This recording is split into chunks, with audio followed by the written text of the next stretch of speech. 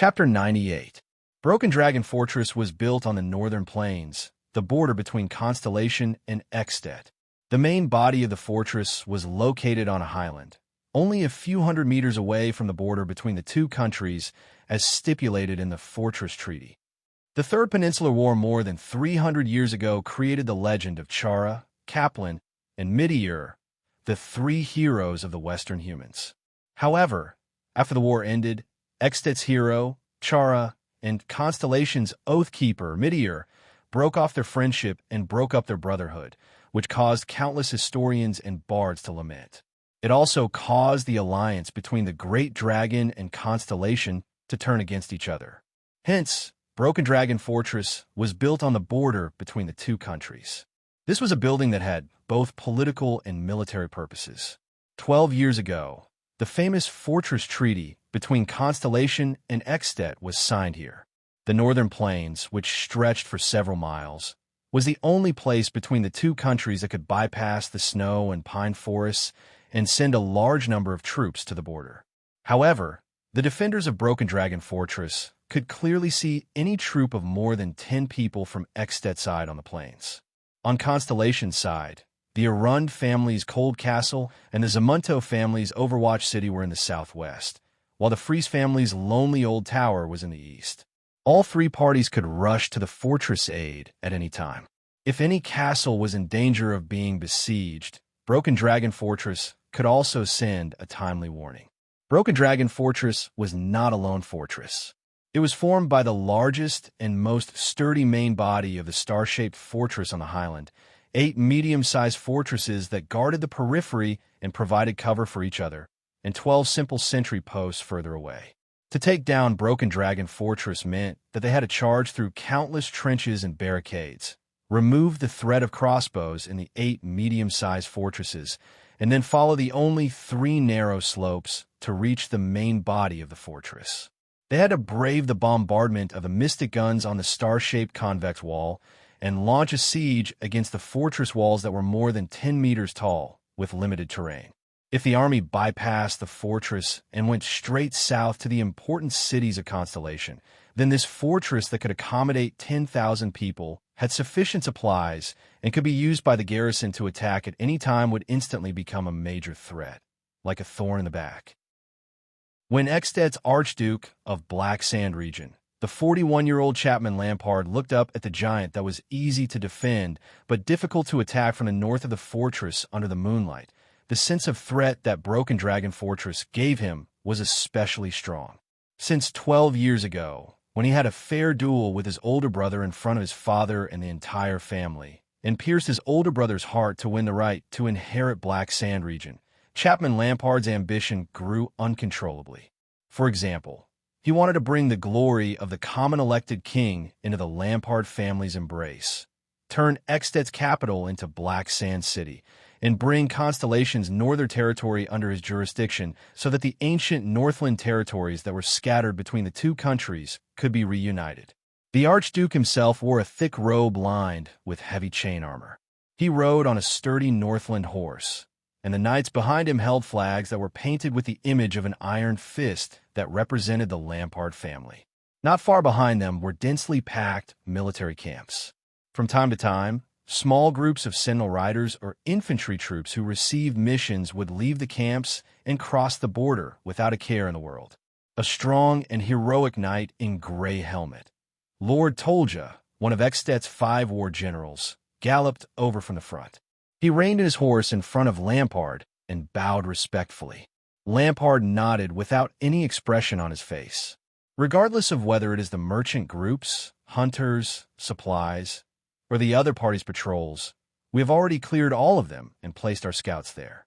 If Cold Castle's Arund and the other 2 families come to reinforce us, we will know immediately. The knight in gray helmet, Tolja, said in a low voice, "Are we really going to attack?" "Of course. We have more than 13,000 men. We have light cavalry scouts, heavy knights, elite light axemen, double-handed heavy swordsmen, and enough archers. We have also prepared mystic guns, catapults, and other siege weapons." The person who answered him was a knight in plate armor behind Archduke Lampard. He was the Archduke's supporter and the Archduke's #1 vassal, Count Levon.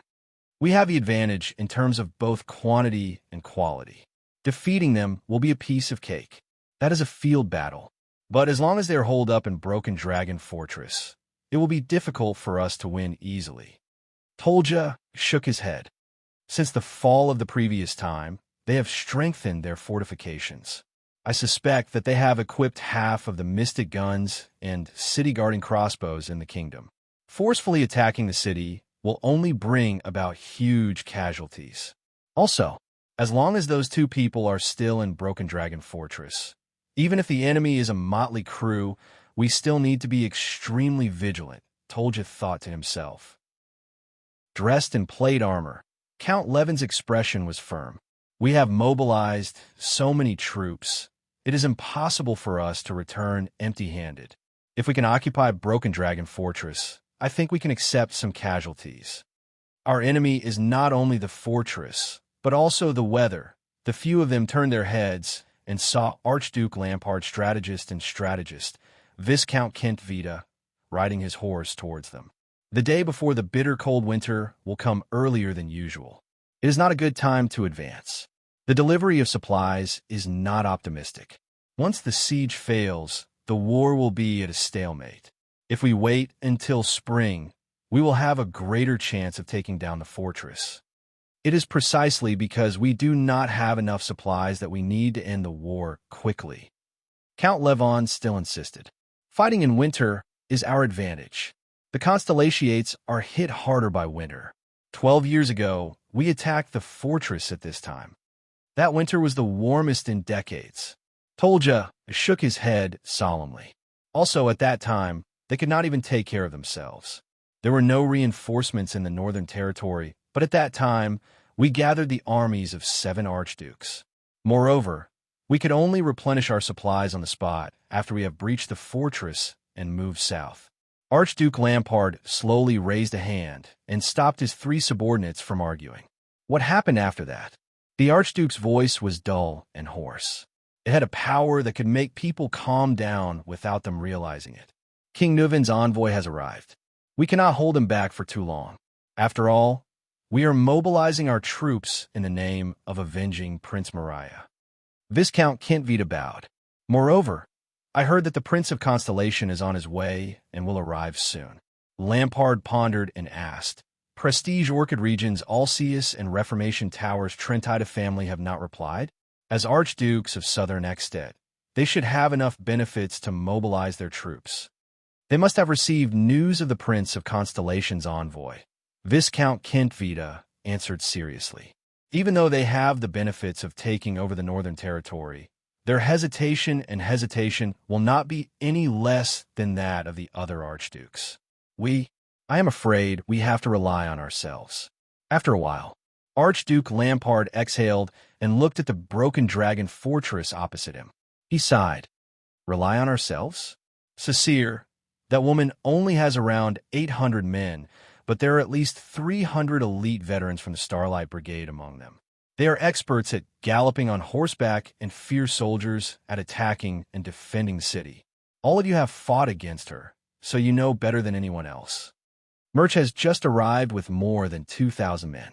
Although most of them are garrison soldiers who have never seen blood, that man is too terrifying. As long as there are 500 loyal and unafraid of sacrificing swords and shields, he can cause great trouble on the battlefield. There are also thousands of vassal troops who have rushed over from the Northern Territory.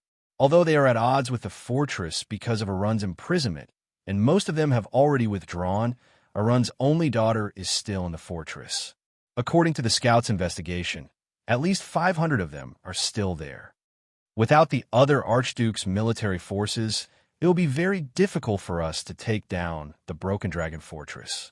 Archduke Lampard's words made the 3 of them fall silent for a while. 3,000 people squeezed into one fortress. Count Levon frowned and said, with the pitiful level of supplies in the Northern Territory, how long can they last? That fortress was built according to the standard of 10,000 people. It has enough supplies to last until the day before the bitter cold winter. Viscount Kent Vita shook his head. With all due respect, as the party besieging the fortress, our supply pressure is much greater than theirs. 12 years ago, all of Extet was behind us, but now, because that damned prince is coming to apologize, we are isolated and helpless, just like the Northern Territory. In less than 2 weeks, the day before the bitter cold winter will arrive. Tolja also nodded and agreed with the wise general's words. In a situation where we can't wait for a good opportunity, I don't recommend attacking forcefully. When that prince arrives, all the more we can't send out our troops, Count Levon said indignantly. In another 10 years, Constellation will slowly recover from its weakened state, and the other countries will also be free from their own troubles. Also, he paused for a moment. If Nuven VII can't live until then, Extet might have to choose a king. Are we going to give up on this opportunity? Count Levon said hatefully. The three of them did not speak. No. Chapman Lampard exhaled softly and stared at the fortress in front of him. We are Northlanders. Lampard thought of his elder brother. He thought of his elder brother's gaze as he gripped his sword with his blood-stained hands and laughed boldly as he died. Northlanders never wait for opportunities, nor do they give up on opportunities. Archduke Lampard turned his head. His unsmiling face revealed a coldness that was colder than the weather. We create opportunities. The moon had already set in the west. Broken Dragon Fortress was in front of them. Its magnificent star-shaped outline could already be vaguely seen under the moonlight. Thales looked at Sonia and Ida, who were watching vigilantly from afar. He then turned towards Katerina, who was surrounded by the elite warriors of Broken Dragon Fortress, and the 2 Blood Clan warriors who were only found after the battle behind her. Are you sure you want to leave now? Thales furrowed his brows as he looked at Katerina. Perhaps the Blood Mystic is waiting on the way back.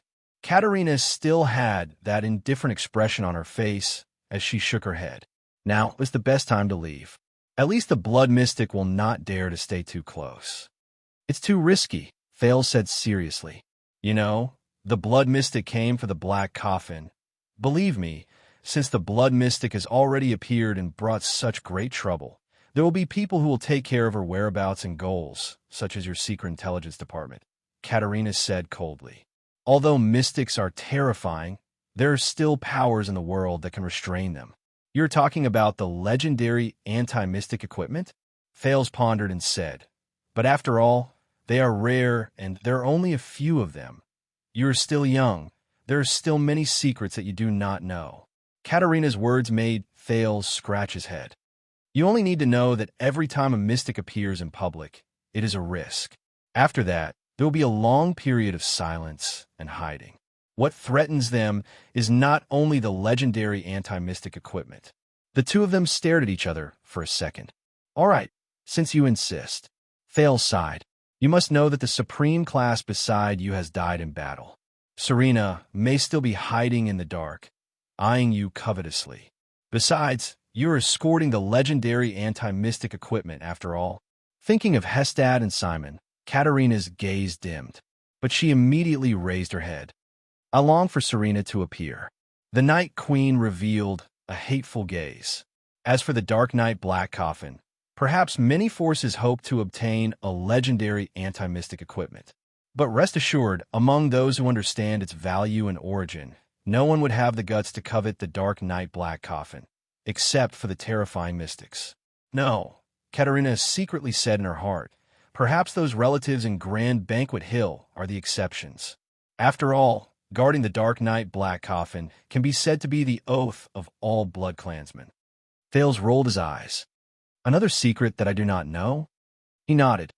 Even though our misfortune today can be considered to be due to each other, including the debt of blood, hatred, and favors, I still hope that we do not become enemies. Of course, it is best that we do not meet again in the future. Katerina stared at him fixedly for a few seconds. It was so long that Thales raised his eyebrows. Do you know, Katerina said quietly, perhaps we can really become allies.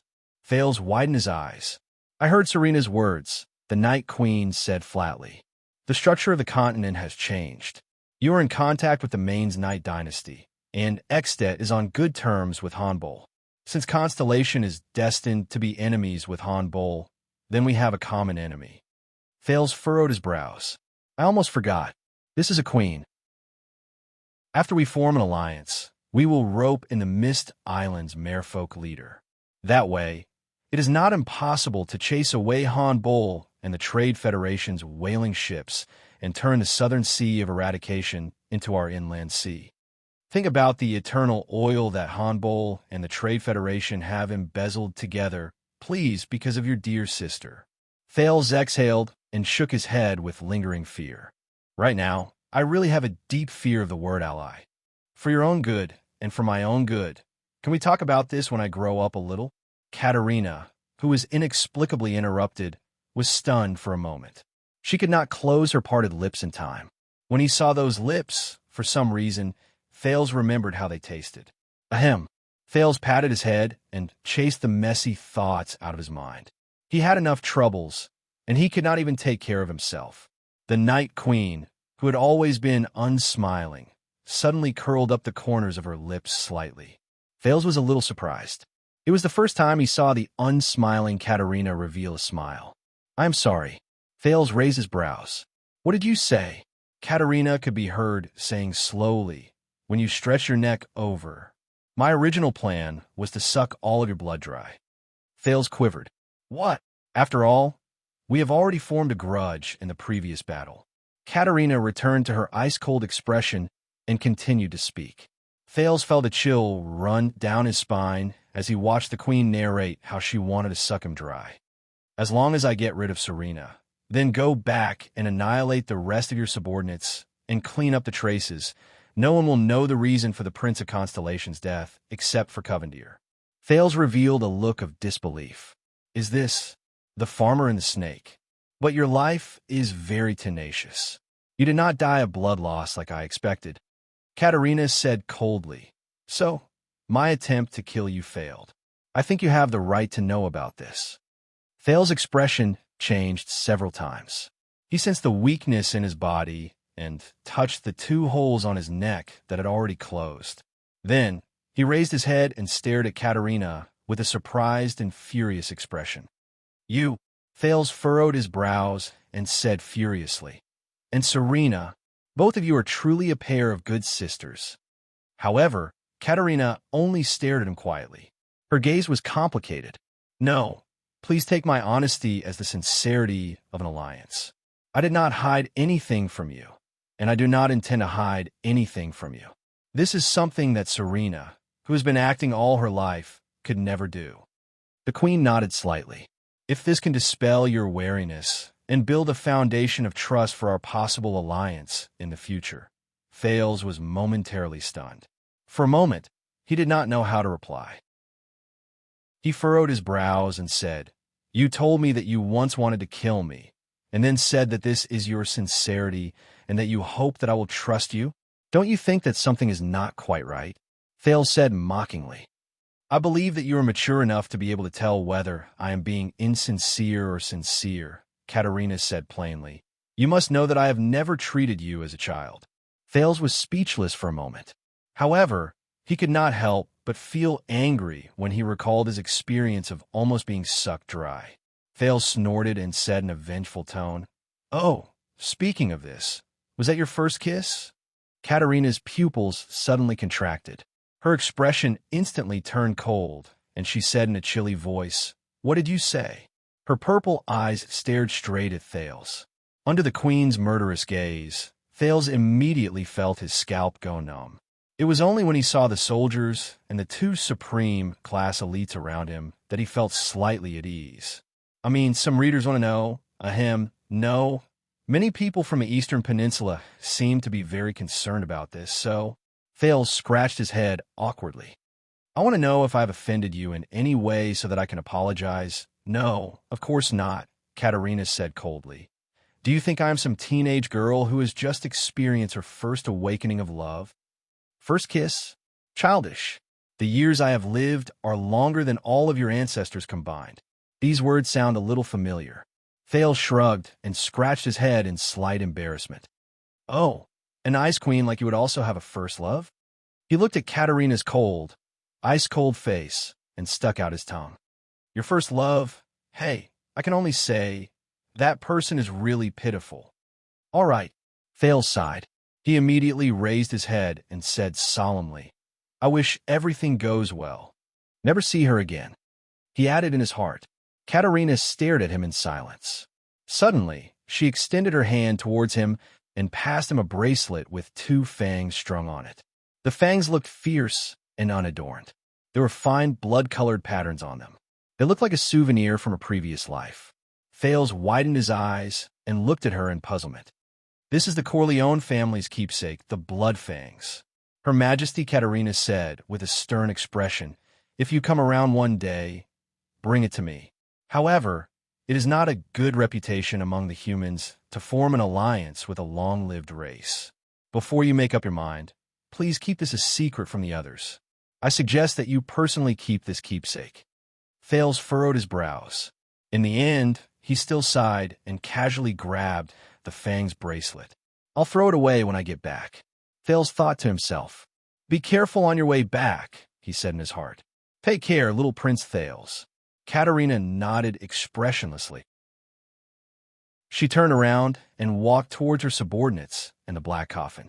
Do not forget that this is the inland sea that belongs to us. Thales rolled his eyes behind her back. In the next moment, the Night Queen and her subordinates disappeared from his sight along with the black coffin. Thales sighed emotionally for a second before he turned around and left. At this moment, the Blood Clan's unique secret voice transmission faintly flew into his ears. But that was indeed my first kiss with a member of the opposite sex. Thales shuddered and staggered. Didn't we agree that this is not the world of the little white literature? He sighed and looked into the darkness where Katerina left. Chapter 99. Eternal Star City, Lower City District, Blackstreet Brotherhood's headquarters. Are you talking about Rhoda and Reverse Machete? One of the 6 powerhouses of Blackstreet Brotherhood. Anton the Ripper took a bite of his bread and asked in a muffled voice, because of what? I think it's Rhoda's son. On the other side of the long table, another of the 6 powerhouses, Morris crossed his arms over his fat belly and said impatiently, I think it's about Rhoda's son. You know, that piece of trash has been taking care of child beggars here all this while, until he played himself to death at Red Street Market. Because of this, Rhoda's relationship with me and Lance is very strained. So you're saying that Reverse Machete is very unhappy? Has Sunset Pub been closed? Anton chuckled and drank a mouthful of ale. What a pity. I quite like that chick in the pub. TSK, that figure. Her surname is Charlton. You can't afford to touch her. Moore's cold words made Anton choke. I haven't been back for a long time, so I'm not really sure. Anton swallowed his bread.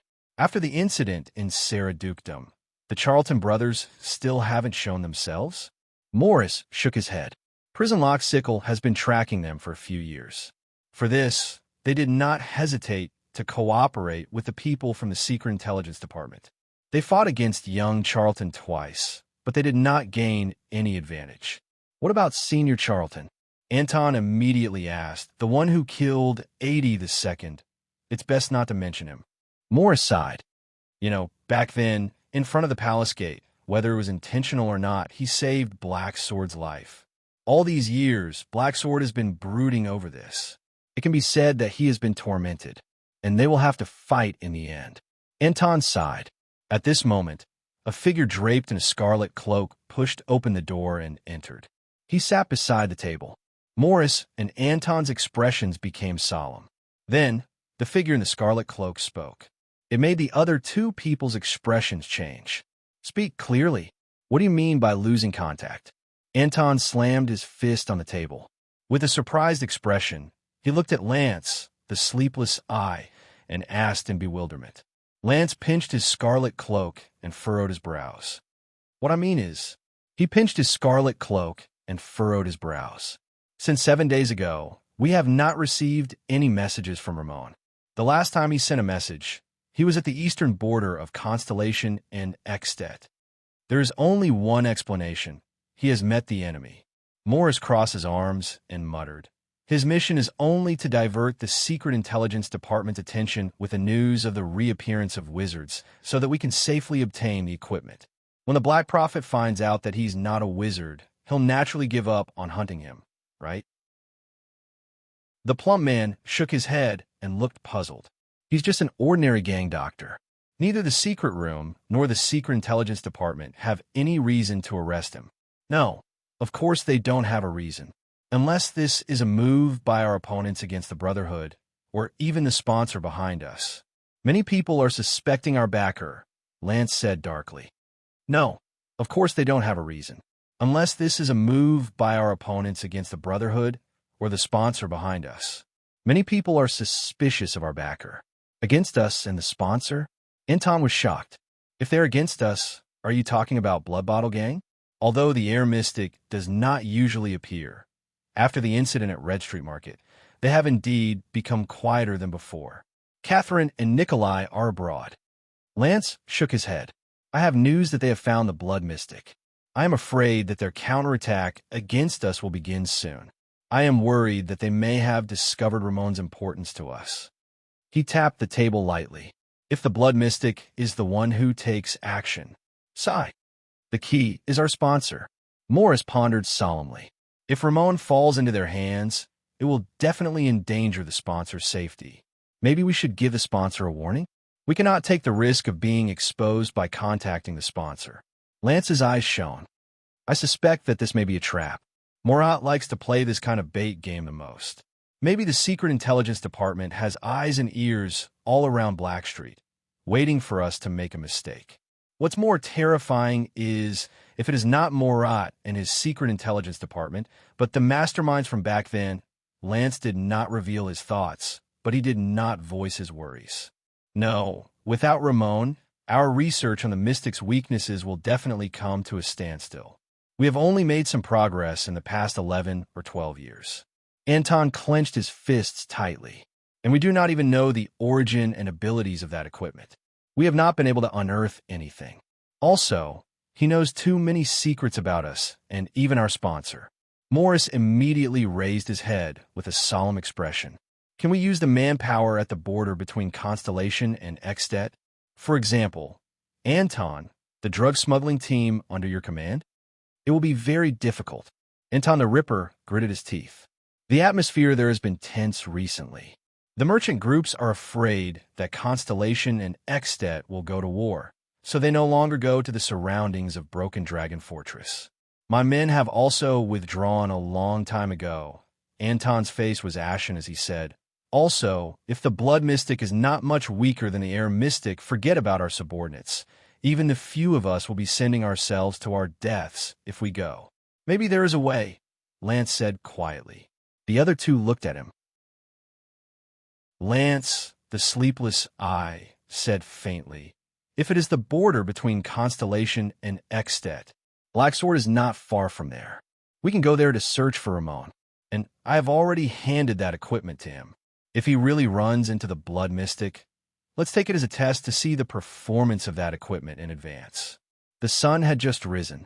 Thale's face was downcast, as he was protected by Sonia on the horse. The group passed through the sentry post, the fortress, walked up the narrow slope, and slowly entered the magnificent Broken Dragon Fortress through the southern gate. It was much colder here than the birch tree forest. The snow was also much thicker, almost reaching the ankles of an adult. This was a very large fortress, but the two-layered city wall made the space between the fortress gate and the inner city wall seem rather narrow. Thales dismounted with Sonia's help. Waya, Ralph, and Cora, who were seriously injured, were taken away by the soldiers to be treated. He observed a corner of the fortress where the layout of the buildings, the personnel, and the sentry posts were all orderly.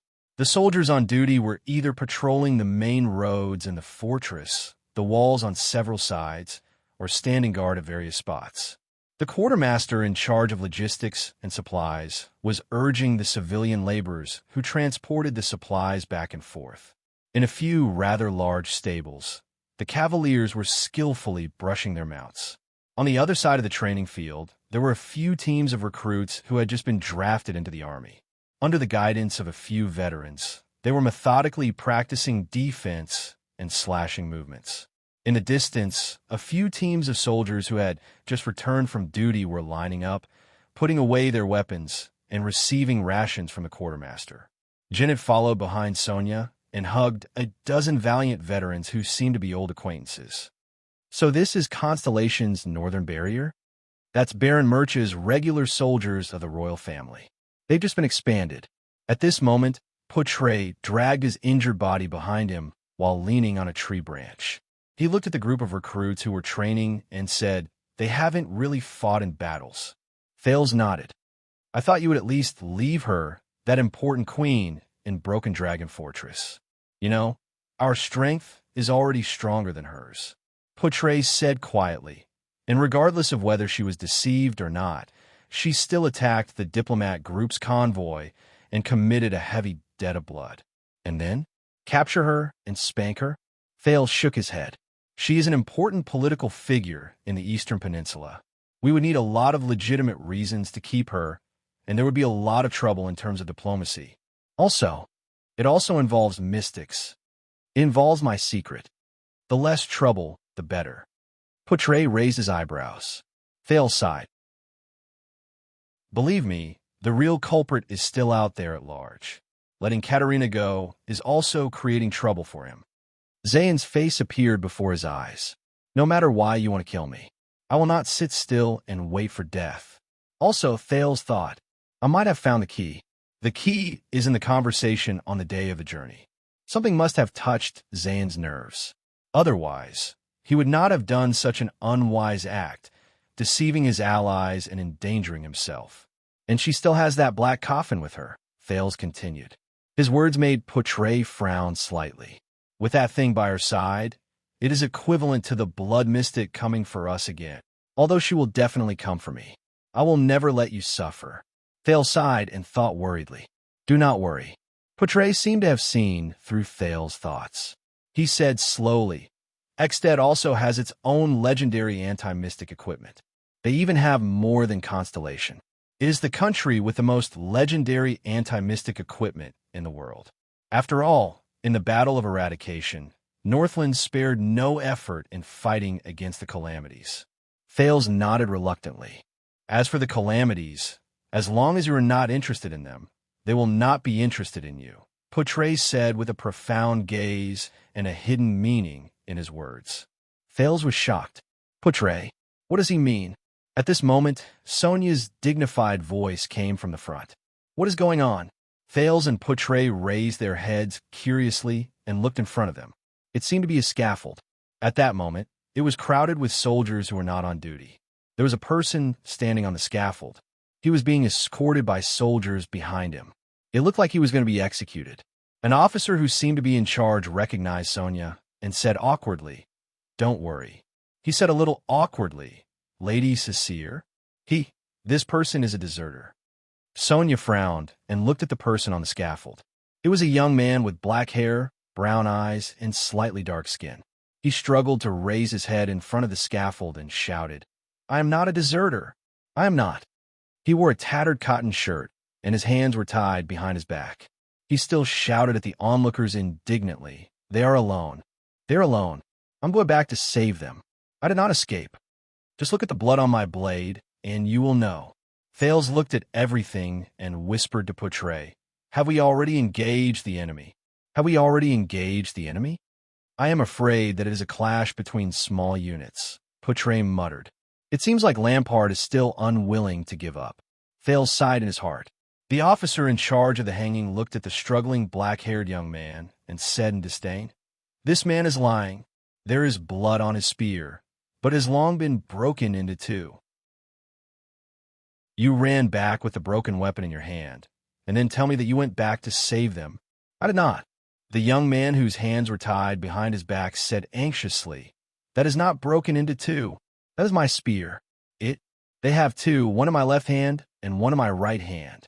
I can use both at the same time. Enough." Fisherman full of lies. The officer in charge waved his hand with an unpleasant expression. "Quibbling will not help you.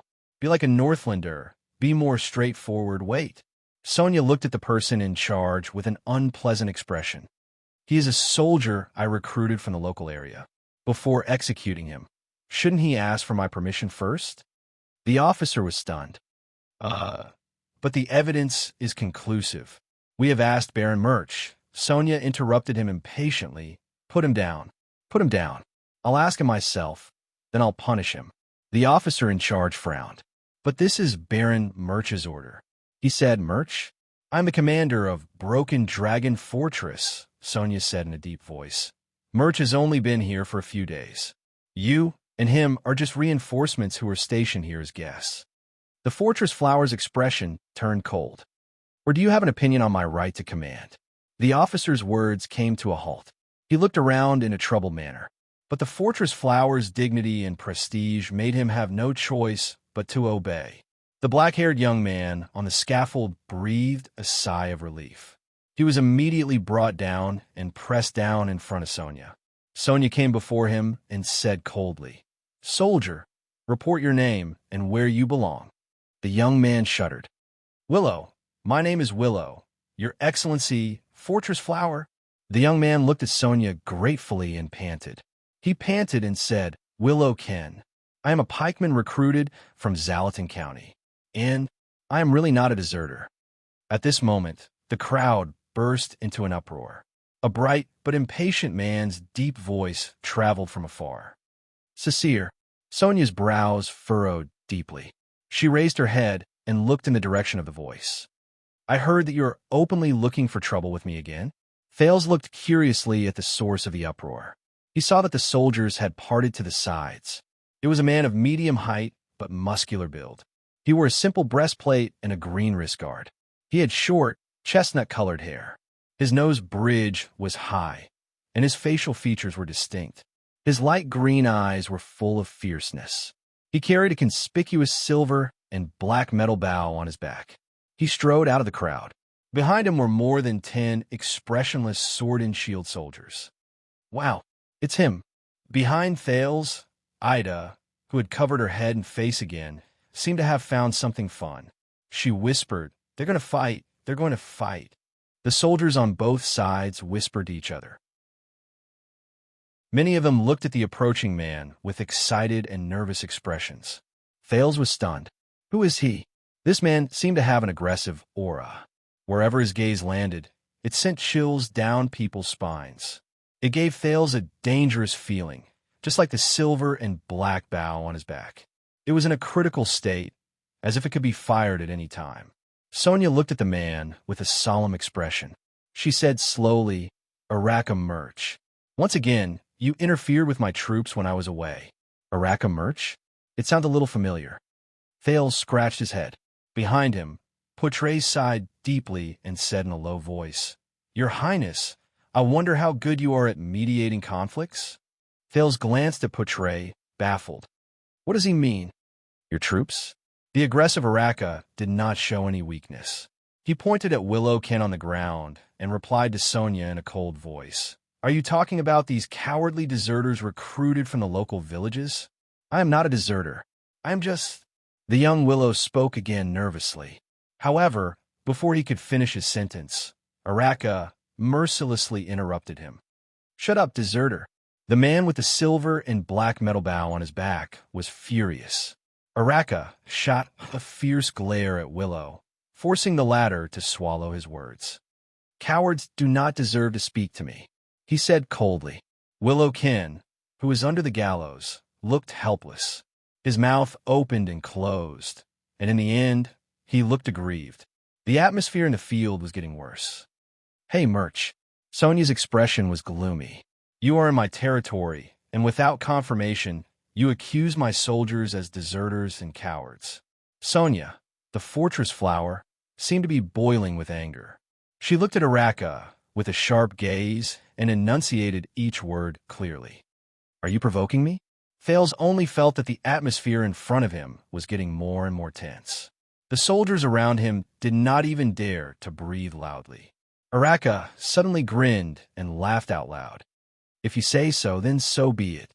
Under Sonia's increasingly terrifying gaze, Araka stopped smiling. With an uncomfortable gaze, he swept a glance at Thales. So you brought the prince back? Araka smiled and shook his head. Thales flashed him a smile and nodded. However, Araka Murch only smiled contemptuously, as if he did not care about the prince's friendly gesture at all. Thales was stunned. The transmigrator remembered. This was the baron who led the army, Araka Murch, when King Kessel replied to the Exted envoy, saying that Baron Murch has brought 2,000 regular soldiers of the royal family to Broken Dragon Fortress. He did not expect that he would dare to confront Xianxia, the fortress flower, without showing any signs of weakness. Baron Murch exhaled softly. He looked at Xianxia and said plainly, "Why? Do you think that you have the right to condone deserters just because you have flattered the king's little bastard?" The king's little bastard? The surrounding soldiers burst into an uproar again. Many gazes swept towards Thales. Thales' expression also became unpleasant. He said that he is not a deserter. Sonia's expression was unpleasant. He should have a chance to defend himself. Starlight Brigade never treats lives lightly. Thales thought of something. Starlight Brigade. On the ground, Willow's expression became joyful. He nodded vigorously, but when he saw Murch's expression, he still chose not to speak. Never treats lives lightly? As expected of the personal guard captain of the Starlight Brigade, Araka said with a smile, "You carry out your duke's beliefs meticulously." Thales remembered that Sonia was once 80 II's younger brother, a member of the Starlight Brigade under John Jadestar. It seemed that her status was not low. She was the personal guard captain. "All right, how did the duke die?" Araka twisted his head and stared at Sonia. The fortress flower's expression changed abruptly. He, who was kind and cherished life, was betrayed by those he never treated lightly. As Sonia's face trembled, Araka spoke in a mocking tone. "He died in the hands of his most trusted personal guard. What was that traitor's name again? Norfolk?" Sonia clenched her fists tightly. The expression on her face was unreadable. Yes, it was the Duke's personal guards of the Starlight Brigade who were personally trained by Xianxia. Thales opened his mouth wide in shock. Araka's words had obviously stirred up a lot of people's nerves, because Thales could feel that the temperature around Sonia instantly dropped the moment she finished speaking. The expressions of the dozen or so brave soldiers behind her, including Jenned, changed at the same time. The dozen or so burly men with fierce expressions walked forward together and stood behind Sonia. Behind Araka, the expressionless sword-and-shield soldiers also had unpleasant expressions. They surrounded Baron Murch in unison, pressed their hands on the hilts of their swords, and stared coldly at the people opposite them. The people from both sides were at each other's throats. Sonia's pupils shrank slightly. She slowly walked forward with a cold and stern expression. She stared straight at Araka, who was the same height as her. Araka also stared back at her coldly. "Bah!" Sonia spat at Araka's feet in an unceremonious manner. One could even say that she was very rude. "You're a wild dog barking furiously, Araka." Araka only chuckled and did not speak. "Of course, I remember now. The bloody year." The fortress flower looked up at the chestnut-haired man and said coldly, "Prince Horus died on the battlefield, but you came back alive." Thales thought of something. Prince Horus? The sword of reversing light. This time, it was Araka's expression that changed drastically. His eyes were filled with hatred and anger. "Who knows? Was it you?" Sonia's tone was filled with ridicule. She chuckled and said, "Stab him in the back?" Thales no longer had to doubt what the word contradiction meant by Putre's words just now, because in the next moment, Araka's fist and Sonia's palm collided violently. Filled with anger, they collided violently in the air. At the eastern border of Constellation and Extet, around the lonely old tower. "No, I can't smell the scent of the Brotherhood's doctor. I can't go any deeper. In front of us is the road to Broken Dragon Fortress. I heard that the two countries are in a standoff. I don't want to get involved in the war." The leader of the 8 psionic warriors of Blood Bottle Gang, Red Viper Nikolai, clenched his fists in anger. He waved his subordinates away and looked at the blonde woman beside him. "Also, can't you ask Lady Giza for help? Damn it. This woman. Why was she the first to find the Blood Mystic?" One of the psionic warriors of Blood Bottle Gang, illusory blade, Catherine, who was second only to Nikolai, turned around and showed a bright but inexplicably chilling smile. "Oh, looks like we lost him again." As for Lady Giza, Catherine chuckled, which made Nikolai even angrier. "I said that she suddenly had an urgent matter and went west temporarily." Catherine looked at Nikolai coldly. "The blood mystic trusts me more, and she will only trust me. Even if the air mystic disappeared and chaotic divine soldier song died, Blood Bottle Gang cannot be taken over by an idiot like you." However, she was also extremely anxious in her heart. A day ago, they finally managed to persuade the blood mystic to come here with them to track down the Brotherhood's strange doctor. However, Giza seemed to have suddenly sensed something. She hurriedly said, "I'm going to the west to take a look." Then, the mystic disappeared before their eyes. My God, the west is the road to Broken Dragon Fortress. Countless armies from both countries are there. The atmosphere is tense, and there's even an existence like the Fortress Flower. No matter how strong a mystic is, she can't fight against an entire army, can she? "It's better for us to solve the problem here as soon as possible," Nikolai said in an unpleasant tone. "Blood Bottle Gang has lost a lot of business. Many of our partners are. The women in Saradukedom are very dissatisfied with our population shortage. The Barren Bone people in the desert have started to contact the Brotherhood. The Forerunners have even directly closed their trade with us. And that group of rude swordsmen even questioned us about Groudon's death. We are pressed for time." "I know." Catherine shook her head. "They're even more aggressive, asking us to provide more orphans. It's time for us to regain our prestige. So, that Dr. Ramon better be as important as you say." Nikolai looked at his colleague and competitor with a displeased expression. "Of course, this was leaked to us by the Cullen family from the kingdom's secret intelligence department." Catherine chopped off a branch in front of her and continued to walk forward.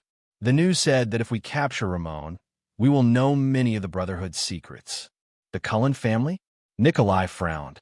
"And you should stop fantasizing about the Covendier family," Catherine said sarcastically. "They don't treat us as humans at all. Will the Cullen family be any better?" Nikolai retorted subconsciously. "Maybe the news this time is just the kingdom's secret intelligence department wanting us to cause some trouble for the Blackstreet Brotherhood." "That's right," Catherine said nonchalantly. Nikolai was stunned. He did not expect that this woman would actually agree with his words. The Brotherhood has expanded too quickly, especially after that night at Red Street Market. Almost all the underground forces in Eternal Star City have surrendered to Blackstreet. So, there are people who dislike them and want to cause trouble. Catherine stopped walking and frowned as she pondered. There are also people who want to catch the mastermind behind them. I'm afraid that the kingdom's secret intelligence department and the Cullen family have the same goal. Supporting us is the most direct way. Nikolai smiled disdainfully. "So, we lost the battle at Red Street Market, and it was actually a good thing. That was a heavy lesson. It reminded us that the mystics are not omnipotent." Catherine concealed the disgust in her eyes and tried her best to speak sincerely. "In the past, we did things our own way and even fought against each other. But on that night, we lost our most capable subordinates and manpower. For the sake of the Blood Bottle Gang's survival, perhaps it is time for us to let go of our former enmity. Damn Viper." She cursed in her heart. "Do you think I don't know that you were the one who killed Ralph?" One day, Nikolai was silent for a while, as if he was carefully considering Catherine's words. In the end, the Red Viper said hesitantly, "Although I still don't like you, but I have to admit that what you said makes sense. We are facing the biggest crisis since our establishment. We must cooperate sincerely to get through it." However, Nikolai was thinking fiercely in his heart. "This damn Viper. Do you think I can't see through your act?" Catherine smiled. "I am glad that you think so." Nikolai waved his hand and recalled the people from the Blood Bottle Gang. He shrugged indifferently. "After all, we are in the same gang." Chapter 100. The fist and palm collided. Araka and Sonia trembled slightly. Thud. It was a low thud, like the sound of a sandbag falling to the ground. But Thal's heart trembled, as if a blunt and heavy hammer had struck his heart. This is a battle between supreme class elites. It was quiet and simple. There was no waste of energy, no unnecessary movements. Thales saw the crowd whispering. Many soldiers pointed at the two of them. Oh no, how many times has it been? Must they tear each other apart before the attack from the north? The two commanders faced each other with equal harshness. They stood where they were and blocked each other's fists and palms without backing down. Sonia's eyes were cold, while Araka's face was fierce. The soldiers behind the two of them finally reacted. Asterisk clang. Asterisk the old soldiers behind Sonia drew their swords in unison and surrounded the commander in an orderly manner. Asterisk thud. Asterisk the sword and shield soldiers around Araka had solemn expressions. They took a step forward in unison and formed a wall with their swords and shields to protect Araka's flanks. The two groups of people were murderous as they glared at each other angrily with swords drawn. The chaos in the crowd deepened. My God, the Starlight Guards and the Fury Guard are here at the same time. Didn't the officers who arranged the shifts deliberately stagger their duty times? Are people going to die this time? I have a bad feeling. However, when almost everyone was watching the conflict between the two commanders with complicated emotions, the atmosphere became even more tense. Stop. Thales frowned and took a step forward. Everyone turned their heads in unison to look at the prince, who had an unpleasant expression on his face. Thales looked around him. What on earth is going on? Sonia and Araka, he sighed. This is what I wanted to say, Putre whispered behind him. You are the only one who can show up, young prince. Thales shook his head. Stand back, soldiers, he shouted at the two groups of people who were in a tense atmosphere. Put away your weapons, considering that we are all constellations. But no one paid attention to him. Sonia and Araka heard him, but the two of them, who had unpleasant expressions on their faces, seemed more interested in each other.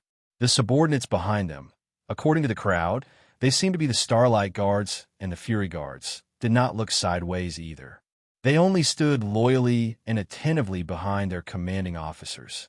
His Royal Highness was ignored in the middle of the field. Putre closed his eyes and shook his head helplessly. The whispers of the onlookers became louder, and they pointed at Thales. Many people's eyes were filled with mockery and contempt. This child was their new prince? Thales only felt very awkward. It was extremely awkward. And what should I do? Rush up and pull them apart. However, Sonia was in a state of extreme annoyance, and that Araka did not seem to care about him at all. I have to find something that they care about. His brain worked quickly. The conversation between the two of them surfaced in his mind. Thales was struck by a thought. He took a deep breath. The prince heard his own childish voice rise. I am Thales Jadestar, the second prince of Constellation. Thales raised his right hand and pointed to the north. Perhaps some of you know, for the peace of Constellation and for the lives of everyone in the fortress, I will soon head north to Extet to pay for their prince's death with my life. The onlookers burst into an uproar. Broken Dragon Fortress was not alone. The news of a national conference had long since spread here. Many people looked at Thales with different emotions in their eyes. There was pity, indignation, anger, and sighing. But Sonia and Araka's gazes were still locked on each other. Thales adjusted his breathing and tried to appear as casual as possible. He walked closer to their confrontation. As for the two commanding officers and your subordinates, before you dig out each other's hearts, towards a Jadestar prince who is about to die, Thales spread his hands and revealed a helpless smile. At least given the respect he deserves, right?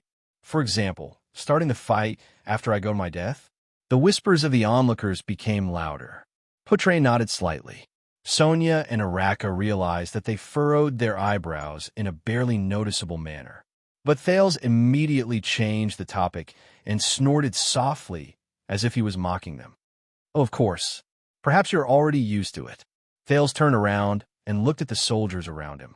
He put his hand into his pocket in a relaxed manner. He was about to take out the Jadestar royal family's 9-pointed star pin and show it to everyone. Thales' next sentence relied on his family name. But he did not touch the 9-pointed star pin.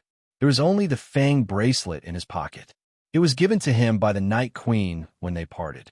It was the Corleone family's keepsake. Thales' smile froze for a fraction of a second. Damn, Katerina, she didn't return the 9-pointed star pin to me. However, the prince immediately flashed a smile at the speed of lightning. He turned his empty pocket helplessness into a taking a picture with his hands in his pockets pose and turned around. Thales turned back to the two people who were confronting each other and laughed mockingly. After all, it is not the first time the two of you have seen a jade star die in front of you. The moment he finished speaking, the two people who were confronting each other breathed a lot faster. Sonia's entire body trembled. Araka looked like he was struggling. The past surged into their minds. The surrounding soldiers' voices grew louder. So, yes, you heard about it too, right? Both of them were. Hey, they had that kind of experience. Why bother? 1, 2, 3. Thales counted the seconds in his heart. Please, give me some face. His awkwardness rose again. Finally, the two commanders snorted coldly and abruptly let go of each other. The guards on both sides sheathed their swords one after another, but their expressions were still unpleasant as they looked at each other. Thales breathed a sigh of relief. Putre, who was standing beside him, flashed a hateful smile and winked at him. Gilbert had never been so disrespectful. Thales returned an angry glare, but he knew that the matter was not resolved. Very well, shall we settle the matter at hand first? Thales grinned and rubbed his hands, pointing at Willow Ken, who was stunned on the spot. Araka snorted impatiently.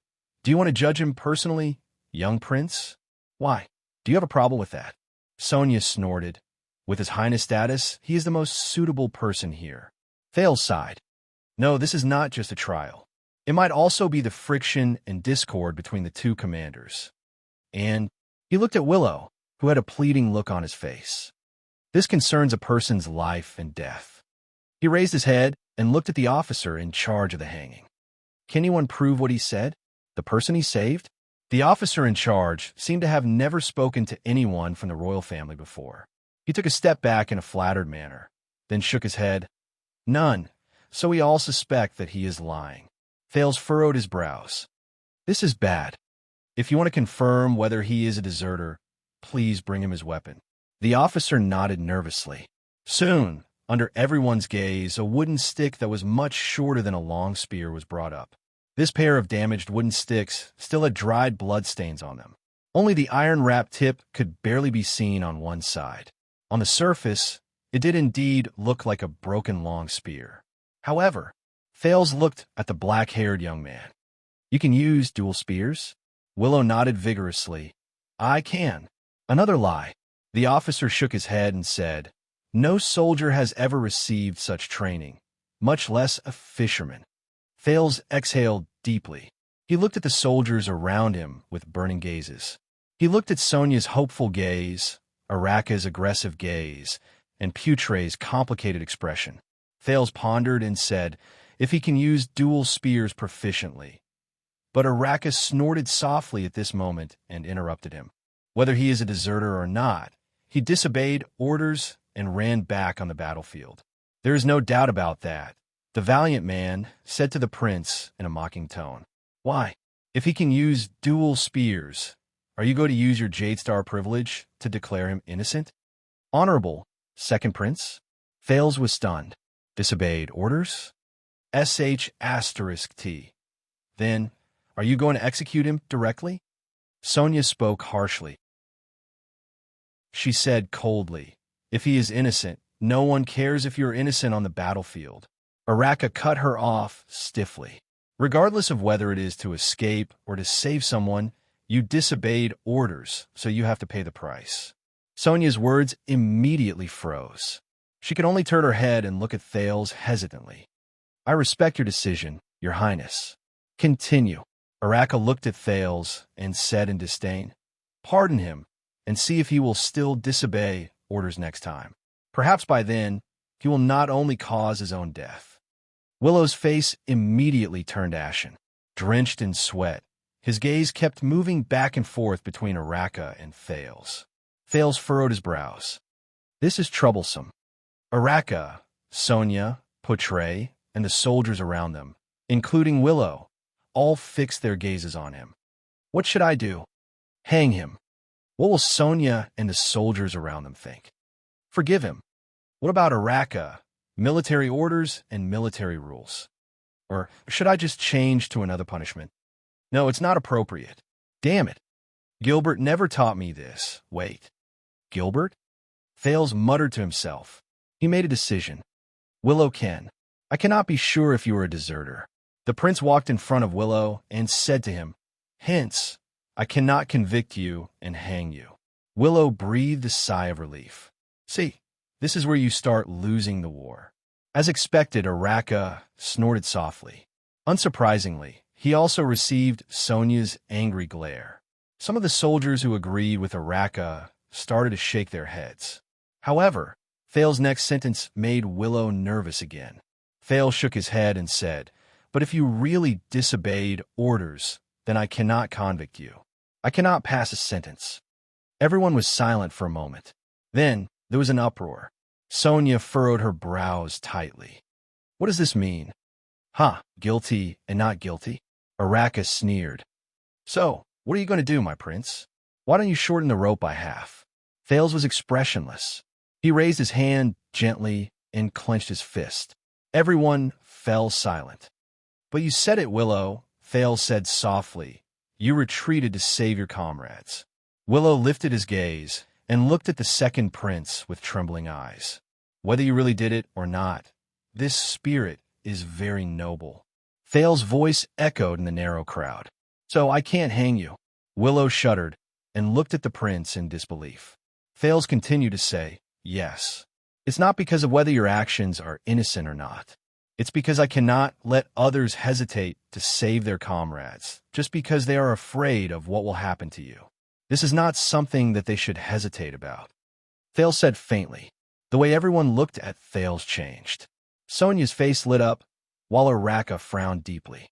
Only Putre's gaze was complicated and profound. But Thales' expression turned solemn, and he said sternly, This does not mean that you are not guilty, and you do not have to pay the price for disobeying orders. Willow Ken. Willow's breathing started to quicken. In the future battles, you must save the lives of more than 10 comrades, Thales said sternly. As the price for not being hanged today, this is the only way you can be absolved of your crime of disobeying orders and wash away the suspicion of you being a deserter. 10. Under everyone's gaze, Thales pulled out JC's dagger and walked behind Willow expressionlessly. He aimed the blade at the rope that bound Willow's hands.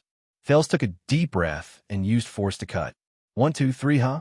Thales awkwardly realized that his strength was a little weak. Based on this speed, it might take more than 10 seconds to cut the rope. He felt the gazes of the people around him. This is ruining the atmosphere. At this moment, a familiar fluctuation surged into Thales' hands. It was as if his blood had instantly sped up. The muscles on his right hand trembled, and a force that was much stronger than usual erupted. Grip. The rope on Willow's hands was instantly cut. Thales withdrew his dagger and forced himself not to look at the bloody wound on the back of Willow's hand that he had accidentally made. Ahem. So, I used your future actions in exchange for your life and freedom at this moment. Do you understand? Willow Ken? He looked solemnly at Willow, who had regained his freedom. Willow panted as he knelt on the ground and looked at Thales. He parted his trembling lips. Yes, Your Highness, he said excitedly. Saved 10 people. I will remember this. I have another request, Thales said calmly. Willow was stunned. Thales suddenly flashed a smile that he had not shown for a long time and said, Go and change your dual pistols. They are so worn out that they can't even kill fish in the river. Willow Ken took 3 breaths. Then he flashed a smile as if he had escaped a disaster. He nodded vigorously. Yes, I will obey your orders. Thales turned his head and looked around. Sonia laughed and looked at him with a gratified expression. Very appropriate, Your Highness. The fortress flower walked over unceremoniously and carried Thales while he had an unpleasant expression on his face. No one knew who started it, but the soldiers around them started applauding. Asterisk clap, clap, clap. Asterisk some even started cheering. There were even people shouting, Our prince. Sonia laughed and put the ashen-faced Thales on her shoulder. She rubbed his head hard. A qualified jade star. Cunning brat. Araka looked at Thales coldly. He mumbled and waved his hand. Amidst the applause from the crowd, he left with his subordinates. Only Ida asked Poutre, who was deep in thought, with a puzzled expression, what did he do just now? When the already weak Thales was put down after Sonia swung him around twice, and making him even more dizzy, he could only pull at Poutre's robe weakly and retch. Under the guidance of a few soldiers, Poutre followed him to the barracks that had been prepared for the prince. Behind him was Ida, whose face was once again pale from the cold weather. Thales sighed. I thought that the trouble would only come after we reach Ekstedt. But Poutre did not reply to him. Your Highness, Poutre said quietly, not noticing that he used honorifics. How did you think of that method? Thales was stunned. Not killing that soldier for now, but letting him contribute himself in the future? Poutre said as he walked. This idea. Thales rubbed his frozen red hands and exhaled a breath of hot air. In fact, Gilbert told me about it. It has something to do with my uncle, Meteor Jadestar. Poutre's expression changed, and he furrowed his brows. Gilbert said that he once messed up a diplomatic mission because he did not cooperate well with his colleagues. Thales recalled and did not notice Poutre's expression, but Prince Meteor did not punish him. Instead, he made him owe a debt to Constellation, and in the future, he had to make up for it with several times the merit. Poutre furrowed his brows tightly, while Thales raised his eyebrows. The Far Easterners also have the saying of using merits to make up for sins, but that is only limited to important people. Low-ranking soldiers like Willow cannot say this directly, so they have to use the reason of saving their comrades to convince others. But this is still not a good idea. Thales spread his hands. Think about it, if all the deserters came back and said that they did it to save their comrades. So, you're imitating Prince Meteor? Poutre did not listen to him. Instead, he said slowly, Gilbert probably hopes that you will become the next Meteor. Thales was stunned. He scratched his head. This incident probably affected Gilbert deeply. Yes. Poutre heaved a long sigh, as if he was deep in thought.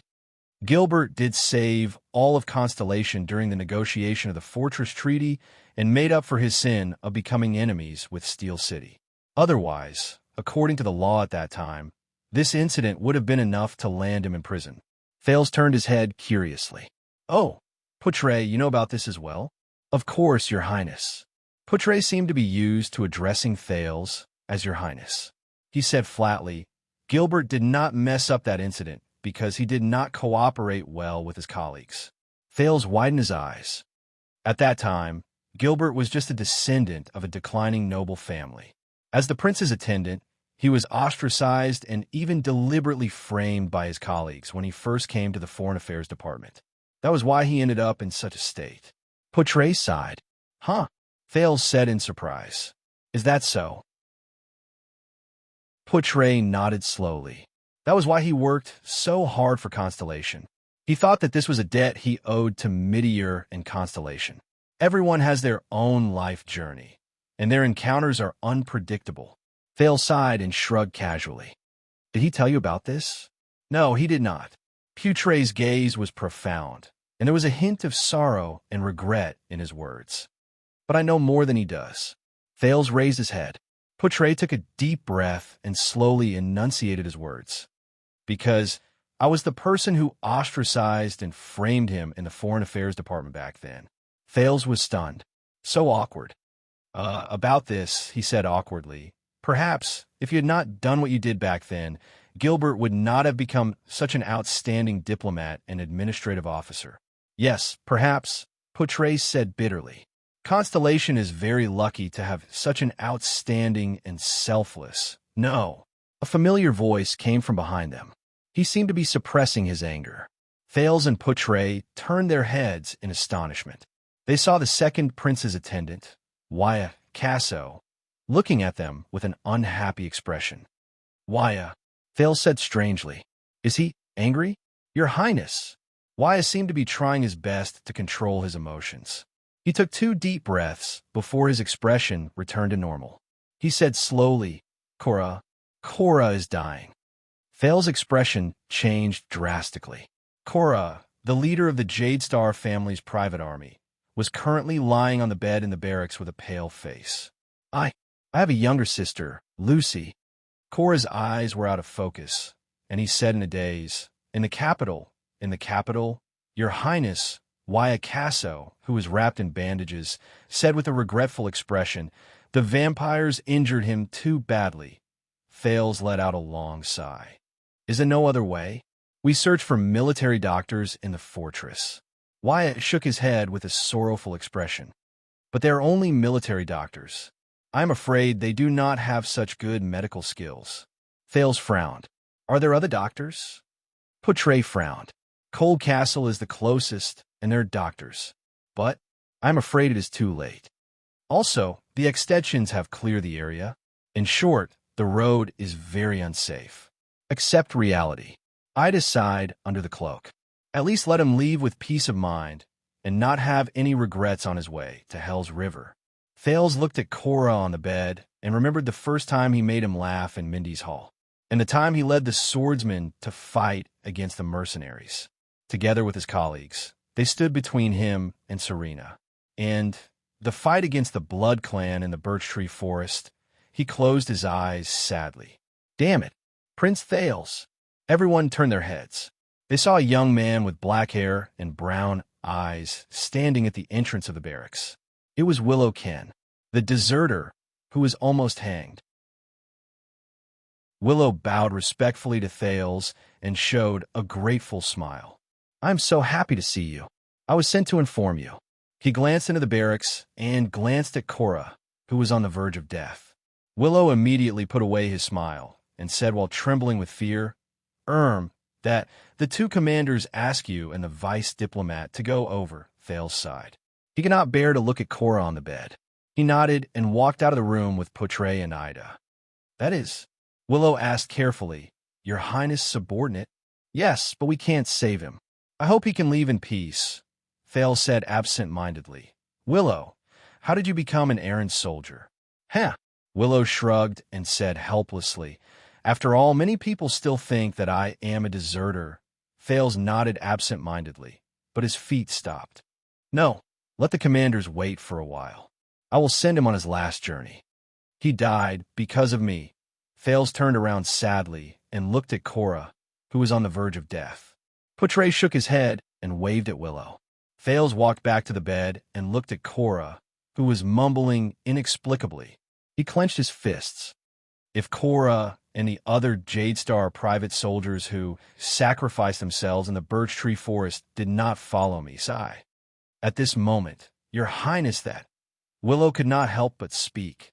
Poutre and the others looked at him in dissatisfaction. Please do not rush him, Wyatt said unhappily. Please give death some dignity, even if you are the ferryman of Hell's River. No. Willow waved his hand and said anxiously, I was treated as a deserter yesterday and thrown into the dungeon. That dungeon. Now is not the time to thank him, right? Poutre said with a frown. Oh no. Willow shook his head and panted. I met someone in the dungeon, a person who was locked up as a suspicious person, the young soldier said loudly. That person said, he is a doctor. Thales and the others were shocked and looked at Willow. Yes, he also said his name is Ramon. Willow finally said what he wanted to say. He scratched his head and revealed a hearty smile. And he is a doctor from the capital. According to him, his medical skills are superb. Chapter 101. The doctor Willow mentioned was quickly escorted over. Thales carefully observed the strange man in front of him. He seemed to be in his 50s and was almost bald, but his appearance was extremely outstanding. He had a large nose on his narrow face, and his dark green eyes darted around nimbly. Coupled with his ugly smile, he looked strange and uncomfortable. You must be the new prince, Your Highness. The strange-looking old man was dressed in a yellow leather coat. It was a little dirty from being rubbed in the dungeon, and there was a strange smell of medicine on his body.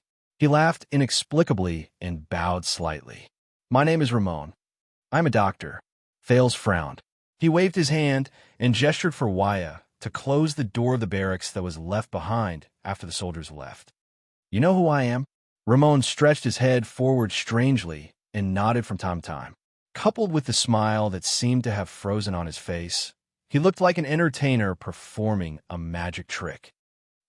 News always travels fast, faster than you think, especially when the soldiers around us are talking about your name. Portray took a step forward and said slowly. Very well. There is a person here who needs medical attention. If you're a doctor, he looked at Cora. Ramon laughed strangely and craned his head to look in Cora's direction. I can try, but I cannot guarantee anything. He walked towards Cora, but suddenly turned his head around. His eyes bulged, and he stared at Thales strangely. I heard that your highness is going north to Extet. Wuxia and Ralph frowned. Thales nodded. This old man. A little strange. But he is a doctor after all. Ramon walked slowly to Cora's side, as if he was deep in thought. Not a bad journey. Extet. The strange doctor carefully observed Cora, who was trembling slightly and whose face was pale. Ah, a brave warrior, and a super-class swordsman with the power of eradication. Ramon lifted Cora's weak arm, and his eyes sparkled. He has a bad habit when he swings his sword. He prefers slashing and face-to-face swordsmanship. His right upper arm and back muscles will probably start to ache after he is 60 years old. Under Wuxia and Ralph's astonished gazes, he slowly removed Cora's bandages, cuts and lacerations on his chest and back. He didn't treat his injuries immediately. I wonder if it was because the situation was urgent or because he didn't realize it. To think that he endured for so long. With this kind of wound, I can recognize it as a vampire's claw even with my eyes closed. Thales' expression froze. This doctor, it seemed to have some tricks up its sleeve. Moderate blood loss, weak body. The key is that the 2 wounds were improperly treated. There's quite a lot of ulceration. If we don't deal with it immediately, I guess he can still hold on for another day. One night. Ramon turned his head and clicked his tongue. He looked at Thales and smiled without saying a word. What is it? Portray asked slowly. Can you save him? Ramon stared at Thales with a contemplative gaze. Most doctors are probably at a loss right now. Thales' expression darkened. They can only wait for the swordsman to recover or die by himself.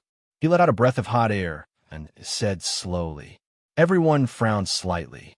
Wait, Portray said quietly. You said most of them. Ramon just chuckled. Thales raised his hand and gestured for Portray to ask him the question. The second prince looked at Ramon seriously and asked, You mean you can save him? Ramon blinked his right eye and sniffed with his strange nose. I did not say that, but I can try. With some medicine, I can treat the wounds, cut off the rotten flesh. As for the chance of successfully saving him, Portray frowned beside Thales. Ramon flashed a strange smile again. It depends on the reward. You know, the reward. Thales raised his eyebrows. You will get the reward you deserve. Without changing his expression, Thales added, Sufficient reward. I guarantee it with the royal family's reputation. Anyway, it's not my money. You have misunderstood. Ramon put down the dying Cora. His eyes shone. I only asked for one thing. He narrowed his eyes and scrutinized Thales carefully. I've had enough of this dungeon. He tried his best to put on a friendly smile and said, When the prince heads north to Extet, please bring me along. The barracks was silent for a moment. Thales looked at the ashen-faced Cora on the bed and clenched his fists lightly. Bring him along? You know that I have no right to let you go. Thales suppressed the discomfort in his heart. I'm not the commander here. Ramon revealed his upper teeth and sneered cunningly. But your father is the commander of the commander of the commander here, isn't he? And you're not letting me go, but placing me under your custody. Ridiculous. Wuxia snorted softly. Are you negotiating terms with His Highness? It's just a request. Ramon put his hands together and smiled. If I can get permission, I believe that I will do my best to treat this seriously injured and dying mister. No. Thales stared at him with an unpleasant expression. Not only do you want to negotiate terms, you are also threatening me. Also, not saving a dying man. Are you really a doctor? How dare I? Ramon spread his hands and revealed his mottled yellow teeth. What I mean is, even if I am a doctor, I can only try my best to save him. If I fail, His Highness can throw me back into the dungeon or even cause me some trouble. Of course, if he is lucky enough to be saved by me. I only need your kindness to bring me out of the dungeon. And the one on the bed looks like he is in pain. You only need to bring me along. You have a lot of conditions. Wyatt took a step forward and said coldly, I'm only making a suggestion. Ramon smiled. Whether you accept it or not is entirely up to His Highness. What if I say no? Thales said quietly, if I do not agree to let you out of the dungeon and bring you along, will you refuse to treat him? Ramon chuckled. Of course not. But a cold glare flashed in the doctor's eyes. Hee hee. But you know my medical skills are actually very dependent on luck. Hee hee. If I can't treat him, you can't blame me. Hee hee. What a pity for such a brave soldier. Sigh. It looks like he blocked it for his comrade. Putre's expression changed. You are bargaining with the Prince of Constellation. He snorted and said, This is disrespectful. How would I dare? Ramon shook his head. I only believe in the prince's kindness and wisdom. Anger also surged in Wyatt's heart. You know, we can also send you back to the dungeon. The ferryman can also send him across Hell's River. Ramon pointed at Cora on the bed and slyly spread his hands. Ralph, on the other hand, stared coldly at Ramon. Putre looked at Cora, who seemed to be struggling in a nightmare on the bed. With a displeased expression, he moved closer to Thales's ear. Maybe we can promise him first. As long as Lady Cecile appears and detains him at the last moment, you will not be considered to have broken your promise. Thales pursed his lips tightly. He raised his head and stopped Putre's whispers. Thales looked at Ramon. This is the only licensed doctor around Broken Dragon Fortress? You know, I can actually promise you, he said quietly. Putre's expression tensed. Thank you. Ramon chuckled and said, This is nothing for you, Your Highness. I think Lady Cecile will respect you. But Ramon, who was chuckling, was interrupted. But I just had a very bad day, Mr. Ramon. Thales exhaled with a hostile expression. He raised his head. And do you know why? Ramon's words instantly froze in his throat. Because I allowed a stranger to enter my diplomat group? Even if he was actually loyal. Thales took a deep breath. Under Wyatt and Putre's worried gazes, he slowly said, But in the end, I lost more than half of my men. They all bled for me and sacrificed for me. They might even include Cora, who is lying on the bed. He said coldly, I don't like it when people use this to bargain with me. Ramon was slightly startled. Thales raised his head and heard himself say in a low voice, Also, this lesson taught me to always be vigilant when it comes to things that you cannot understand. Ramon lowered his head and listened to Thales enunciate each word clearly. For example, at the border of the conflict between the two kingdoms, a doctor who was locked up in the fortress dungeon for no reason asked to join my group with a body full of peculiarities and suspicions. We will go to Exstead, which is even more dangerous and has an uncertain future. Ramon frowned subconsciously. This prince, Thales continued, the dungeon of Broken Dragon Fortress may not be comfortable, but it is safer and more reliable than the border between the two kingdoms, where the atmosphere is tense and compared to my diplomatic journey with an uncertain future. But you asked to go north to Exstead. You did not ask to leave the dungeon at all. Thales raised his head slightly and said faintly. Ramon stared at the young prince before him with a strange expression. Thales sat on the chair and crossed his arms. You are willing to sacrifice your own safety and interest to provide medical services for the prince's group, and then continue on a dangerous journey with him. You must be a saint, Dr. Ramon. Thales shook his head and said slowly, If not, then you must have some ulterior motive. Ramon frowned. **T. It looks like this young prince is not as easy to fool as I thought. I just need to leave this place. Ramon exhaled through his nose, raised his head and said, And the war outside is imminent, and it is too dangerous. I thought that the prince's diplomat group might be safer. Safer? Thales stared at him coldly. Even a 3-year-old child knows that we are tainted with King Nuven's blood debt, and that we are going to the country he rules. Safe? All right, I don't expect the protection of His Highness guards. You don't have to bring me along the entire journey. Not long after we enter Extet, I will immediately leave. Ramon blinked and smiled bitterly in resignation. As long as it's that simple, I promise that I can definitely cure him. Ramon adjusted his breathing and turned to Wuxia and Ralph. Also, I can help you with something else. For example, this young gentleman's injury. I guess it was also caused by a vampire. And you, the guy with the silver mask, your arm is fractured. This cannot wait. Wuxia exhaled. Ralph's expression was unfriendly. You could definitely cure him?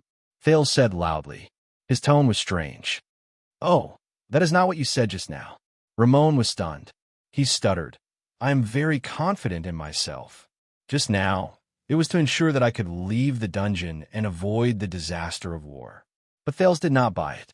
The prince interrupted him again. Your Highness, I will give you one more chance to answer my question. What is your goal? Ramon stared at him in a daze. Damn brat. A second later, Ramon suddenly laughed. All right. He spread his hands and shrugged indifferently. Since His Highness does not believe me, then I will return to the dungeon. But he could not finish his sentence. You have used up your chance, Dr. Ramon. Thales suddenly smiled. You forced me to do this. Ramon's pupils shrank. What? What is he going to do to me? Arbitrary torture is the privilege of a tyrant. Ramon grinned and said slowly, and you are still young, aren't you? If this gets out, Poitre stared at Thales, puzzled. The boy slowly leaned back and looked at Ramon, who had a puzzled expression on his face. Thales raised his right hand and pressed it against the side of his forehead. Let me apologize first. Thales chuckled and said slowly, I also did not want to treat you like this. That forbidden ability. What? At the side, Poitre, Wuxia, Ralph, and even Ida, who had been absent-minded, were all stunned. Ability? Chapter 102.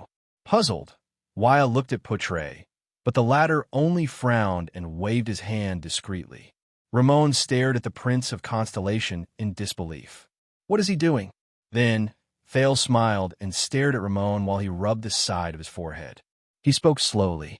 Willow said that you came from the capital, Eternal Star City? I flipped through the name list of the doctors in the city hall, but why have I never heard of your name? Ever since the prince was acknowledged, he has been staying in Mindy's hall. When did he go to the city hall? Flipping through the name list of doctors? My God, there are hundreds of doctors in the entire capital, including the neighboring territories and suburbs. Ramon smiled awkwardly. Oh, I only treat some poor people for a small fee, so I'm probably not on the list. Thales furrowed his brows slightly before he flashed a smile. Poor people, is it? The second prince asked bluntly. Then I guess the place where you treat patients is in Lower City District? He continued to stare at Ramon while he rubbed the fingers on the side of his forehead. Ramon nodded awkwardly. Ah, yes, many of the poor live there. I used to be in Lower City District too. The second prince did not let him continue. Thales exhaled softly. I also heard that it is the territory of Blackstreet Brotherhood. Ramon's breath froze without him realizing it. Even though it is inappropriate to say this in front of you, the gangs in Lower City District are indeed rampant. Ramon looked around vigilantly.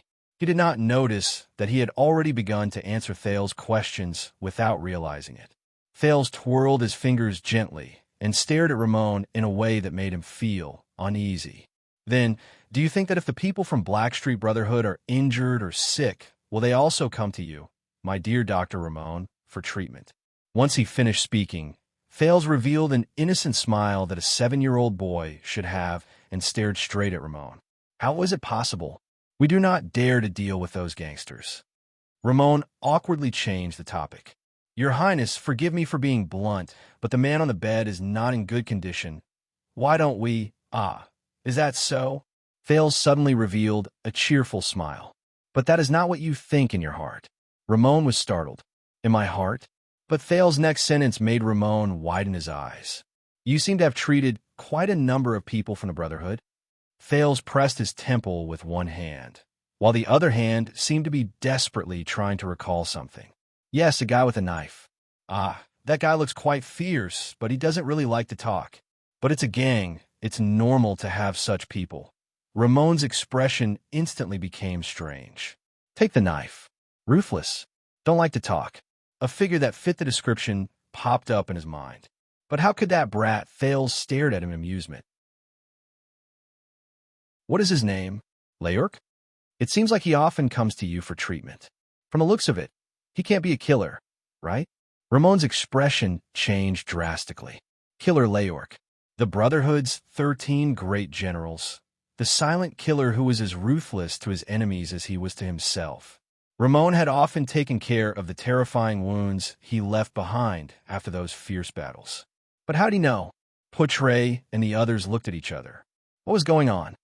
Let me see. A room decorated in black.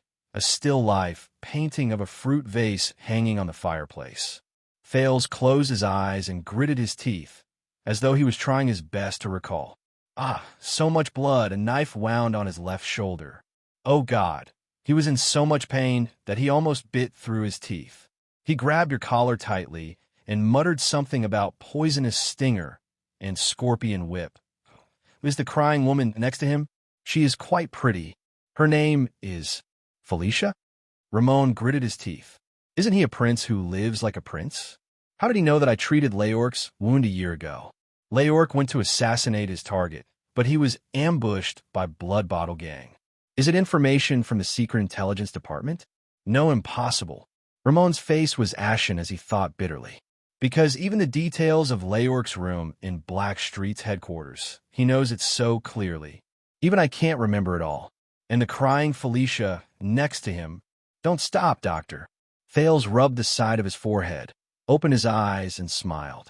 Hurry up and think. Which Brotherhood member did you treat? Were there any people of a higher rank? Hurry up and remember. Ah, that's right. The Brotherhood. Higher rank. Ramon realized that he began to tremble slightly. A fat man. What did you call him? Morris? Why did he always like to meet you at the back door of a bar? In the beginning, he even had an ugly dog with him. He was always smiling. Was he very close to you? Ramon instantly felt as though he had fallen into an ice cave.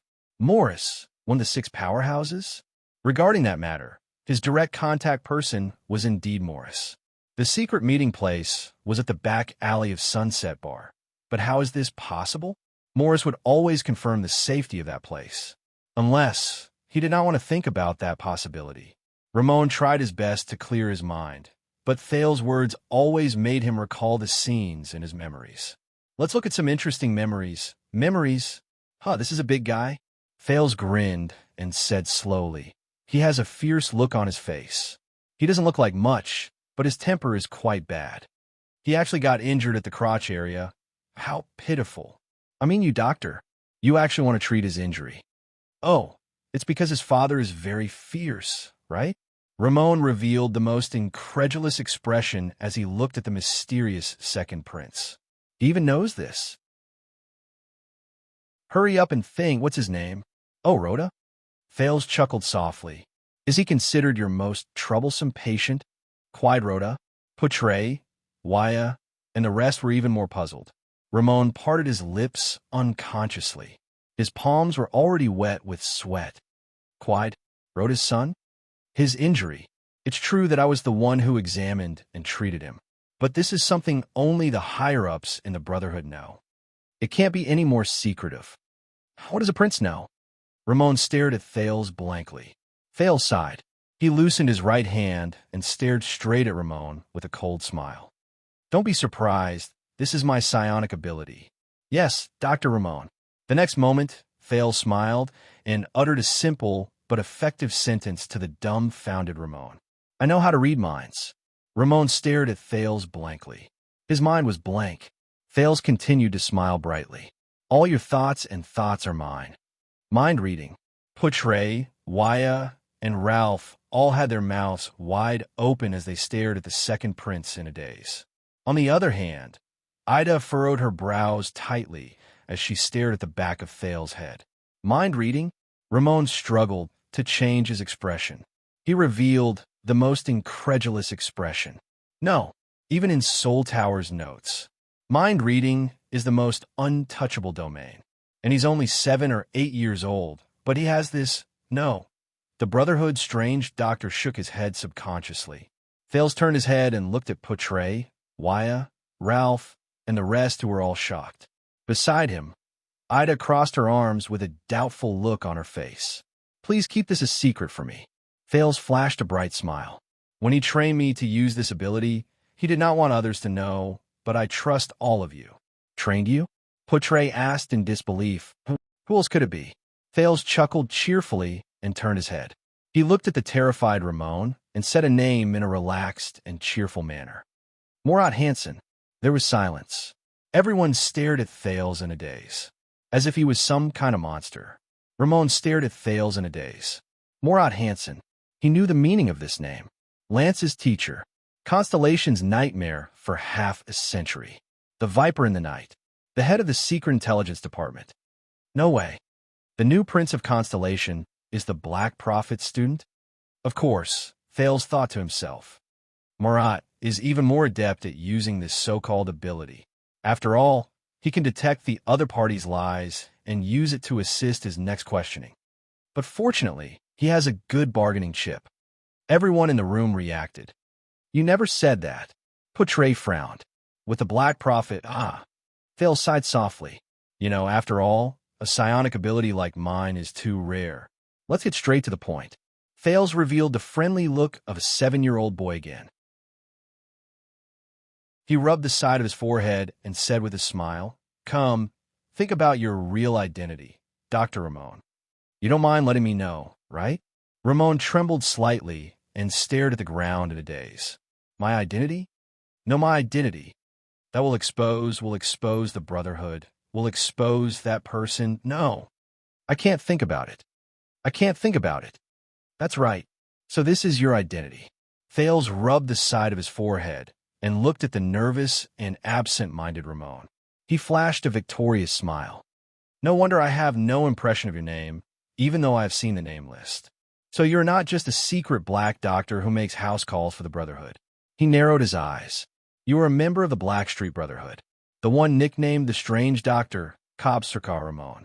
Ramon's hands fell to his sides involuntarily. My full name. Thales put down his fingers and concluded. That's all I know, Thales told himself secretly. I hope it works. During the 4 years he was in the Brotherhood, a little child beggar who was strictly controlled and had to beg for food, clothing, and livelihood every day was never noticed. Hence, he, the former child beggar, could always learn many secrets of the Brotherhood without attracting attention. For example, with his thin and weak body, he crawled through the dog hole and overheard the fight between Leork and Felicia's vixen. Ahem. He was trying to find out the secrets in their room. After all, Leork's room was in the corner of the big house, and it was the outermost. Every night, he would watch from the back alley of Sunset Pub. Once he confirmed that there was no one inside, such as Morris and his angry wolfhound, he would sneak in and rummage through the trash for the whole day. Of course, the most important thing was this strange doctor with a strange appearance. Strange Dr. Ramon. He did not appear in the Brotherhood often, and every time, he would cover his face. But do not underestimate a child beggar's memory and ability to recognize. In order to survive, they had to recognize every passerby's figure and posture in order to obtain a chance of survival. Which one was poor, which one was rich, which one did hard work, which one was pampered, which one could steal, which one could only beg, which one could not even get close. Not to mention that they were always greeted by the thugs, which one was one of their own. If he appears, get lost. Do you understand? This was what Quide said while holding the collar of a poor boy. The strange doctor always appeared after the Brotherhood's big operation. He would come with the smell of medicine and leave with the smell of blood. It was obvious that he was going to treat the injured. One day, Thales, who had just finished digging the secret tunnel and returned late, secretly lay by the roadside. He saw Leork being carried back and saw the terrifying wound on his shoulder. Then, Ramon's figure appeared. Child beggar Thales remembered this figure at that time. Prince Thales also remembered this figure at that time. Quide, who often drank heavily, This name was so old that Thales had almost forgotten about him. Would regularly go for body checks, but every time he came back, he would bring with him the unique smell of medicine of the strange doctor. Every time Quide came back from a check, he would be furious and drink to his heart's content. When he beat the child beggars, he would occasionally mention the strange doctor's full name. Cobb Sirka Ramon. Thales buried the past memories in his mind. Unfortunately, this godly mind reading was only effective on Ramon. Ramon was drenched in cold sweat, but he breathed a sigh of relief. Fortunately, he did not read my true identity, that fatal secret. Wait. Thales observed Ramon's expression and shook his head. It seems like your identity is not that simple. Of course, Thales thought to himself. I only know Ramon's name and nickname, but how can a person who goes in and out of the Brotherhood and often meets the higher-ups be a simple doctor? Could it be that you have other secrets? He asked faintly. Thales looked at him with a profound gaze. The 7-year-old boy slowly raised his finger. Come, think about it carefully. Ramon could not help but tremble. The scene was a little strange. An old man was trembling in front of a neurotic boy. Something else. Secret. No, Ramon cried out in terror. He did not dare to meet Thales' gaze. He lowered his head in fear. Please stop. Thales narrowed his eyes. You don't have to be too shocked. I have seen this expression many times. Thales stretched his body. Thales rotated his neck and said softly in satisfaction, from a criminal to a king. Ramon bit his lip in anguish. Tell me the truth. Thales stared at Ramon. I am the Prince of Constellation, the only heir to this country, and you are just a gangster. I'm not interested in you at all. I don't want to care about your secrets either. But when it comes to matters that involve me, he said faintly, so before I tear apart your clumsy lies and dig out your dirty little secret from that big head of yours, Dr. Ramon, tell me, why do you insist on following us to the north? So that I don't have to dig out some boring things from your head. Ramon was shocked. Yes, and those secrets. I understand, Your Highness, Ramon said bitterly. I will be honest about my motives. Thank you for your cooperation. After all, it is not easy to use this mind-reading ability. I can only maintain it for a short period of time. Thales sighed and put down his right hand. He smiled slyly and said, the next time I can use it, I will have to wait until tomorrow. Ramon trembled slightly again. Oh, also, you can start your treatment. Thales pointed at Cora with a smile. We have wasted a lot of time. Ramon lowered his head dejectedly. The others looked at their prince with different expressions. It was as if they were meeting him for the first time. Blood Bottle Gang? Nikolai and Catherine? Thales furrowed his brows. Ralph, who was behind him, could not help but tremble slightly. Catherine, big sister? Yes, I am hiding from them. Ramon's expression was profound and mysterious. He held some medicine, scissors, and strips of cloth as he tended to Cora's injuries. He glanced at Thales from time to time, and wariness flashed in his eyes. Of course, you have never heard of these people's names. Thales thought of something. The scene of Nikolai, the burly man in red, fighting with Istron in Vine Manor, appeared in his mind. I have been chased by them for 6 or 7 days. I just hid in the fortress, but it is only a matter of time before they discover my location. As long as they guard the perimeter, they will eventually catch me. And Extet and Constellation are about to go to war. If I appear alone in the wilderness and run into any army from either side, I will not end up any better than falling into the hands of the Blood Bottle Gang. So, when we came here and looked for a doctor, Thales muttered, you suddenly thought of using us as a cover to leave Broken Dragon Fortress? And to leave when you reach Extet? Ramon nodded bitterly. How suspicious. Thales thought to himself. Why would a secret doctor who makes a living in the capital come to the border between the two countries? A member was injured at the border, Ramon said quietly. He did not dare to look at Thales. I came over to treat him, but was discovered by the Blood Bottle Gang. That's not right. Thales thought to himself. A gang doctor who is only in charge of treating injuries is really so important that the Blood Bottle Gang would mobilize their men to chase him at the border for 6 or 7 days. There's some other secrets.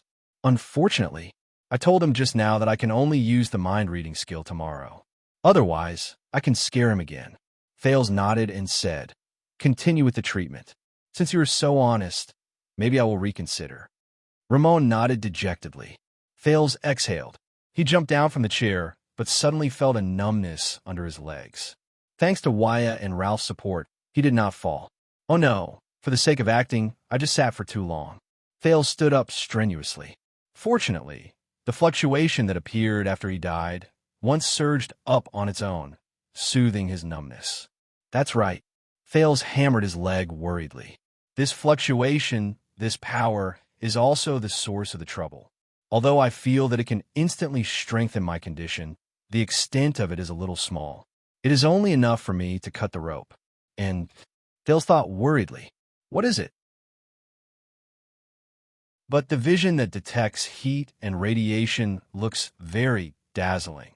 As Thales thought about this, he guided the fluctuation to the surroundings of his eyes. That magical vision appeared once again. He turned his head and saw that everyone's body was radiating light. Aida's was a piercing white light. Waya's was a sharp gray light. Putre's was filled with a gentle purple light. And Ralph's was a continuous stream of faint green light. Are these different powers? Vitality? Or is it an energy attribute? Thales tested his vision curiously.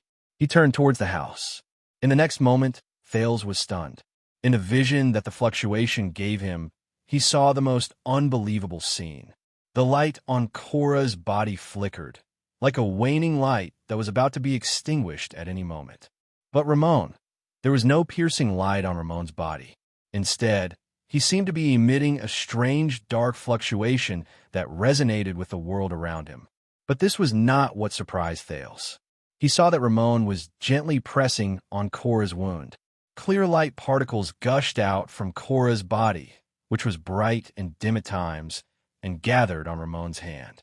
The trembling light particles followed Ramon's hand and slid over Cora's wound. The light particles seeped into Cora's terrifying, festering wounds one by one. Every time they seeped in, the light on Cora's body became steadier and brighter. He was like a dying patient who was slowly recovering. Thales looked at Ramon in a daze. Others might not be able to see it clearly because of the light. But in the vision that the fluctuation gave Thales, he could see it clearly. He saw the strange doctor's lips trembling slightly in a dark corner. He seemed to be chanting something. As he chanted in a rhythmic manner, the light particles that seeped out from Cora's body passed through Ramon's hand rhythmically, then returned to Cora's body, completing a cycle. Thales frowned tightly. This is definitely not medical skill, he told himself with certainty. Chapter 103. 3 days after the second prince arrived at Broken Dragon Fortress, the emissary sent to Lampard's military camp has returned. Standing on the fortress wall, Commander Sonia Cecere stared solemnly at the front of the fortress. Chapman replied that he is waiting for your highness' arrival. I'm afraid you will have to leave for the north today. Thales was lying on his stomach in front of the observation window on the city wall, looking at the wide, snow-colored plains in the north. He could vaguely see the continuous expanse of a vast military camp. The Iron Fist flag, representing the Lampard family of Black Sand region, was erected there. There were also quite a number of military camps hidden beyond his sight, with smoke rising from the chimneys in the distance. Waiting for my arrival with thousands of people, Thales sighed. I didn't know I was so popular. The fortress flower turned her head and said to Thales, Chapman Lampard is the Archduke of Ekstedt, which borders Constellation. After the Ekstedt diplomat group was assassinated, he quickly mobilized the vassals of Black Sand region. Within a few days, he gathered an army of more than 10,000 people and approached the border. They have already been stationed there for 2 weeks. At first, they were just observing and deterring him. But in the last 3 days, Lampard began to send small troops to clear out the main roads around the area. He even plundered 2 villages and fought against our patrol troops a few times. We had no choice but to reduce the range of the mounted sentries and retreat to the perimeter of the fortress. Thales felt a bone-piercing chill. He rubbed his hands together and exhaled a breath of warm air into his palms. I have already arrived at the fortress, and the Jade Star family's 9-pointed star flag has also been raised. Why hasn't he withdrawn his troops? He obviously doesn't have an excuse to invade Constellation anymore. Behind Thales, Poutre raised his eyebrows. Based on Chapman Lampard's unique life, he is a standard gambler. One of the characteristics of a gambler is that he is unwilling to turn back even at the last moment when he loses and leaves the game. So my arrival has no effect on this gambler? Thales snorted. Even in a situation where he is bound to lose, he still wants to place his bet? Not necessarily, Poutre answered seriously. What we were most worried about was the other two archdukes who shared a border with Constellation, Trentida of Reformation Tower and Alceus of Prestige Orchid Region, sending their troops. The three archdukes and even more of Eksted's vassals gathered their military forces to oppress the lonely old tower, the Watchtower, and Cold Castle, who were mutually supportive of the fortress.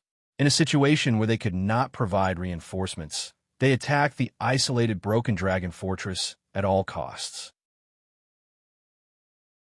Eksted's soldiers are more suited to the cold winter compared to our reinforcements from the north, be it in terms of physical strength or quality. If they manage to take this place, they only need to wait for the coldest day before the bitter cold winter to pass. Xianxia continued Poutre's words. Then, at the beginning of next spring, they will use the fortress as their base of operations and march south en masse, just like they did 11 or 12 years ago. Poutre nodded.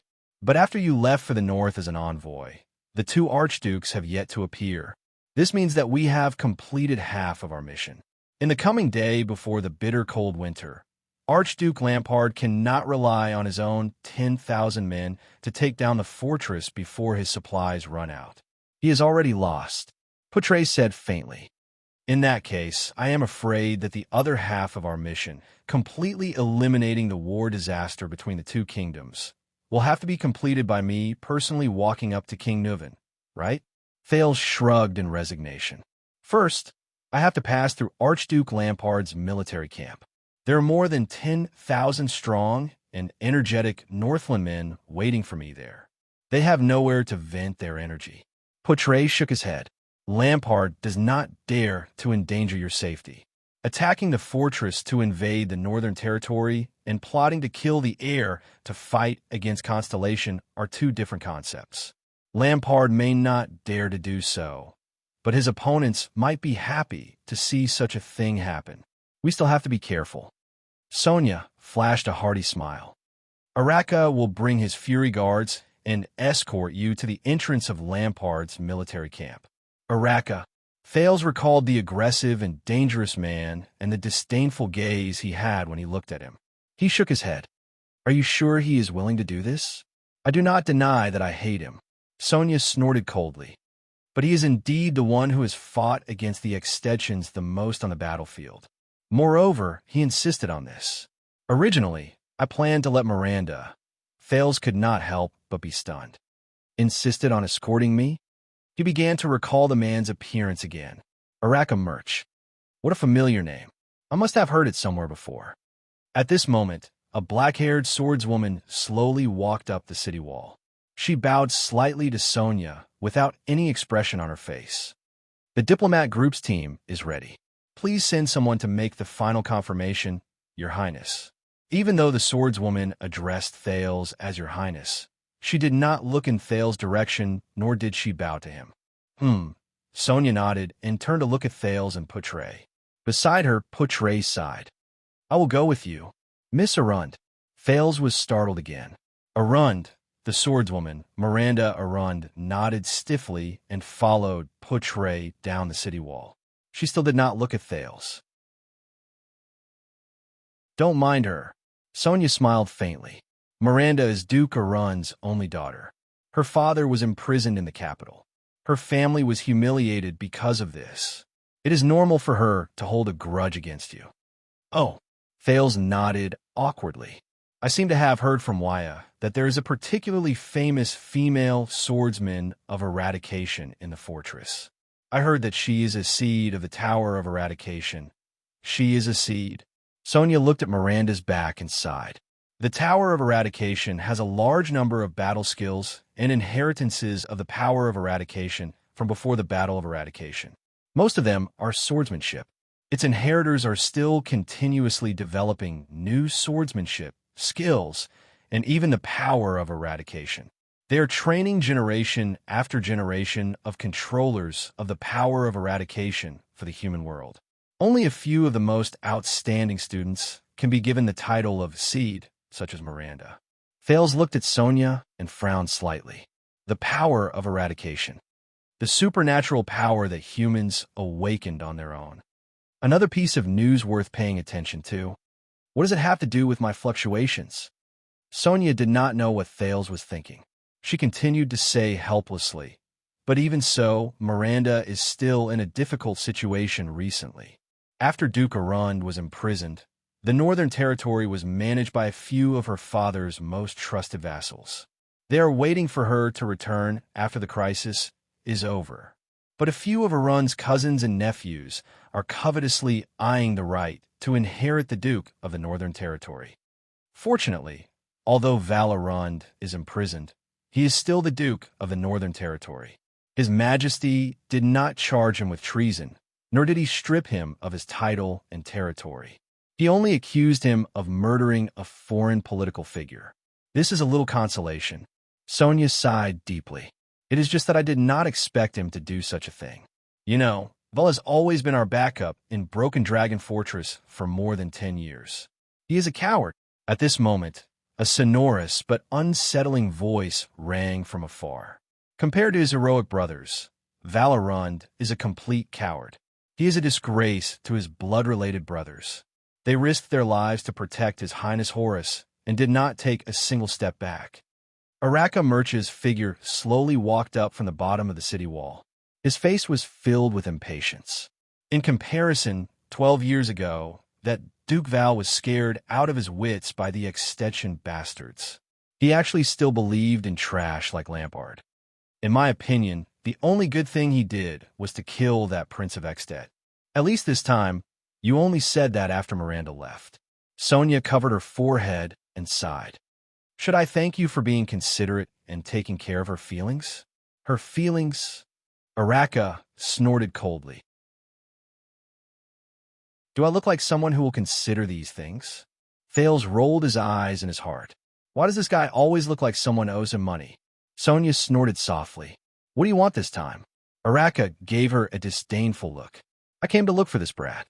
Araka's fierce gaze landed on Thales, making the latter slightly nervous. The 300 Fury Guards are ready. If you really want to go to Extet to die, at least don't make me wait too long. Thales could not help but ask. It seems like you're not very satisfied with my trip north, Baron Murch. Then, why are you still sending me to Lampard's military camp? Xianxia heaved a sigh of relief. Araka fixed his gaze on Thales, making the latter a little anxious. Because I owe Jadestar a favor. After a while, he slowly said, and you, annoying, dawdling brat, happen to have the surname Jadestar. After saying that, Araka turned around and left without looking back. We will depart in the afternoon. Stop dawdling. Thales and Xianxia watched Araka's figure disappear into the distance. Do not misunderstand, Xianxia said to Thales sarcastically. That is his unique way of saying hello. You know, Araka is a little shy. Shy? Thales could not help but stick out his tongue. Is it because of the difference in ideals? Thales suddenly asked. Xianxia revealed a puzzled expression. The dispute and discord between you and Baron Murch does not seem to be a specific grudge, Thales said quietly as he pondered. Also, what you said about him and my uncle, Prince Horus. Thales hesitated for a moment, but still said, even though he seems rather annoying, Araka does not seem like someone who would stab someone in the back. Xianxia was silent for a second. Those were indeed words spoken out of anger.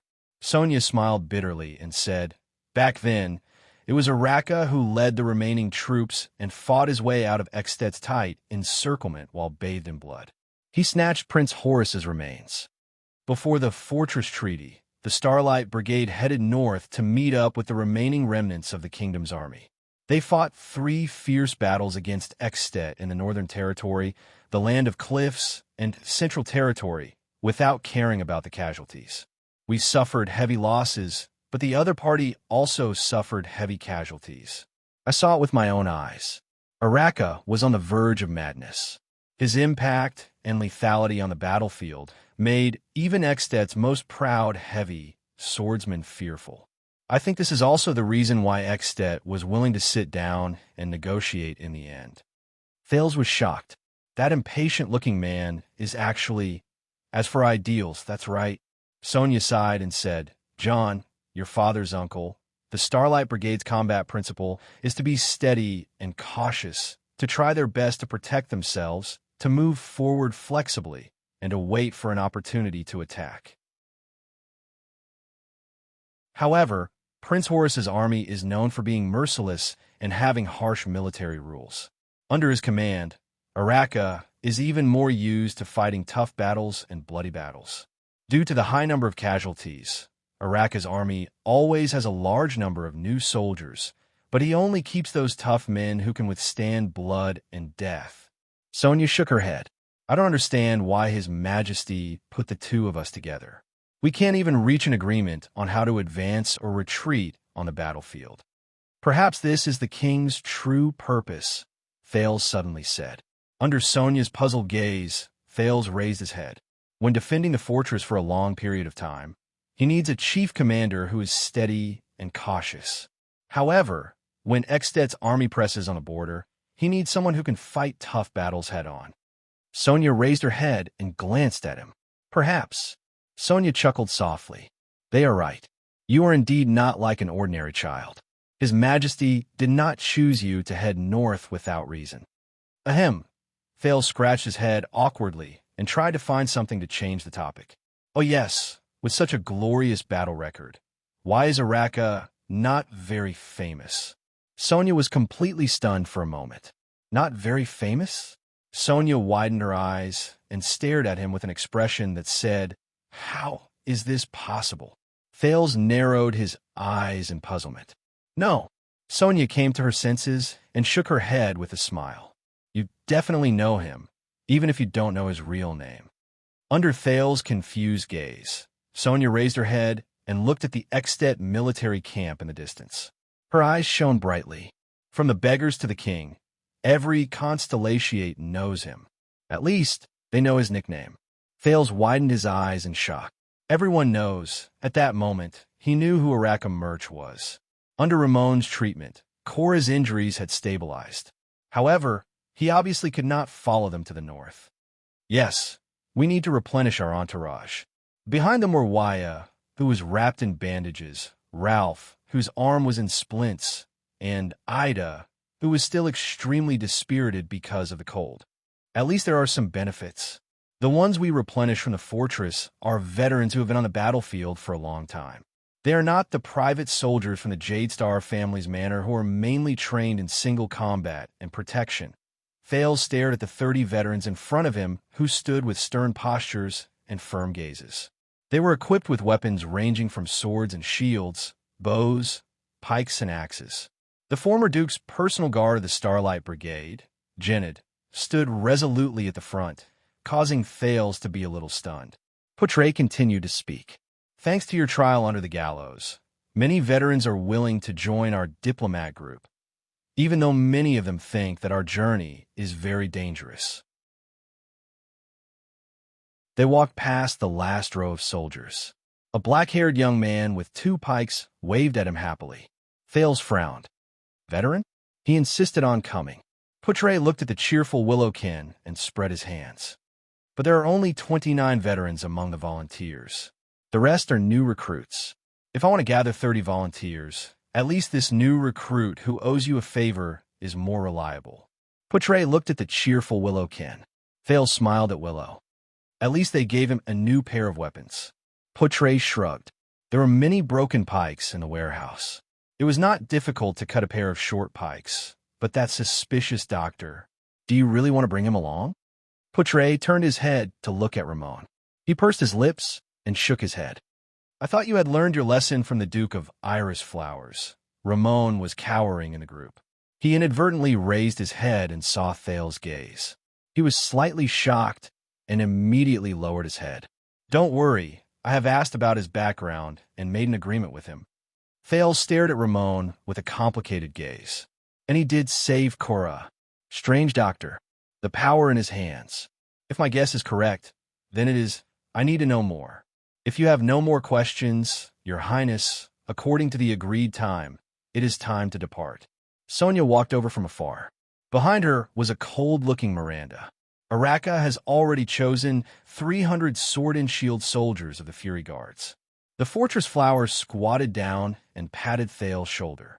But this time, she used a little more force. "I am sorry, but I cannot bring more people. There are only 3,000 people in the fortress, but Araka has chosen all the old soldiers under his command." She gestured with her chin at the lightly armored man who was carrying a bow and arrows on his back. He was obviously impatient. "They will escort you all the way to the border."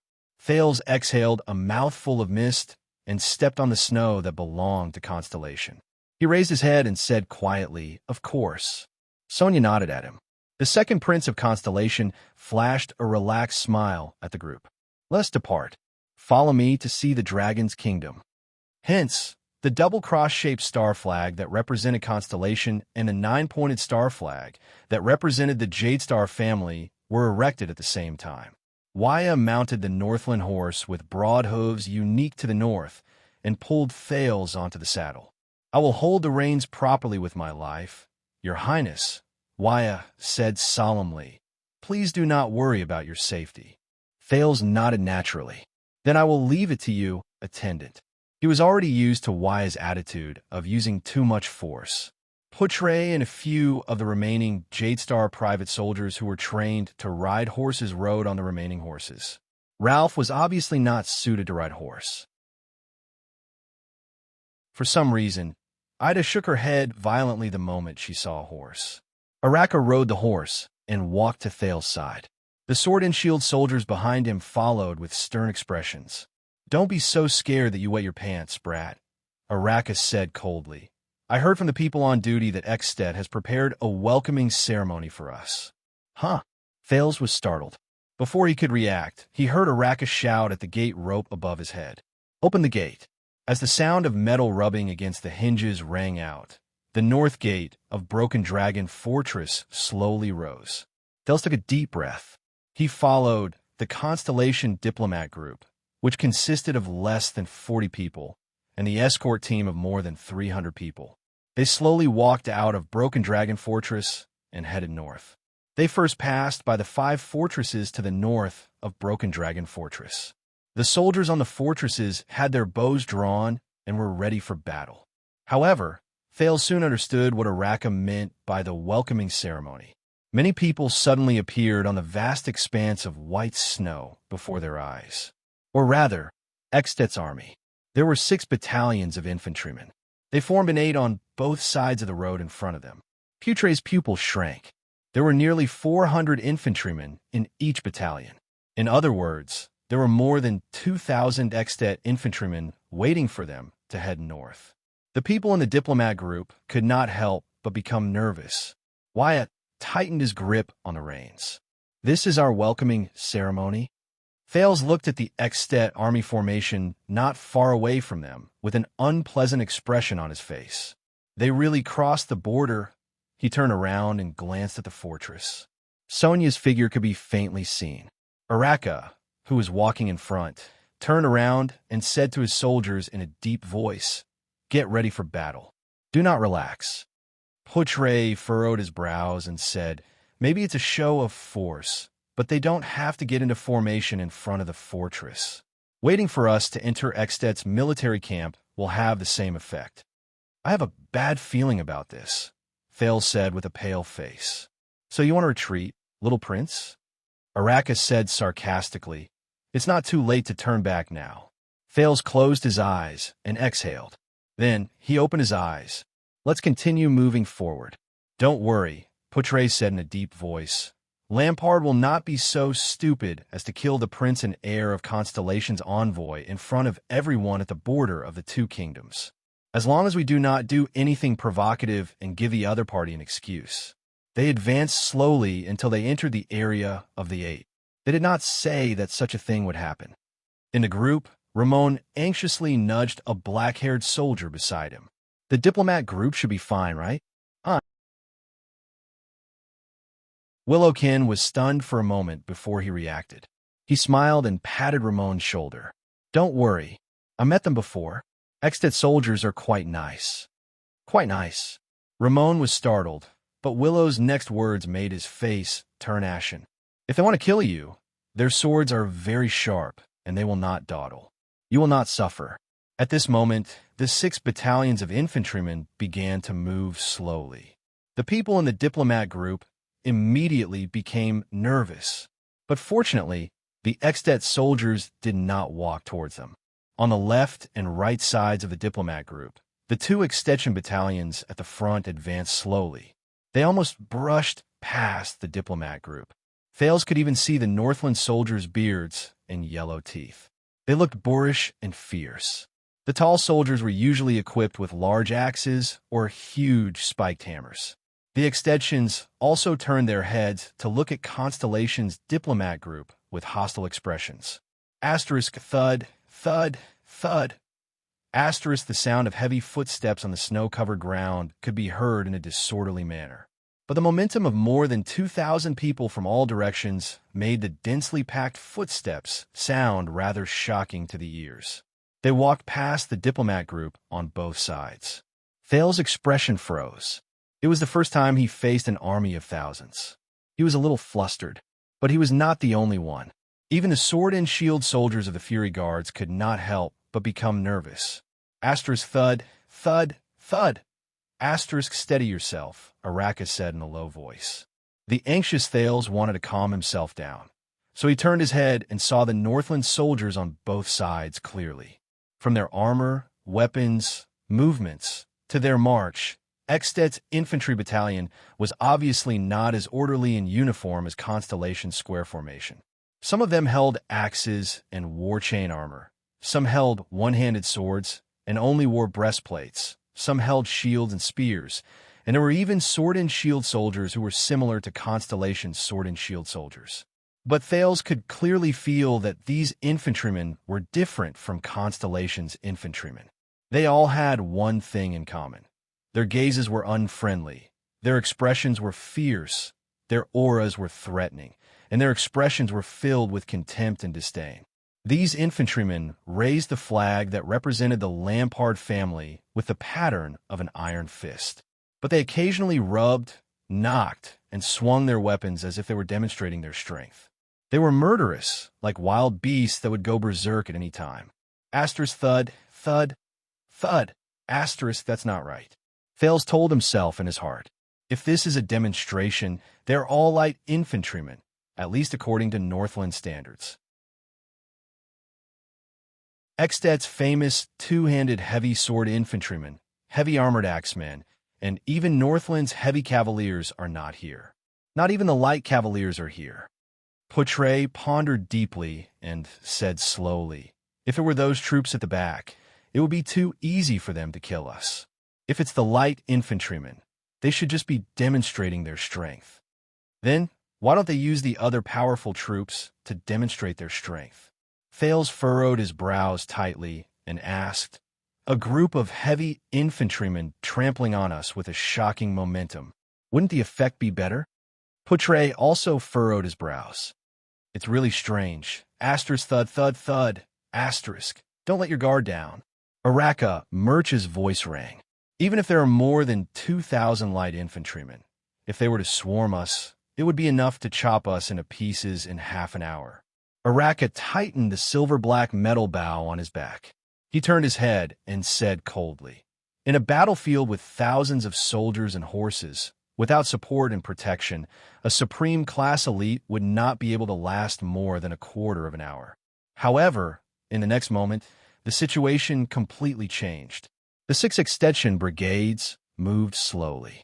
After the first 2 brigades passed them, they suddenly changed direction at the command of their officers and met up with the other 2 brigades.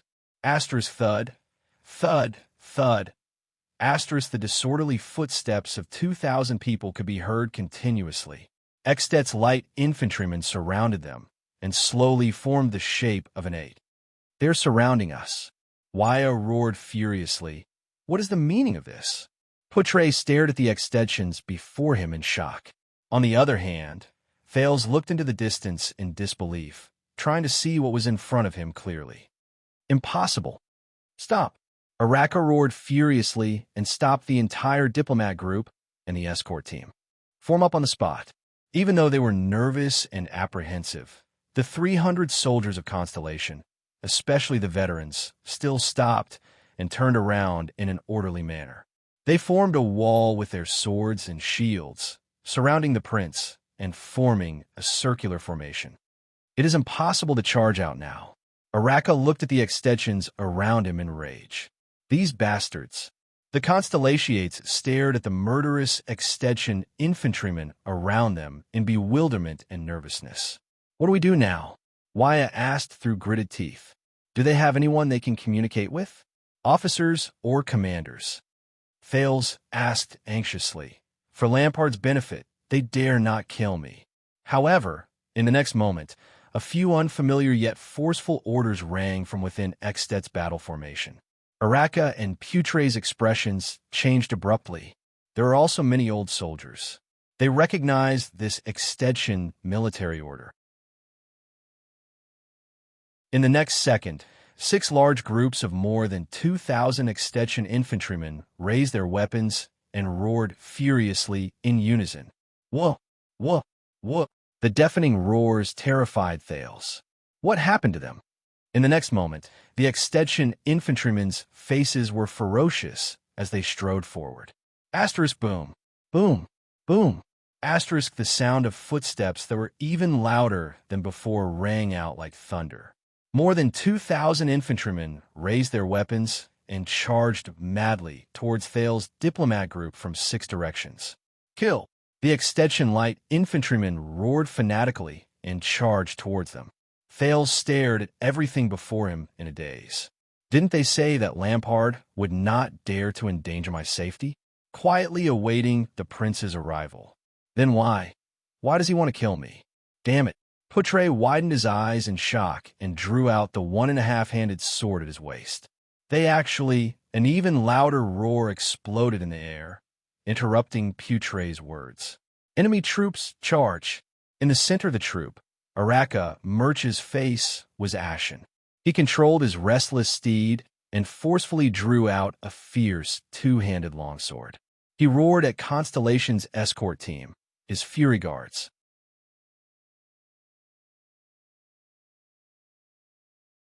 Chapter 104. A soul-stirring battle howl erupted from the throats of more than 2,000 extension men as they pounced towards the Constellations, who resembled a lone boat. His first large-scale battle experience came in a situation that Thales did not expect. The sword and shield soldiers of the Fury Guards were in the first row. They held their long swords in their hands and pressed them against their comrades beside them. Araka had long since dismounted from his steed. He raised a terrifyingly large sword that was almost as tall as a person with both hands. His eyes burned with a fiery fighting spirit as he strode forward. The soldiers in front of him consciously gave way to their commander, making a space that was 3 people wide. The first round of attack, Araka looked around and shouted, "Hold the line of defense." The enemies surged forward like a tidal wave, getting closer and closer. At the center of the battle formation, Wuxia immediately pulled Thales down from his conspicuous warhorse and surrounded him tightly in a circle formed by 6 soldiers. Then, he joined Ida, Putre, and Ralph in guarding the 4 corners of this small battle formation. "Go and help the front row," Thales urged. "If they collapse, all of you will not be able to protect me." However, his heart was in a mess. He could not understand how he could face such a situation on a diplomatic mission to Extet. What happened? Wuxia and Ralph looked at each other. With Putre's nod, they moved towards the front row. Ida exhaled and whispered to Putre, "This is a real battlefield. Even Supreme-class elites have to be extremely careful. And such a great disparity in battle. If you have any way to avoid battle, quickly say it. If not, quickly think of it. Thales gritted his teeth and looked at the enemies charging towards him from all directions. There were 6 large groups of extensions. The number of enemies is too many. We are surrounded. We don't have enough military strength at all. No, it should be said that we are not prepared for battle at all. What should I do? Shout out my identity? But the other side did not seem to care at all. Faced with the impending battle, many of the Constellatiate soldiers exhaled a breath of hot air. They gripped their weapons tightly and held their shields properly. They looked at the aggressive extensions with solemn gazes. The first extension infantryman roared furiously and charged towards them. Asterisk bang. Asterisk his shield collided with the shield of a sword-and-shield soldier. With the help of his comrades on both sides and behind him, Constellation's sword-and-shield soldier gritted his teeth and withstood the tall opponent's charge. He also swung his sword to block the opponent's axe that came swinging down from the air. However, more extensions surged towards Constellation's diplomat group. Bang! Bang! Bang!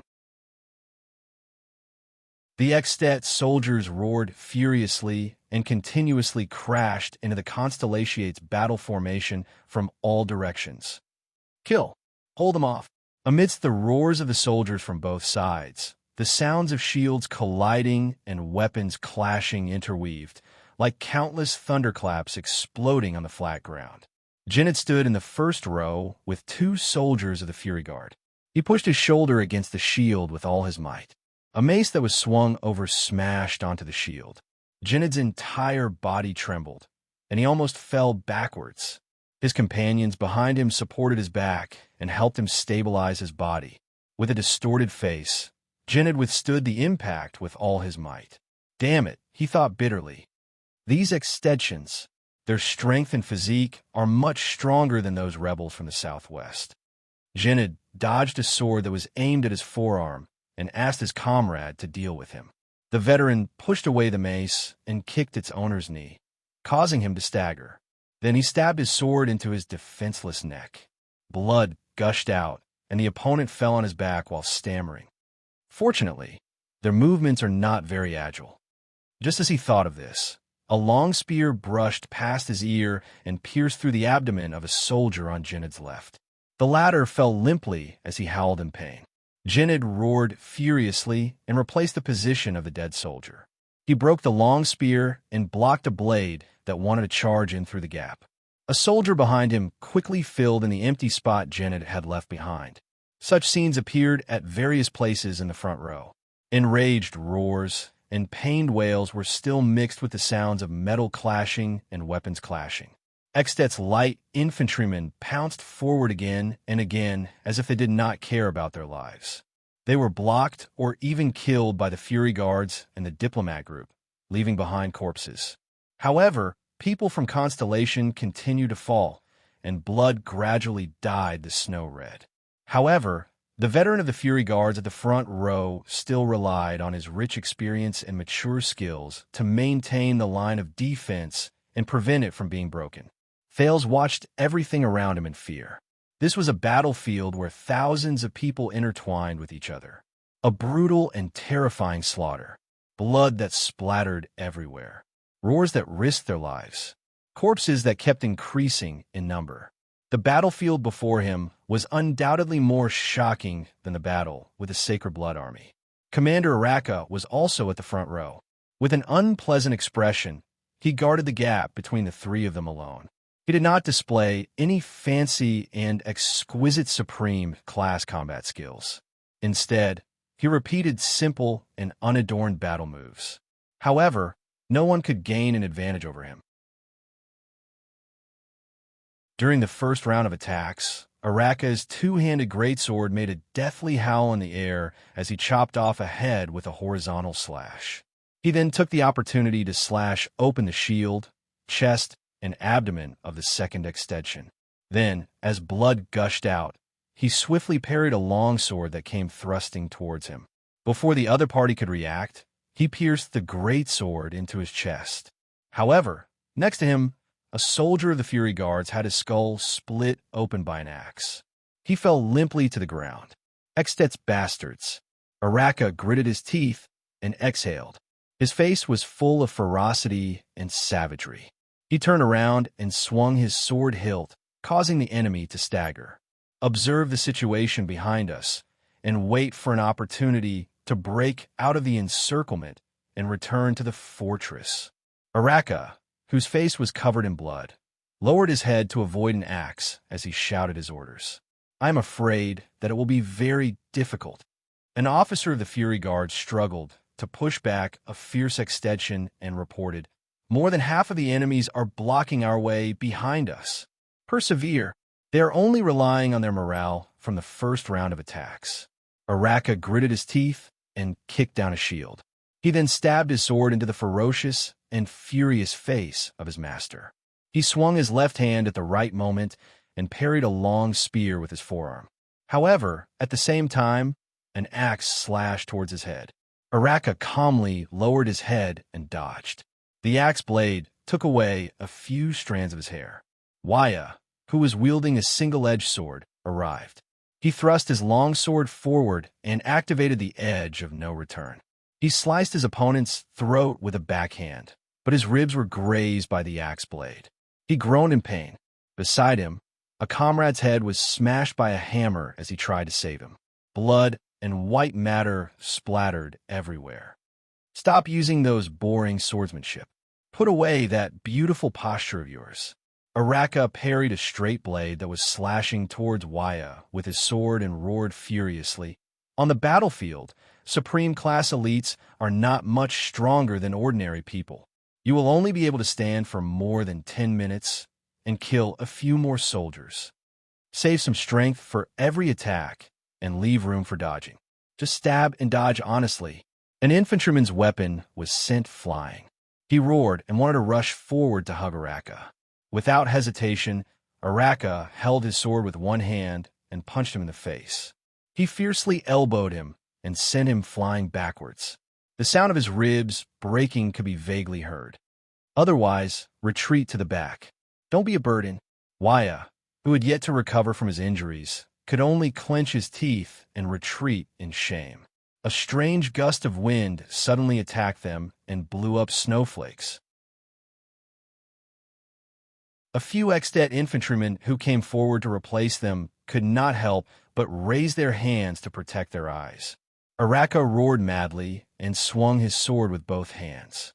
He cut open a person's shield and chest at the right time, then suddenly stabbed into another person's abdomen. This psionic ability is not bad. Araka wiped the blood off his face and frowned as he looked at Ralph's one-handed hidden blade. But can that thing be used on the battlefield? The mute Ralph, who had a fractured arm, could not say anything. However, he could indeed feel the powerlessness of the hidden blade on the battlefield. Without a handguard, every time he swung his sword, he might have to bid farewell to his own arm. He could only use his psionic ability to support him in battle and the hidden blade to defend himself. On the other side of the formation, Willowkin hid behind a sword and shield soldier. He blocked a sword attack with his left hand and thrust his spear out of his shield with his right hand into the side of the enemy's face. A soldier's right hand was chopped off. He held his shield and clenched his teeth as he retreated.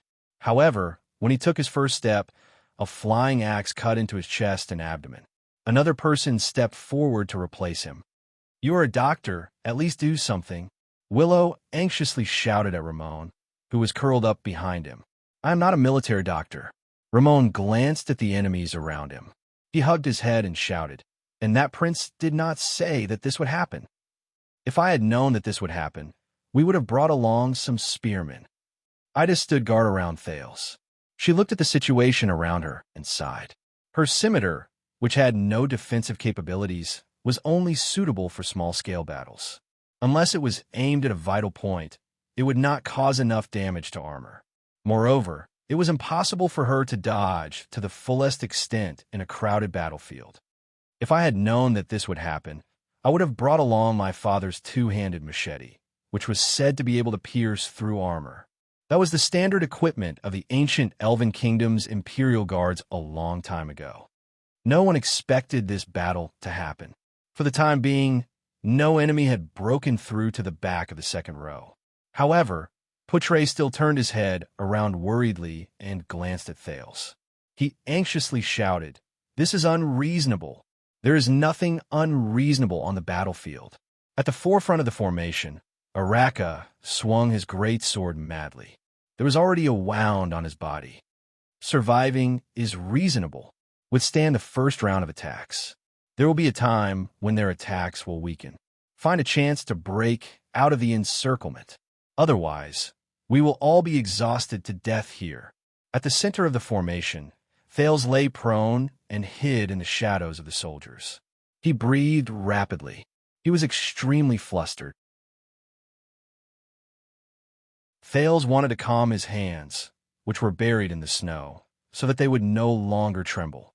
However, amidst the deafening battle cries and sounds of collisions from thousands of people, his forearm was like a wild horse that had gone out of control.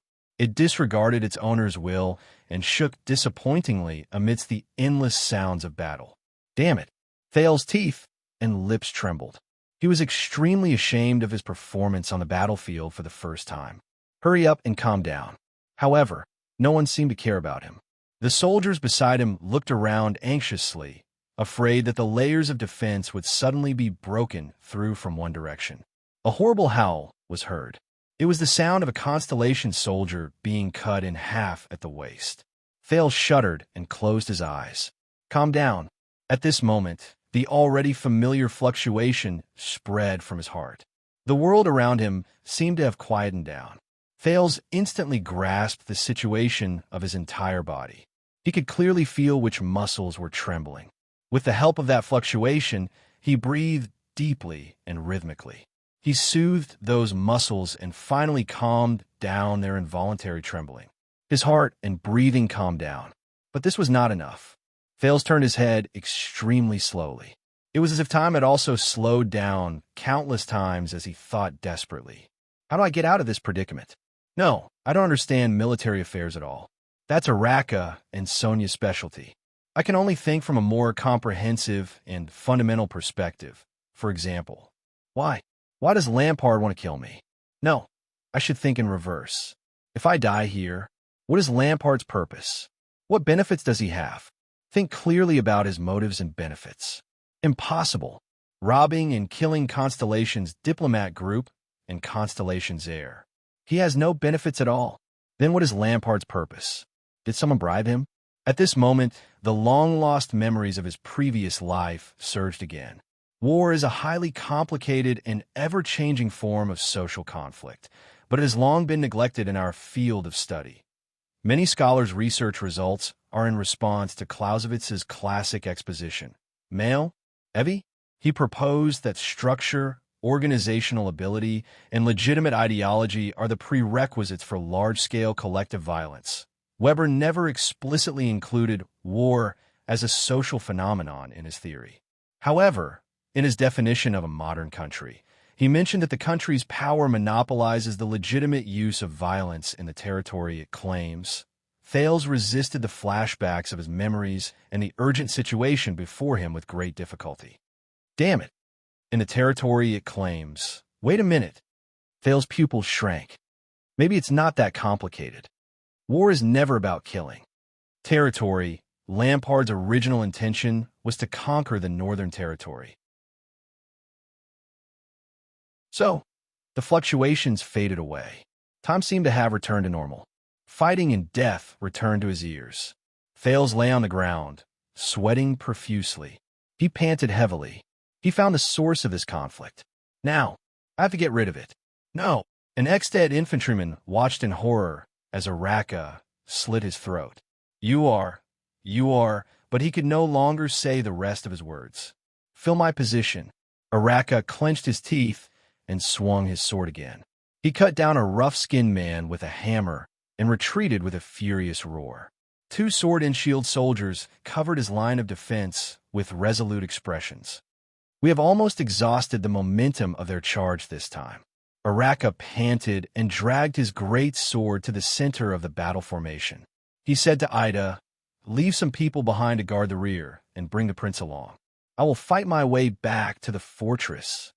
Wait a minute. Thales could not care less about resting. He raised his head anxiously and shouted loudly, attracting Poutre and Araka's attention. Lampard's army. They did not send heavy infantrymen, no cavalry, not even crossbows and archers. These are just light infantrymen that were recruited at the last minute. Thales anxiously recalled the little military knowledge he had. They do not intend to defeat us in an instant. So, do you want to stay behind to repay him? Araka turned around and said sarcastically, because of Lampard's kindness, he let us live for another 15 minutes? What he wants is to stall us here for this 15 minutes, not to quickly annihilate us. Thales rejected Aida's support and stood up strenuously.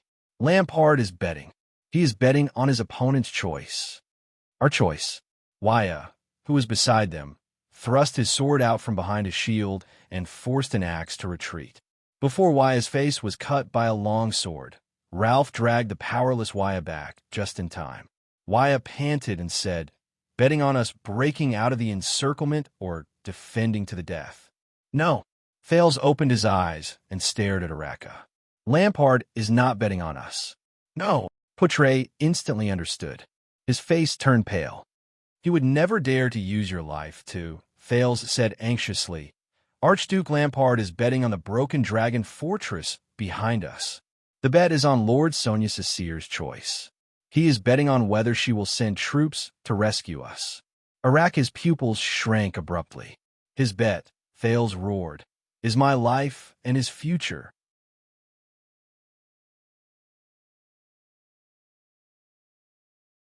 Chapter 105.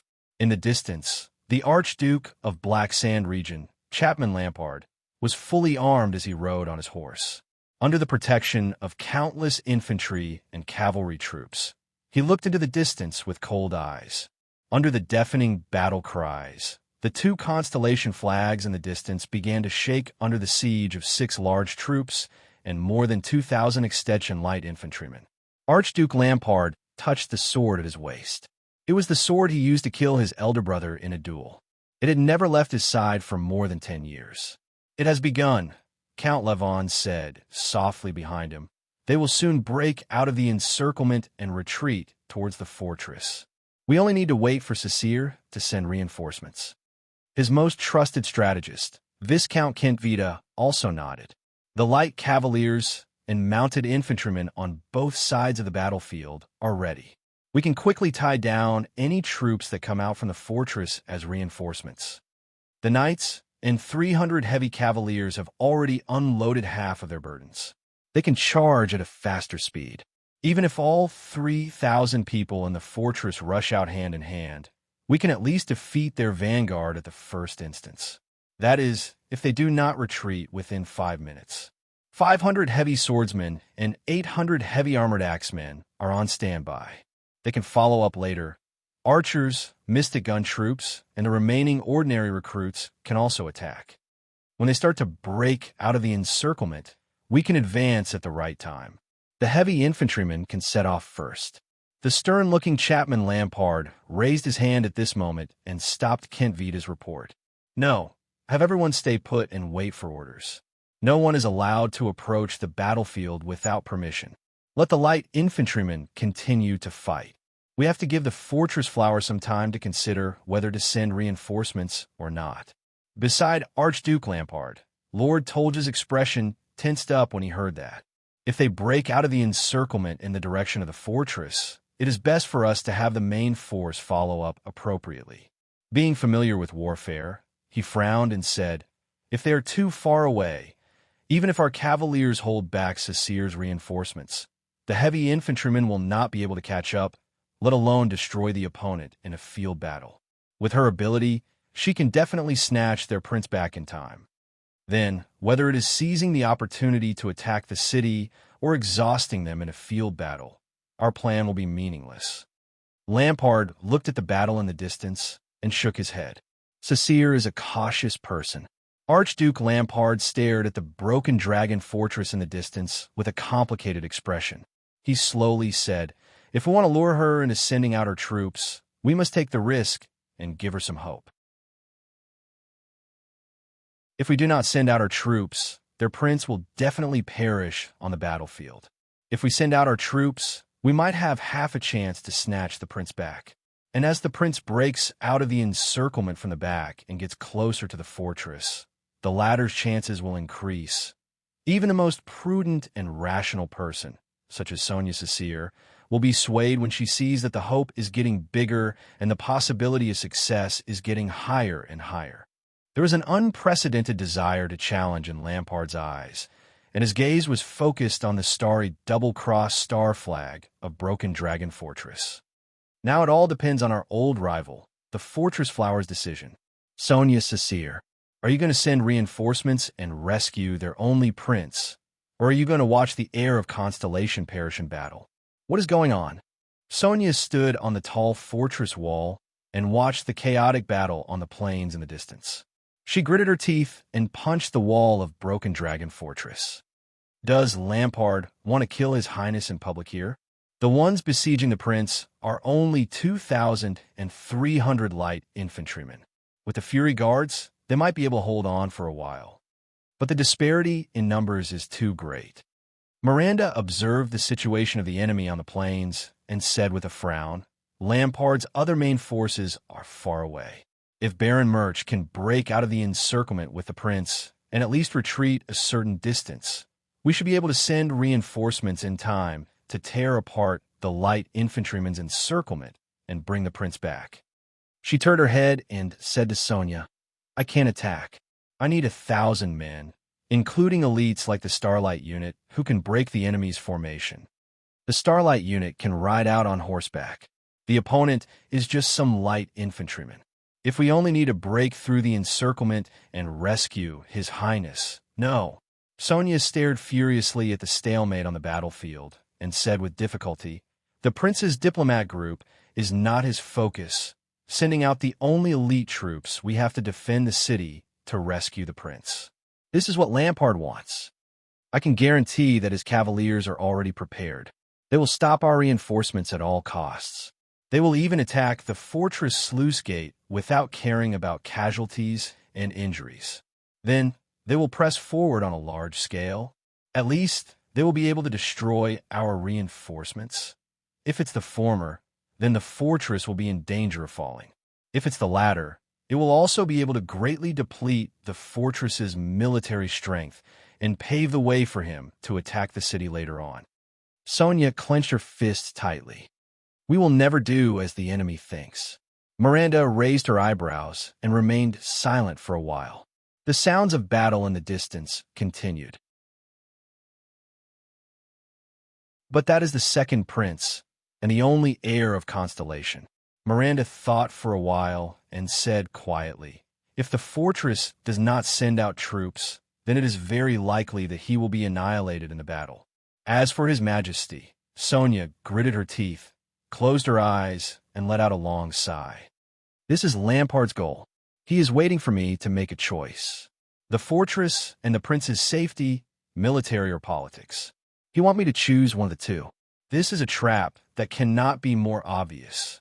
It was originally impossible for Lampard to take down the fortress, but he actually managed to find a chance. Lampard's courage is truly beyond imagination. Miranda tightened her grip on the sword at her waist, raised her head and said, perhaps with Baron Murch's ability, when he breaks out of the encirclement, he can bring the prince further away and closer to us. He can even bring him into the fortress's area of protection. We will try our best to end the battle as soon as possible. Before their follow-up troops arrive, we will safely, be careful. Sonia opened her eyes abruptly. Her gaze was filled with caution. That is what Lampard wants us to think. The fortress is our greatest reliance. You do not know how much he desires for our troops to walk out of the fortress and fall into his rhythm of battle. Everything he did was for the sake of smoothly taking down Broken Dragon Fortress at the lowest cost. Miranda was stunned. But does he really dare to use the crime of killing the Prince of Constellation as a wager? What if the Prince of Constellation really dies in the battle? Lord Tolja looked at the battle in the distance and said hesitantly, anything is possible on the battlefield. Then we will see if the Sunset Goddess will protect us, and how loyal Xianxia is to the Jade Star royal family. Archduke Lampard said in a low voice, "If we win this gamble, we will open the door to the northern territory of Constellation. If we lose—" He did not speak again. "I am afraid that the prince's life or death is not a matter of luck, but of our choice," Viscount Kentvita said in contemplation. "If Xianxia refuses to send her troops and would rather watch their prince's entire army be annihilated than defend the fortress, are we really going to kill all of the prince's diplomat group? Not necessarily." Count Levon shook his head. "We only sent out light, enlisted infantry. Based on the current situation, the Constellations can at least hold on for more than 15 minutes. If that time really comes, it will not be too late for us to blow the horn and withdraw our troops. Then invite the prince in and tell him that everything just now, including so many dead people, was a misunderstanding." Tolja replied with a frown. Their archduke lifted the reins and urged his horse forward a few steps so that he could get a clearer view of the situation in the distance. Archduke Lampard stared at the huge fortress with an indifferent expression. If Xianxia still refuses to come out, it will be fine. Archduke Lampard tightened the sword belt around his waist and inhaled a breath of the cold winter air. "When that time comes, we will slaughter everyone in the diplomat group, leaving only that 7-year-old brat alive. Then everyone in the fortress will see how we strip their only prince and tie him to a flagpole. Then we will raise their heir and attack the fortress. Let's see how much of a test the Constellation's morale can withstand. Of course, regardless of whether we succeed or not, that poor brat will survive and be sent to Dragon Cloud City after this to show our respect and loyalty to King Nuven. I will not be stained with the blood of the Jade Star royal family. Since the age of the Empire, that family's blood has been filled with curses and misfortune. Under such circumstances, as long as he does not die, Constellation will only see the humiliation the prince left them, and not the enmity formed between them and the Lampard family." Hearing this, Tolja could not help but frown deeply. He is only a 7-year-old child. The unsmiling Archduke Lampard was silent for a moment. The scenes of his brothers fooling around flashed across his mind, but the others did not know what he was thinking. The next moment, Chapman Lampard raised his eyes and said coldly, "He is a prince. A prince cannot be a child from the moment he is born. This is their privilege and also their price." Tolja stared at Archduke Lampard in a daze. He seemed to want to say something, but in the end, he lowered his head and sighed. Only Viscount Kentvita frowned. "That child will hate you when he is crowned as king in the future." But he was interrupted by the Archduke. "He will be afraid of me," Lampard said resolutely.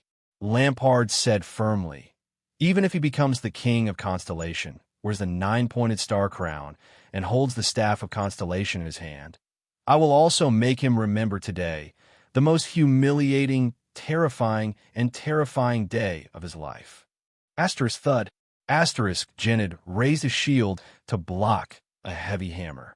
The huge force caused him to lower his body, but the veteran cleverly took advantage of the situation and cut open his kneecap. Then, he ended Genid's life when he fell to the ground. But Genid's left shoulder blade was pierced by a sword that came from the side.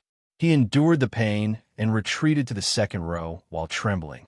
However, the soldier who replaced Genid was obviously inexperienced. The moment he moved forward, he was stabbed in the thigh. Genid could only grit his teeth and move forward again. He blocked the enemy's sword fiercely and let his injured comrade retreat. The veteran sensed that the frequency of Ekstedt's light infantry's attacks had begun to decrease. It looks like it's time to break out of the encirclement. However, Genid sighed at this moment. On the battlefield, the first to die were the unskilled new soldiers. The surviving veterans were all smart, tough, and steel-like existences. What comes next is a tough battle. So, the key to the battlefield lies in Xianxia's choice. At the center of the battle formation, Thales panted harshly and said to Putre, who was nodding slightly, and Araka, whose face was covered in blood, "And no matter what she chooses, Lampard should have his own corresponding strategy. Attack the fortress, weaken our military strength, or capture me in a humiliating manner to use as a bargaining chip to attack. No matter what she chooses, we will still be in a dilemma.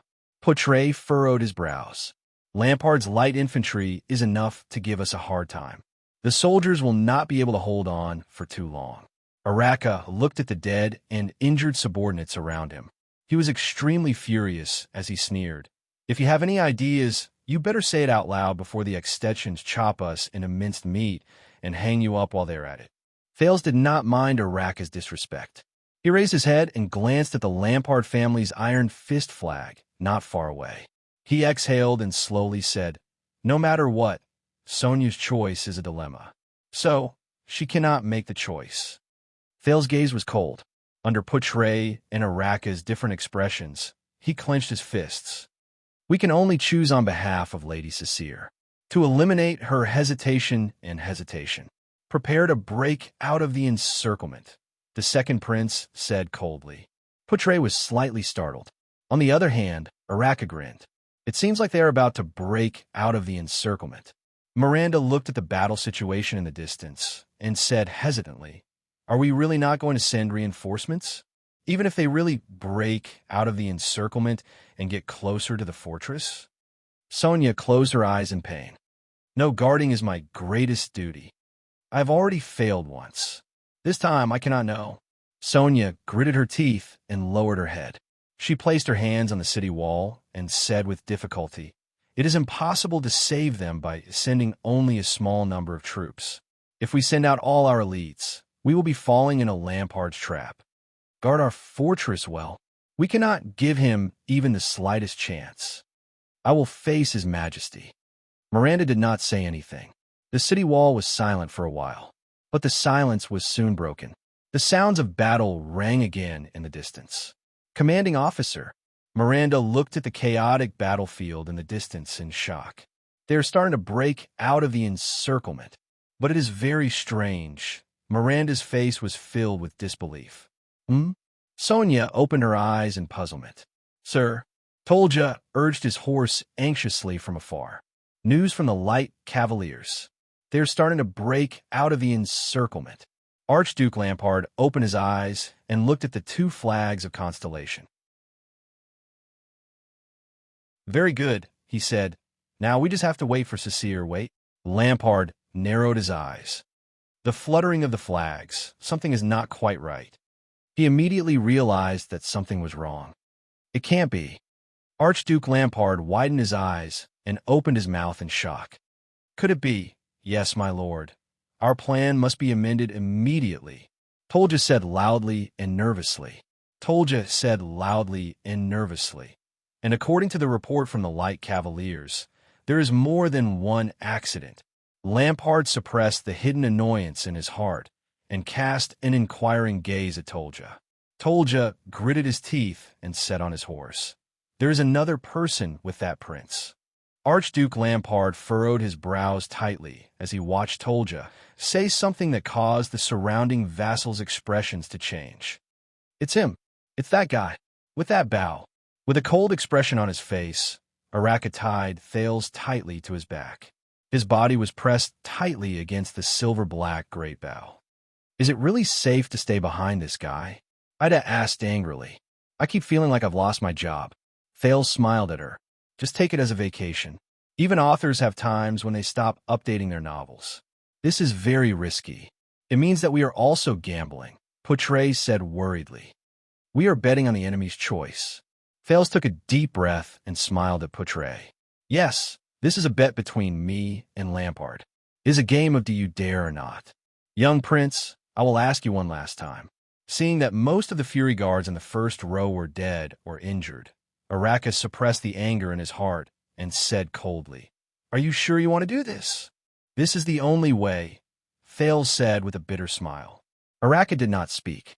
Thales gritted his teeth as he lay on Araka's back. He adjusted his abdomen, which was in contact with the great bow, and forced a smile. "And are you really as powerful as the rumors say? Please prove it to me." Araka still did not speak. Thales gently closed his eyes, then opened them firmly.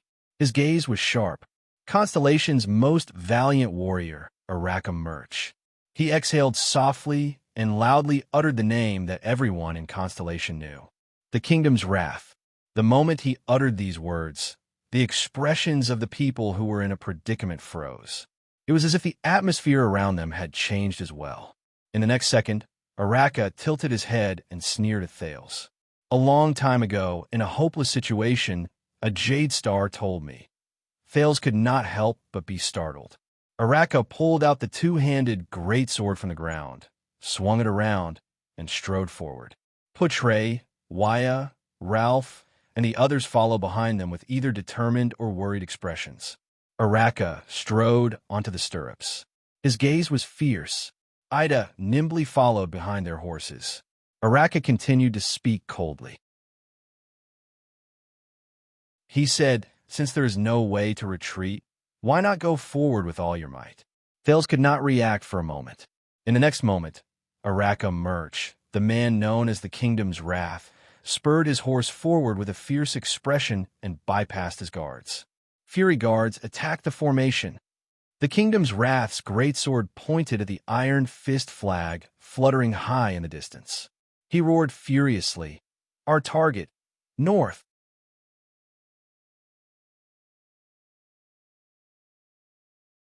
Chapter 106.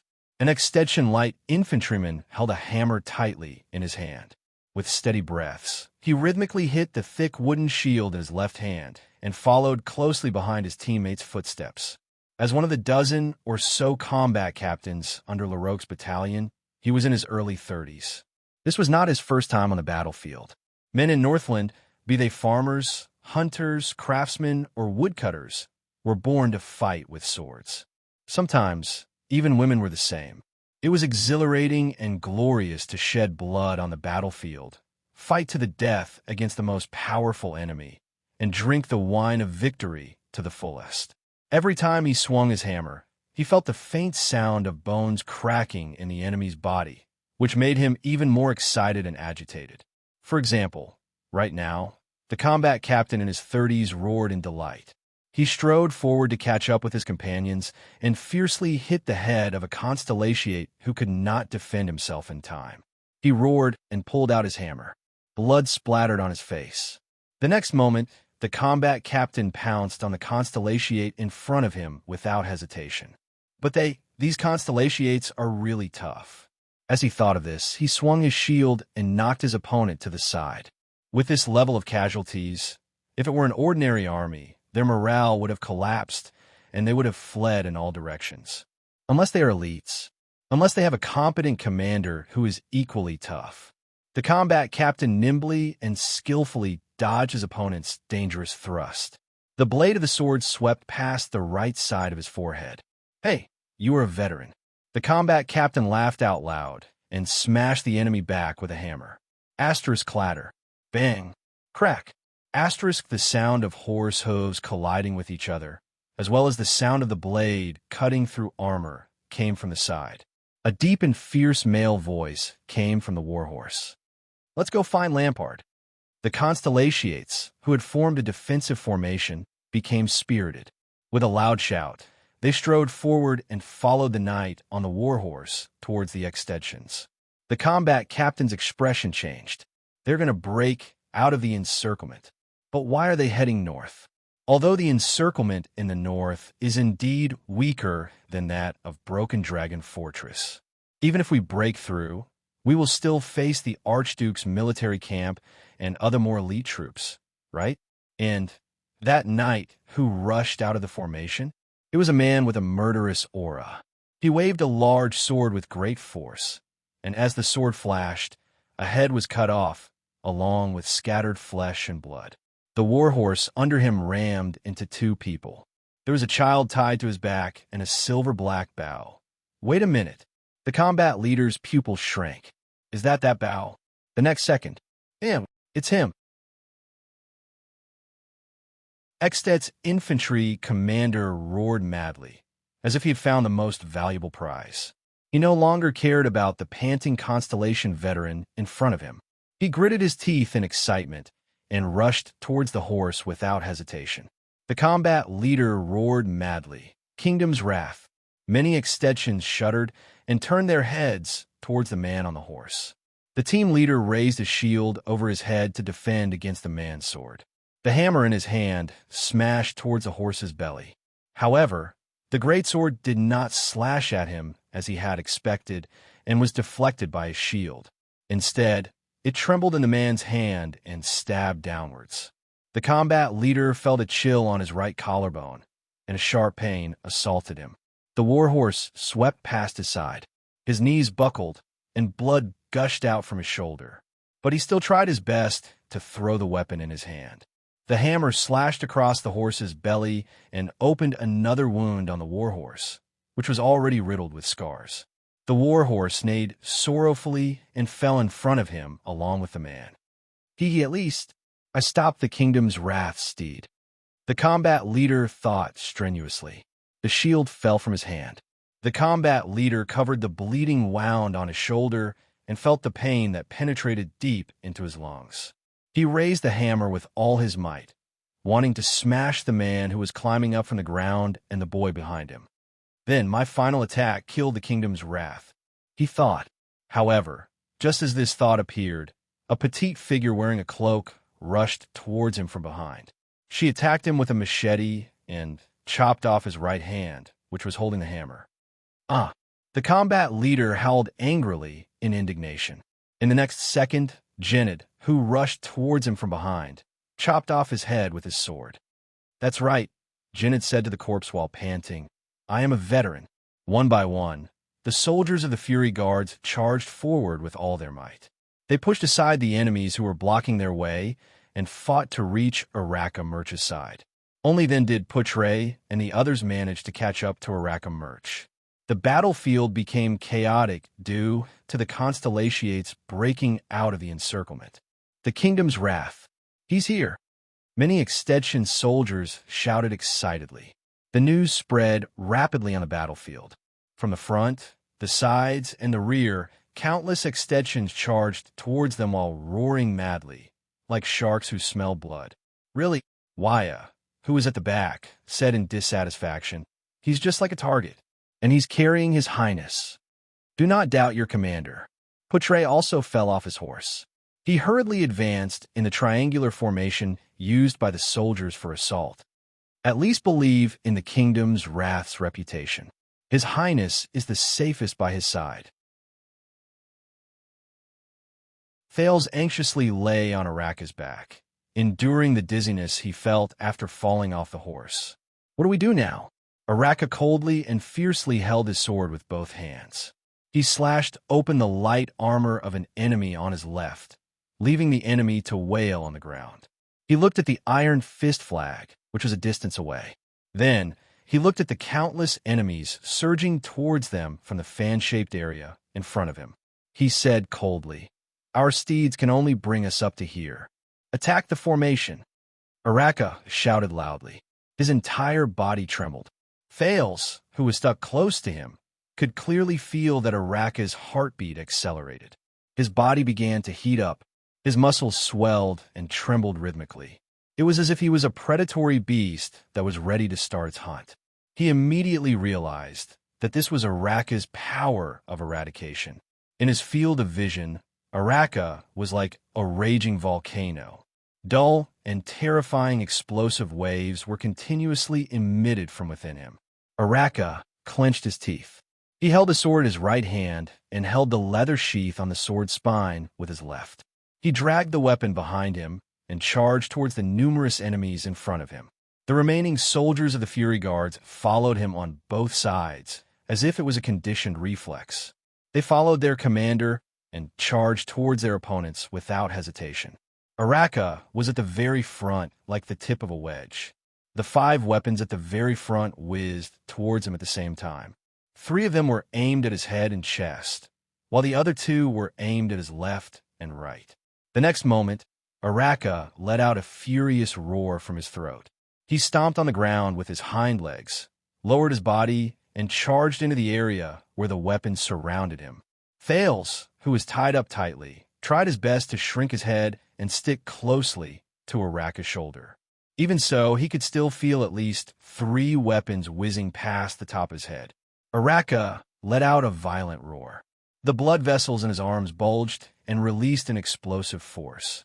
He swung his huge 2-handed sword ferociously and drew a blood-red arc in the air. Asterisk splat. Asterisk the 3 weapons, along with the 3 forearms, broke away from their owner's control and fell weakly from midair. Blood splattered on Thal's forehead, causing him to grit his teeth and frown. Do I have to be so bloody every time? Araka ignored the weapons that came at him from his left and right. He roared and crashed into the chest of the infantryman in front of him, who was howling miserably while holding his right hand. He fiercely knocked him down with his elbow. The Fury Guards on both sides were only 1 body's length slower than Araka. They similarly roared and pounced forward. They stopped the enemy before the 2 weapons that Araka had missed could pierce into his left and right vital parts. The Fury Guard on the left successfully stabbed his sword into his opponent's lower abdomen. He pushed away his opponent, who was screaming in pain, and continued to follow Araka as he charged towards the second row of enemies.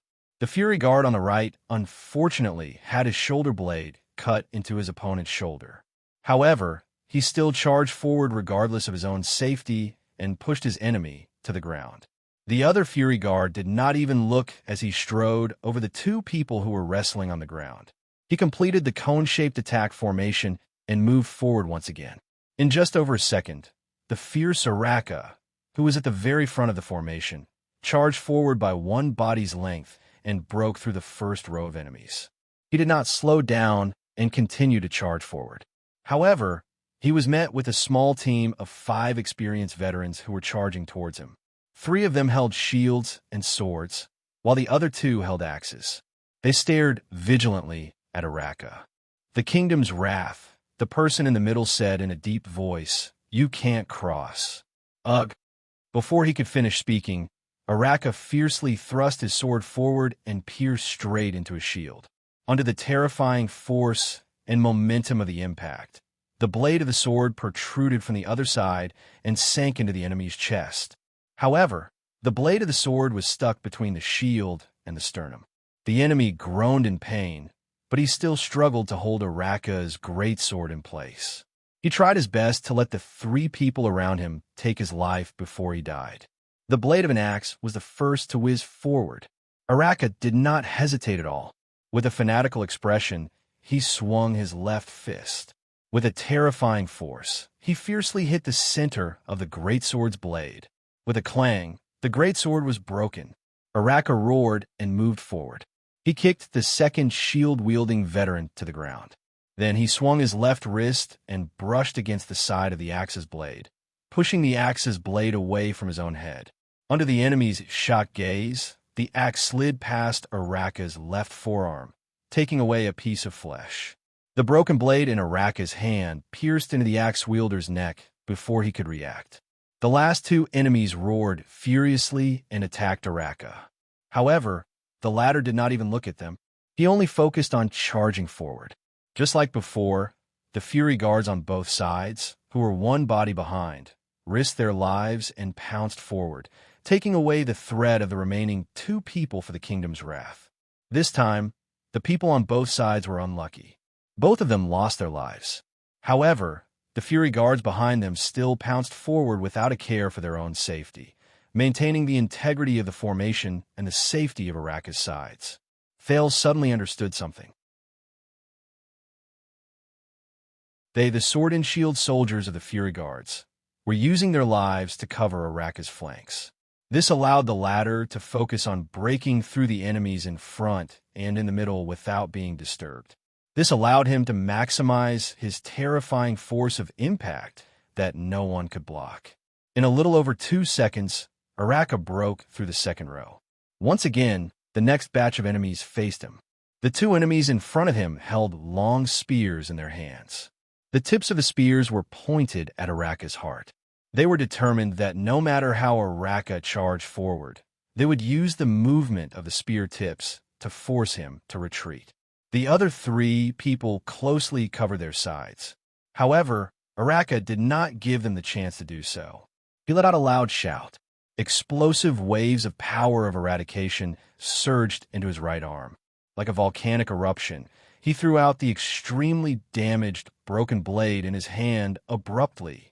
The whistling sound of death lasted for a few tenths of a second. The tip of the blade, which was still covered in blood and flesh, pierced into the face of the spearman at the front. He trembled abruptly. The long spear in his hand that was pointed at Araka fell limply. "No, brother." The other spearman beside him screamed mournfully. Araka's expression was ferocious. He reached for the front part of the falling long spear with both of his hands. He took advantage of the momentum and pulled the long spear out. The power of eradication erupted once again along with the spear shaft that was thrusting towards him. The other spearman, who was roaring madly, was hit squarely in the chest by a force that was as strong as a siege hammer. He fell to the ground with a muffled groan, and his roars stopped abruptly. The long spear was retrieved from Araka's hands once again. Then the latter used it as a stick.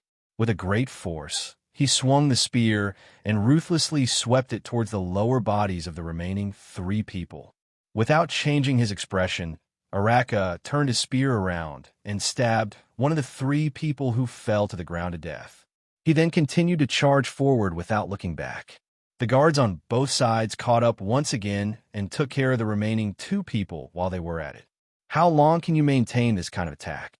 Thales looked at the densely packed enemies in front of him, then at the iron fist flag in the distance. He calculated the time and distance in his heart as he asked Araka. "Long enough," Araka said in a low voice and charged towards an enemy who was holding a sword. "As long as my guards are still here." 5 seconds later, Araka broke through the 3rd row. Under Thales' dumbfounded gaze, Araka threw his long spear steadily and pierced the thigh of an enemy who was in front of him. Unarmed, the kingdom's wrath charged forward with all his might. He dodged a sword attack, but a wound was left on his right arm. The soldiers of the kingdom's wrath surged forward once again. With bravery and sacrifice, they took care of the enemies on both sides for him. Amidst the frenzied roars, an axe blade sliced through the air and attacked. The kingdom's wrath took 2 steps forward without even looking. He grabbed the long spear shaft that was thrown out and dragged the enemy, who was clenching his teeth while hugging his thigh down. At the same time, he swiftly turned around and used the spear shaft to block the axe blade that was coming towards him. Asterisk crack. Asterisk the spear shaft broke. Araka seemed to have expected it. He held the broken spear shaft and turned around. The broken spear violently struck the axe-bearer's nose bridge. The axe-bearer let out a muffled groan and closed his eyes. The kingdom's wrath flung the broken spear shaft away and accurately grabbed the axe hilt between the axe-bearer's hands. He then pulled him toward himself.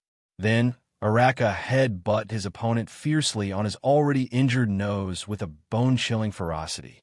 He snatched the axe from the axe-bearer as he fell to the ground in a daze. Araka moved past him and the enemy, who was panting while hugging his thigh that was pierced by the long spear. He continued his assault.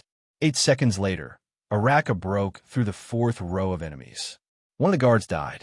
11 seconds later, Araka used his axe to chop off 2 people's skulls. He broke through the 5th row and 2 of the guards died.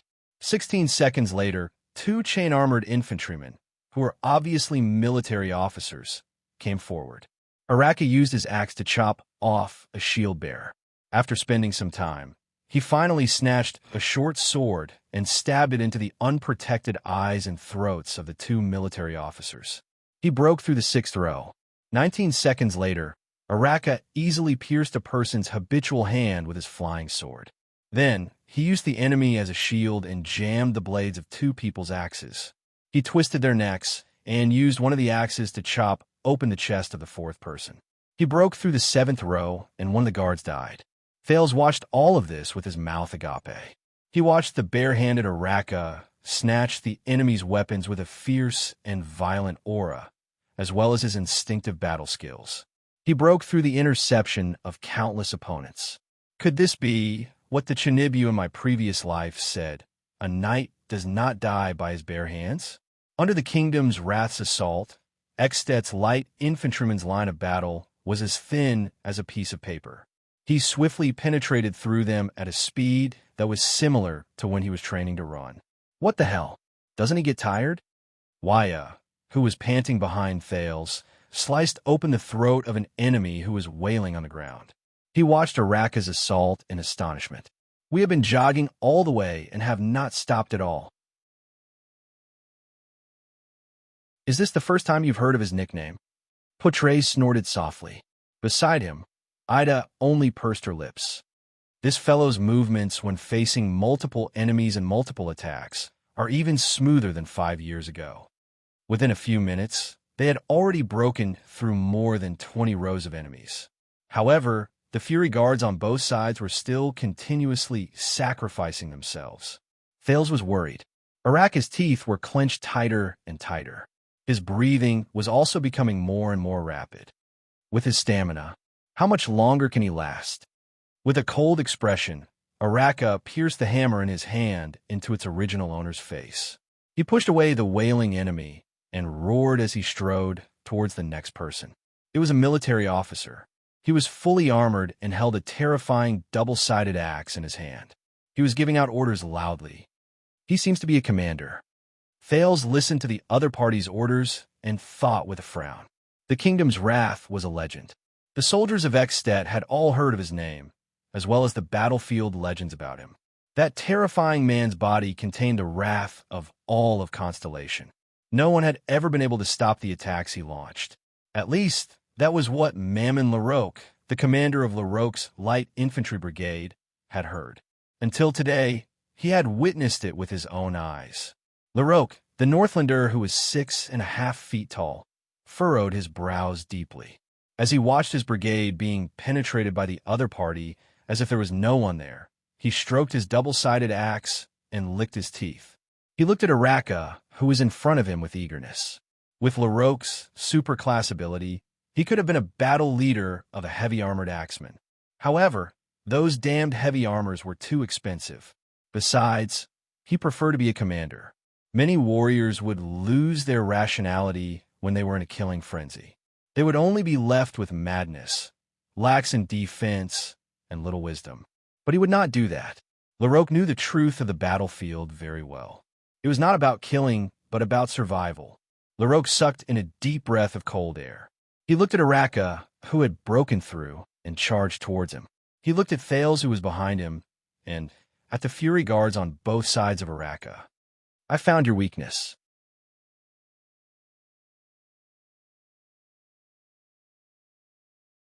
Chapter 107. Larocque shouted loudly and quickly took a few steps back, avoiding Araka's attack. Under his command, the dozen or so Ekstet infantrymen on both sides of Larocque did not get into formation, nor did they retreat. Instead, they charged straight towards the Fury Guards on both sides of Araka. Araka's expression darkened. Amidst the furious roars and the sounds of collisions, the Extension soldiers firmly entangled the Fury Guards. Araka, who was charging forward, was instantly left alone. There was no one to protect him from both sides.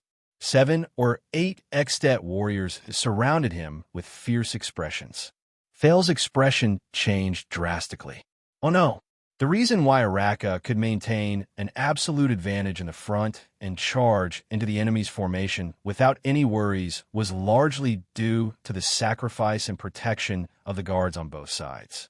Otherwise, Araka's speed would probably slow down after he killed 10 people. Then, he would once again fall into an impenetrable pincer and heavy encirclement. No matter how skilled a supreme-class elite was, he would still be exhausted to death in the end. Moreover, on the battlefield, facing an endless number of enemies, multiple attacks from multiple directions, and multiple weapons. Just like what Ida said, even supreme-class elites could not come out unscathed. Just like what Araka was doing right now, these wounds and exhaustion gradually accumulated. Araka looked at the situation in front of him and panted slightly. Cover him. Ida nimbly shuttled between the 3 Ekstet infantrymen who had great teamwork. However, She was obviously not used to the rhythm of swords and sabers on the battlefield. She cannot escape for a while. Cover Araka, she yelled in exasperation. Otherwise, we will be dragged into a tight encirclement again. Wuxia was entangled by two enemies. He was injured and could not quickly break away from the battle. Putre, on the other hand, obviously did not have the same martial arts skills as the others. He could easily break away and cover for Araka. Behind them, the countless Exted infantrymen who were left behind due to Araka's conical impact formation's rapid breakthrough once again ran to catch up to them. Rao's eyes widened. A strong gust of wind blew rapidly and used the scattered snowflakes to block the few Exted soldiers at the front row behind him. The soldiers with the equipment of the Fury Guards are all entangled. Putre was in a difficult situation under the attack of a fierce infantryman. And our diplomatic group, including you, have obviously never fought in a war. We can't charge through. Is there anyone else? Except for the Fury Guards and the diplomatic mission, Wuxia fought with the enemy with an extremely low efficiency. As long as I can break through this encirclement and get to His Highness' side. A young soldier and a veteran with a sword and shield suddenly turned around in the middle of the fierce battle. If there were members of the Fury Guards by his side, Araka would not have to worry about the threats from his sides and behind him. He could just face the enemies in front of him directly. But now he had to face threats from all directions. Asterisk clang. Asterisk Larocque's great axe landed solidly on the nail hammer that Araka had just snatched. Araka growled softly like a wild beast. Even Thales could feel the oppressive atmosphere. The next moment, the Kingdom's Wrath's eyes were bloodshot. With a jolt of the hammer that was propped up against the giant axe, the power in his body instantly erupted. Clang! As the flames flickered, Larocque gritted his teeth and retreated in a sorry state. Behind you, Thales shouted nervously. However, before Thales could finish speaking, Araka instantly turned around. With a furious roar, he deflected the sword that came at him from behind, ensuring that Thales would not be hit. The Kingdom's Wrath immediately turned around and avoided a spear thrust that came at him at the same time. When he turned around, the nail hammer in his hand had already flown out and pierced into the chest of the swordsman behind him. Without cover, Araka could not continue his attack. He paused and retreated, dodging the blade that was aimed at his vital left side.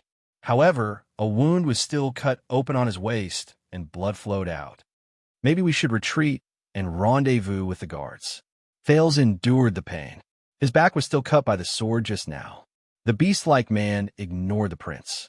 With a low growl, he turned around and rammed his shoulder against the swordsman with the force of a volcanic eruption. The swordsman, who could not retract his sword in time, staggered from side to side. Then he suddenly advanced with his elbow and knocked out all the teeth in his mouth. Asterisk grip? Asterisk with a cold expression. Araka forcefully snatched his opponent's sword and slit his throat. Blood splashed all over Araka. Without any time to rest, the Kingdom's Wrath quickly lowered his waist and turned around. A broadsword that attacked him from behind from the side could only cut off a streak of blood from his shoulder. Araka then gave a low kick and hit his opponent's knee. Amidst the sound of bones breaking, the latter groaned and lost his balance. The Kingdom's Wrath's sword slid across his neck, and he caught the falling sword in passing. At this moment, the wind howled. Asterisk clang. Asterisk the loud noise caused Thales' eardrums to hurt. Araka's legs sank into the ground. He raised his sword and blade above his head and blocked Larocque's great axe, which came slashing down at him with all his might. Precise control, perfect timing, and no wastage. Is that so? The supreme class Kingdom's Wrath? Larocque exhaled ferociously. We charged at you together, but you still managed to kill 3 of us. A long spear attacked Araka's heart.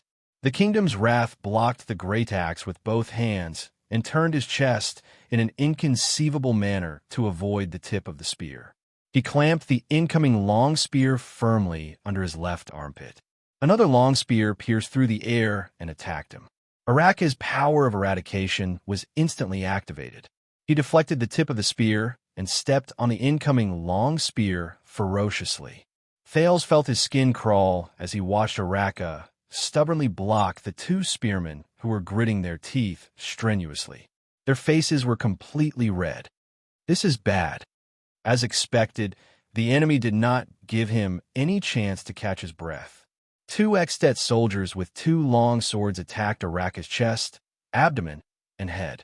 Araka slashed the sword that was aimed at his chest with all his might. Then, he twisted the other sword tightly. Asterisk whoosh, asterisk the great axe pierced through the air and attacked again.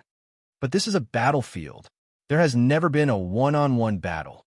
The enemy's commander laughed savagely. The great axe drew an arc as it attacked. Even Supreme-class elites have their limits. A few Extet infantrymen howled furiously.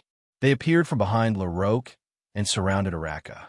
Thales touched his dagger in shock and shouted, "Be careful!"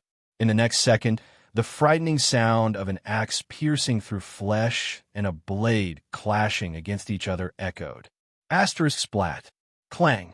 Asterisk Thales felt a chill run down his spine. His eardrums were in intense pain. No, the prince panted and widened his eyes as he watched the great axe stop firmly on Araka's left shoulder. It cut through his breastplate, cut through his flesh, and stopped between his shoulder blade and collarbone. It was only an inch away from Thales' shoulder. Araka panted harshly. His dripping blood flowed all over Thales' shoulder. The sword in the kingdom's wrath's right hand had long since disappeared without a trace. He used only one hand to firmly hold the handle of Laroque's great axe. As he trembled slightly, he wrestled with the enemy's commander in a life-and-death struggle. And he was not alone. At the front end of the axe, a young Constellatiate soldier with black hair and brown eyes knelt on one knee beside Araka. He gritted his teeth and raised both his hands above his head. He held a pair of spears of equal length in each hand and used all his strength to block the axe blade that had already cut into Araka's left shoulder. Damn brat! Laroque's eyes were bloodshot. He unleashed his power of eradication, and the axe blade in his hand gradually pressed downwards. The two spearmen who were wrestling with Araka also exerted force at the same time. They wanted to force the kingdom's wrath to die here. Don't even think about it. Willowkin's two spears trembled. Under the influence of gravity and Laroque's power, he desperately blocked the great axe upwards to reduce the pressure on Araka.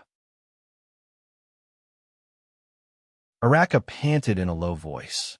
He looked at Willow with a complicated expression amidst the intense pain. Violent winds howled in the air. Ralph's figure glided over and swept past the extension's weapons strenuously. He brought along two Constellatiate soldiers dressed in fortress soldier uniforms and crashed into the battlefield. They fought against Laroque's subordinates who were about to join the battle.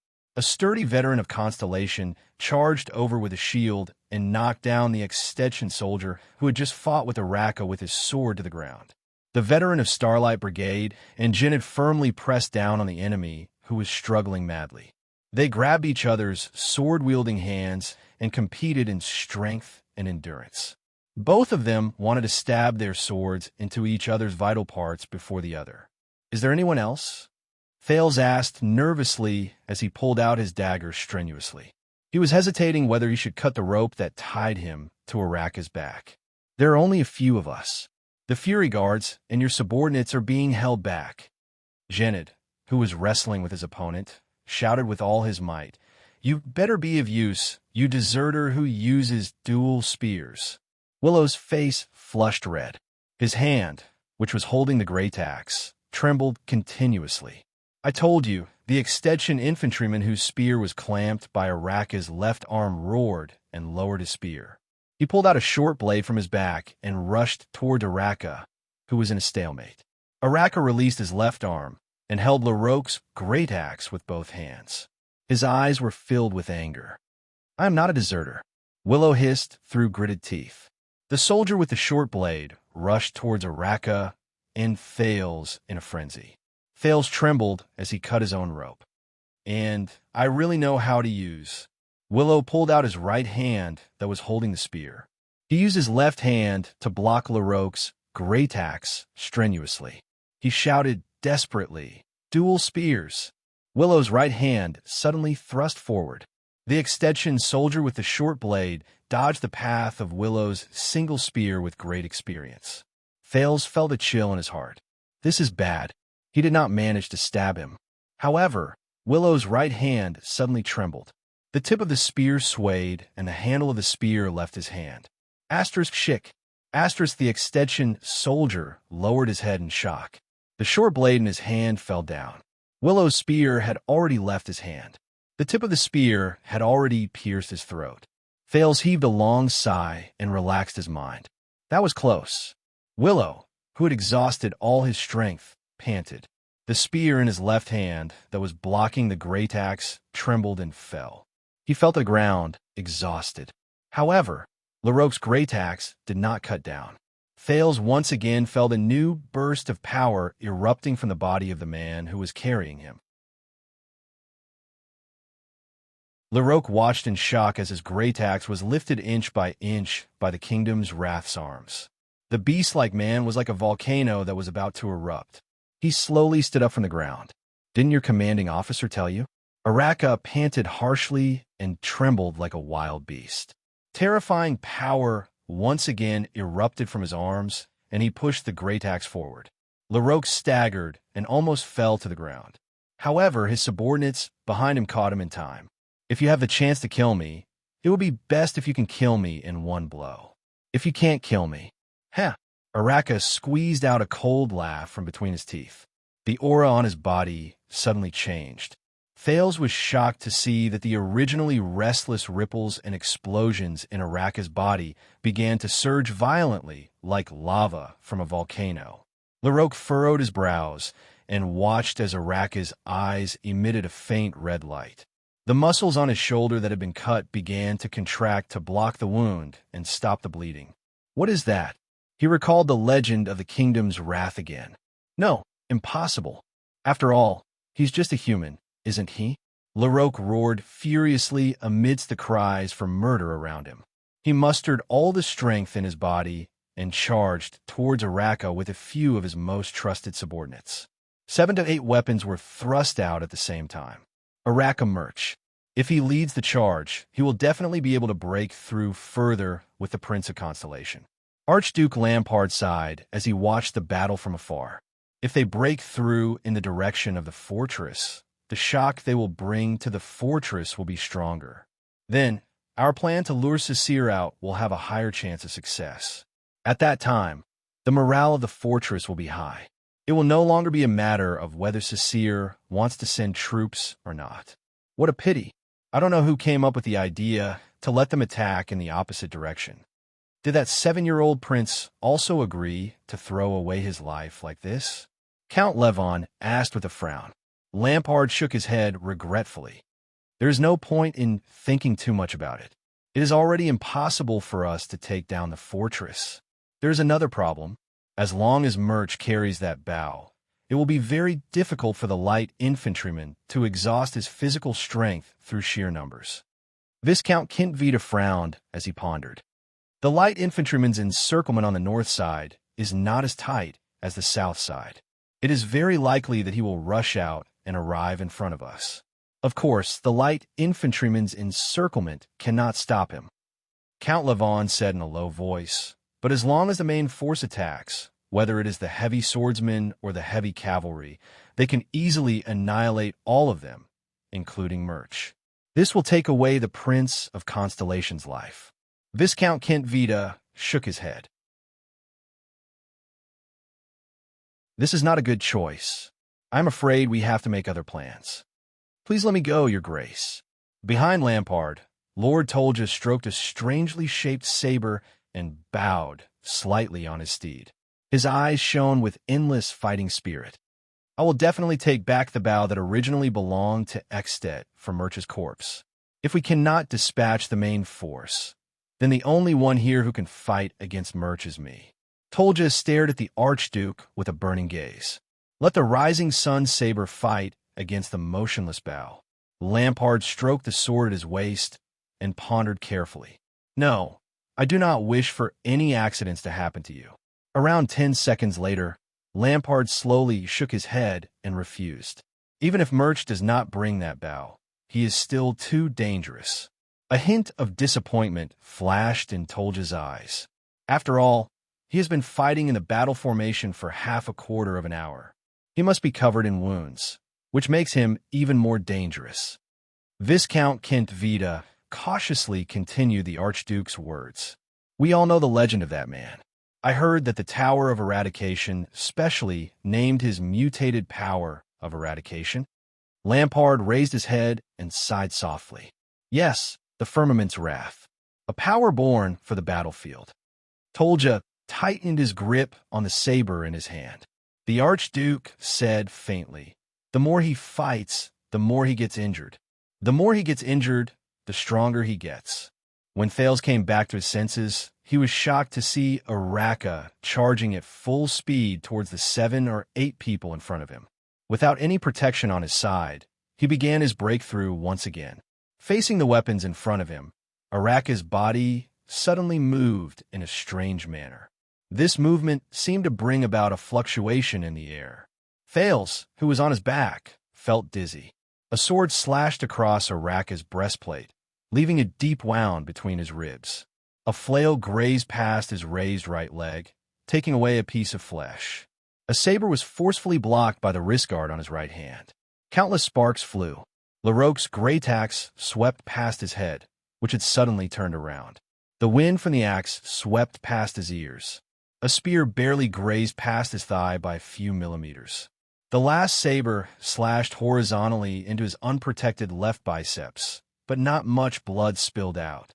It looked as if Araka had moved slightly, avoiding all the vital parts during the pincer attack. However, Thales knew that this was definitely not a simple slight movement. Araka did not care about the number of wounds on his body. He only charged forward with a fanatical expression, until he squeezed between the enemies. "Kill him." Larocque retracted his great axe and ordered furiously. However, the slightly panicked extensions could no longer keep up with Araka's rhythm. In the next moment, Araka let out an earth-shattering roar. His right fist erupted with an astonishing heat wave, and he punched the swordsman's face. The clear sound of bones breaking was heard. The extension howled madly. Araka laughed loudly. The power of eradication surged and erupted from his body.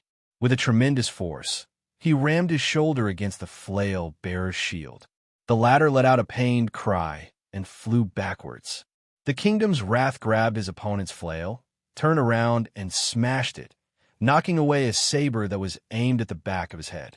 Without losing momentum, the flail flew back until it dented the enemy's head. As red and white splattered, Araka turned around again and accurately locked a saber with his chain. He pulled the next enemy in front of him and used his lower abdomen to block a long sword that followed closely behind him. The swordsman who accidentally killed his comrade was stunned for a second. Araka then grabbed his clothes and crushed his windpipe. 5 extensions instantly fell at Araka's feet. Larocque roared furiously and swung his axe horizontally. Araka retreated at an astonishing speed and accurately avoided the trajectory of the axe. Thales, who was already dizzy from the battle where he dodged left and right, almost fainted. However, in the next moment, a shocking explosion came from within the Kingdom's Wrath's body. He kicked backwards with his right leg and instantly shot up like a flying swallow. He charged towards Larocque, who could not retract his axe in time. Thales saw stars, and his vision immediately became blurry. Araka pressed his hands on the long handle of the great axe. "I like your axe." Thales could vaguely hear the Kingdom's Wrath's laughter and Larocque's despairing howl. When he raised his head again, he only saw Araka fiercely waving Larocque's double-sided great axe and smashing it into the face of its original owner. The latter flew out like a kite with a broken string. "Follow me." Araka, whose face was covered in blood, waved his great axe and roared at his comrades behind him. Araka waved his double-sided axe and charged into the crowd in front of him like a ferocious beast. He opened up a bloody path. Wherever he went, blood splattered everywhere and limbs flew everywhere. The death of their commander and the ferocity of the kingdom's wrath caused the surrounding extensions to fall into chaos. However, in the next second, the kingdom's wrath's body actually swayed. He propped his axe on the ground and panted as he looked at the extensions who were still lined up in front of him with hesitant expressions. Thales was greatly shocked. "Hey, Baron Murch, can you still hold on?" Araka panted strenuously and said discontentedly, "I can't believe I have to use this thing to charge at a light infantry formation. If only I was 10 years younger." "No, 5 years younger." Thales was stunned. At this moment, a feeling he had never felt before came from the touch of cold metal. It was that bow. The great bow on Araka's back. Following Araka's words, the silver-black great bow that was pressed against Thales' skin suddenly vibrated. Thales quivered. At that moment, Thales felt a sudden burning sensation erupt within his body. It was as if the great bow was suddenly charged with a weak electric current. It was as if it was repelling his touch. In the next moment, Araka, who was physically exhausted, took a deep breath and his entire body trembled. The extension infantryman watched in disbelief as the kingdom's wrath slowly stood up and waved his great axe in a relaxed manner, as if he was filled with strength again. What a nostalgic old time. Araka flashed a terrifying smile as he looked at the enemies before him, who had complicated expressions on their faces. The electric shock of discomfort slowly faded from Thales' body. Thales resisted the discomfort brought by the great bow with great difficulty and asked, "What is this?" Araka twisted his neck and revealed a murderous aura towards the enemies again. "This is the most incredible weapon in the world." He grinned and said, "Each one of them gives its user a corresponding ability." Thales was shocked. He scrutinized the silver-black, metallic great bow again, a legendary anti-mystic equipment. He suddenly realized that this bow did not have a bowstring. Yes, the kingdom's wrath nodded. The motionless bow. Then what is its ability? Thales asked in bewilderment, even though he already had the answer when he saw Araka's rejuvenated physical strength. Araka snorted. Perpetual motion. Thales was slightly stunned. After Jin had dealt with his opponent, he pulled the exhausted Willow up and stood on either side of Araka. Ralph followed behind them, with a complicated expression on his face. Larocque's death brought chaos to the Extension Brigade. The Fury Guards finally broke through the infantryman's entanglement.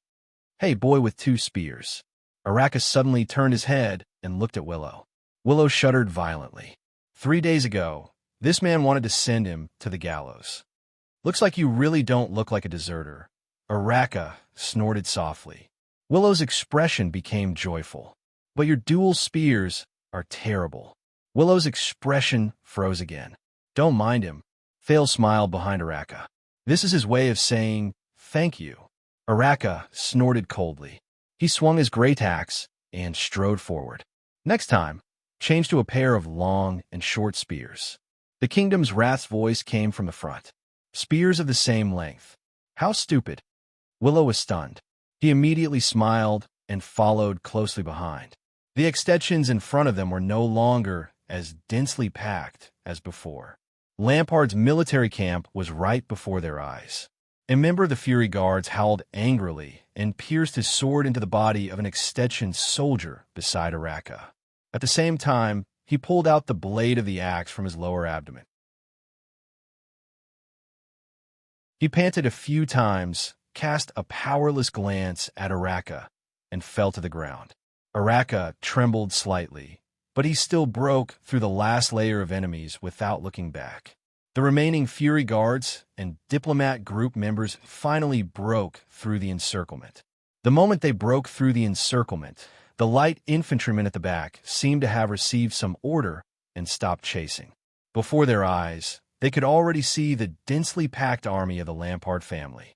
Thales raised his head, still recovering from his shock. "Are you sure this is our chance?"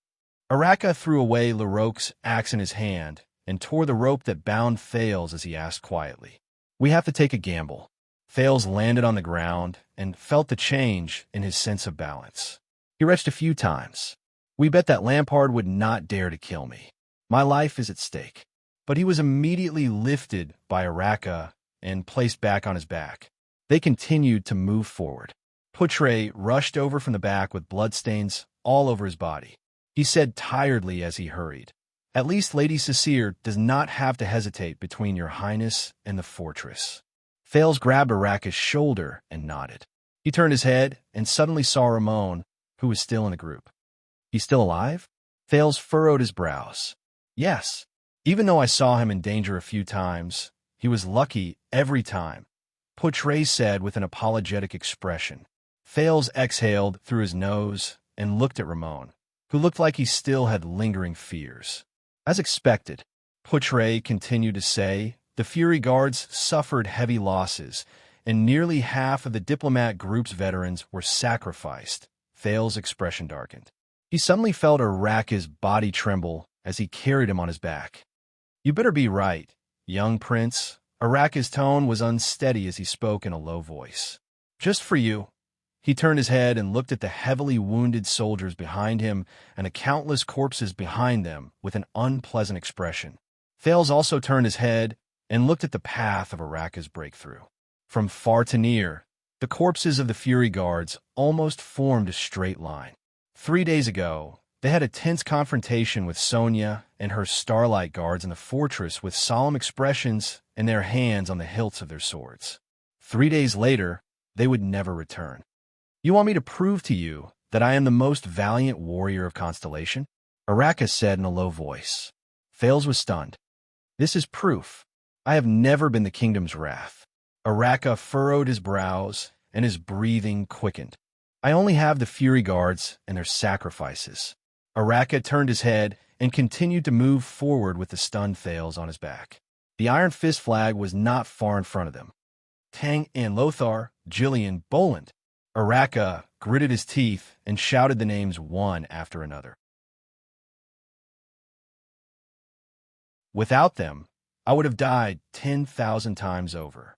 They're the past, present, future, all the Fury Guards who risked their lives. They're the true Fury Guards. The kingdom's wrath. Thales lowered his head. His expression was complicated. At this moment, "Wait!" Araka suddenly shouted loudly. Thales was startled and quickly raised his head. In front of them, from the side of Eksted's military camp, a small group of heavily armed soldiers walked out in an orderly manner. Everyone also raised their heads and looked forward. The remaining Constellations immediately burst into an uproar. Almost everyone was shocked. "Damn it!" Ida punched Putre and said angrily, "What did you do? What did we do? That's not right." Putre stared at the group of soldiers in bewilderment. "Everything today is wrong. It should not be like this." Ramon screamed and fell to the ground. "I knew it. Following this prince is simply why I chased after Thales in fear. Your Highness, please seek cover immediately." Ralph was so nervous that he was out of his wits. He kept shaking his head. In the crowd, Willow poked Jennard beside him with a strange expression. "What is that? What is that?" Jennard also furrowed his brows. He replied snappily, "The ferryman of Hell's River." Willow shook his head with a confused expression. Thales looked at everyone with a puzzled expression. "What's going on?" "That small group of soldiers, Arclight Shield." Araka put Thales down and roared madly. "Get into formation quickly. Adjust the angle of deflection." All the Constellation soldiers moved frantically. The Fury Guards and the veterans of the fortress quickly took out the shields on their backs, especially the ones that glowed with a strange metallic luster. The soldiers arranged themselves into formation layer by layer and raised their shields. Even though Constellation had inherited the tradition of the Empire and was accustomed to the infantry formation, it was different from the normal Constellation formation. This time, the formation was particularly dense. There was only one row of soldiers, some squatting or standing, and they blocked the direction of the small group of strange extension soldiers in front of them. Watching all this, Thales asked loudly in confusion, "What happened? Those soldiers, were they?" Everyone was silent for a while. "You said that you bet that Lampard would not dare to kill you?" Araka broke the silence and said through gritted teeth. Thales looked at Araka's expression in bewilderment. Looks like it was a failed gamble. Araka's face was filled with anger as he pointed at the group of soldiers in the distance. Do you see what is waiting for us? Thales narrowed his eyes. He suddenly realized that the soldiers were holding strange and heavy long strips in their hands. They had one hand in front and the other at the back. One of the ends was aimed at them. This posture, his heart suddenly trembled. Araka's low growl, which was forcefully suppressing his anger, rang in his ears. That is the Mystic Gun Unit.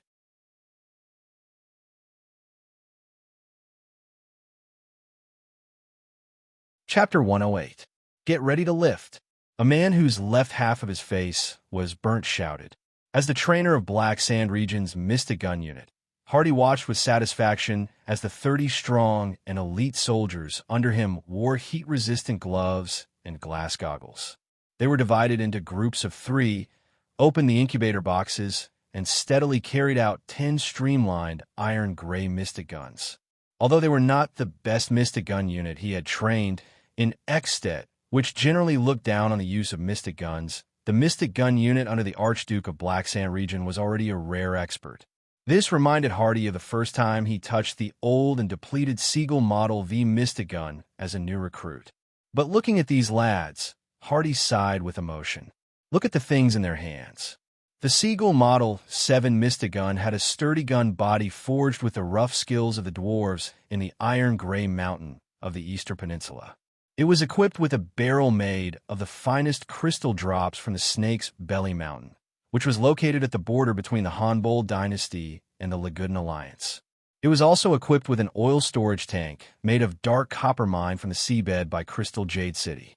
It was filled with high-quality eternal whale oil obtained from the Southern Sea of Eradication by the Trade Federation, as well as the sealed core of a mysterious origin. The gun body was hard and wear-resistant, and the barrel could withstand high temperatures. It was highly focused and easy to aim. Even the depletion rate of the core was only half of its predecessor, the Siegel Model 6, which was introduced 20 years ago. Mystic energy could be focused within a range of 200 meters without dispersing. It could be fired twice within half an hour, and it only needed 2 hours to cool down. Apart from the ridiculous weight and heat leakage problems that still left people helpless, in Hardy's eyes, it was perfect. The inferior Mystic Guns that were unknowingly sold into the underground black market through the country's arms trade, but lacked maintenance were like wooden sticks to steel swords compared to this gun. The target has entered our field of vision. Prepare to aim. A strong gunner raised his hand and knelt down on one knee. He used his shoulder, which was wearing a special shoulder armor, to support the heat-resistant base at the front of the gun. A smart gunner quickly calculated the distance and direction. He turned the button on the side of the gun and adjusted the focus and energy scale. A decisive operator skillfully checked the gun status. After confirming that the core was stable, he opened the safety lock and grabbed the firing handle. One day, Hardy thought silently, it will no longer be heavy. 2 people, or even 1 person can hold it. It was no longer complicated. 1 person could aim and fire. It was no longer dangerous. The core would not become the fairy bell of Hell's River that could endanger the gunner's life at any moment. It was no longer expensive, and every soldier would be equipped with it in battle, instead of being limited to a small team of a few dozen people. It was no longer mysterious. The nuclear core was no longer a mysterious item that was imported through special channels. Everyone knew its origin and principle. One day, Hardy gently looked at the Mystic Gun beside him that had entered firing mode. He subconsciously touched his broken left arm and felt the dull pain on the left side of his face. It would become the king of war, take away the pride of the power of eradication, and completely eliminate metal weapons and physical combat from the world. Even the North. It would tell people how heavy the price of war was and how precious peace was. Unfortunately, I won't be able to see it. Attack position. Hardy solemnly raised his right hand and shouted the second last word. 10 shooters pulled on the handle with built-in springs, and the mysterious core at the back of the gun began to vibrate and make disturbing noises. Hardy looked at the group of constellations who had just broken through the light infantry's encirclement. They heard that their newly found prince was inside. Is that so? Hardy flashed a smile. Lucy, my daughter, you will always be the pride of your mother and me. No matter how desperate the situation is, you must be strong and live on. The next moment, the weathered man, who only had half a face, smashed his right arm with all his might. His face was distorted as he roared. Fire! The soldiers set up a densely packed shield formation, blocking a large area of vision in front of them. Everyone else hid behind the shield formation. Arclight shields, distribute them evenly. Araka roared, don't miss any spot. Thales was pressed to the ground by Putre. He could not even lift his head. No matter what, hide behind the others. Putre said with a stiff expression, Lampard must be crazy. Thales gritted his teeth, but he could not stop the doubts in his heart. Are they Mystic guns? He remembered that not long ago, Morris of the Brotherhood had gotten 2 of them from the army at a high price, but he gave them to his subordinates for self-defense. At least, that was what Leorc said. Thales had always thought that aside from using mysterious energy, it was similar to the weapons in his previous life. They were weapons that could be raised and fired at the enemy. But now, it seemed more complicated. At least, looking at how Araka and the rest looked as if they were facing a great enemy. It should be, at this moment, Araka roared madly. Fire! The soldiers clenched their teeth and trembled. They held the metallic arclight shields in their hands even tighter. A strong, crimson-red light attacked from the front. The light penetrated the shield formation. The weather was very cold, but at this moment, it was as if they were being shone by the sun. A gentle warmth enveloped them. Hold on, scatter them away. Before Araka could finish speaking, a strange change occurred around the constellations. Asterisk swoosh. Asterisk the moment the snowy ground beside them came into contact with the red light. The accumulated snow immediately shrunk and turned into water, then evaporated into thin air. Thales frowned slightly. This is... The red light spread to a short tree on the snowy ground. Thales stared at the top and bottom of the tree in bewilderment. Every inch of the tree instantly turned black and then emitted tongues of fire. The next moment, the small tree suddenly exploded and countless sparks burst forth. Asterisk boom. Asterisk the flying sparks scattered to the crowd. Many of the soldiers screamed in pain. The shield formation suddenly trembled. Hold on, Araka roared. 10 seconds or so is enough. Thales was horrified to feel that the air around him was continuously heating up. It was getting hotter and hotter, until the warmth turned into a merciless, scorching heat. Even the temperature in his body was rising. What's going on? Thales thought in a panic. What is a mystic gun? Why does it have such an effect? No, the heat coming from the shield. A veteran of the Fury Guards pressed against the shield. His clothes had already started to turn black and curl up, emitting smoke. He shut his eyes tightly and replied with a trembling voice, At least 5 of them are firing at us at the same time. Our anti-mystic equipment. Arclight shields are not enough. We still have to hold on. Araka roared loudly. He drew the motionless bow, which had no bowstring, from his back. I will block the excessive attacks. At this moment, a soldier's hand, which was holding onto the arclight shield, suddenly burst into flames. He screamed in pain and took a step back under Araka's shocked gaze. The soldier's shield swayed. A ray of red light passed through the gap and shone on his body. No! Before Araka could shout in shock and anger, the soldier's screams exploded before he could. Ah! Within a few seconds, the soldier trembled madly. The clothes on his body were the first to emit smoke. When a red light shone on his feet, the snow on his body instantly evaporated into gas. Thales felt his scalp go numb as he watched the soldier's skin start to melt. The next moment, there was a tom sound from his body and endless tongues of fire emerged. After another second, the soldier's body exploded like the small tree and exploded into countless sparks. Asterisk boom. Asterisk Thales watched in horror as this life disappeared. What was left of the soldier was a charred, dried corpse. However, his death brought about irreversible consequences. Block the gap.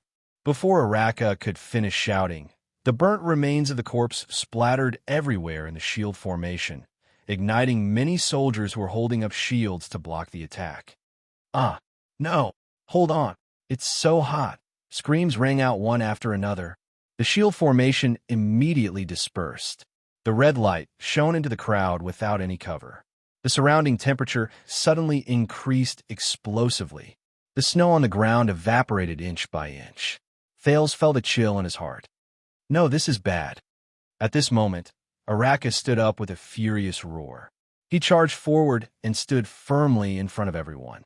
Asterisk bang. Asterisk his hair was instantly set on fire. The kingdom's wrath raised his motionless bow resolutely in the direction where the red light shone, in the direction of the small group of Extet soldiers. The motionless bow trembled slightly. Then, it emitted a strong silver light that was not inferior to the shot from the mystic gun. When the red light from the mystic gun met the silver light, it suddenly weakened and scattered in all directions.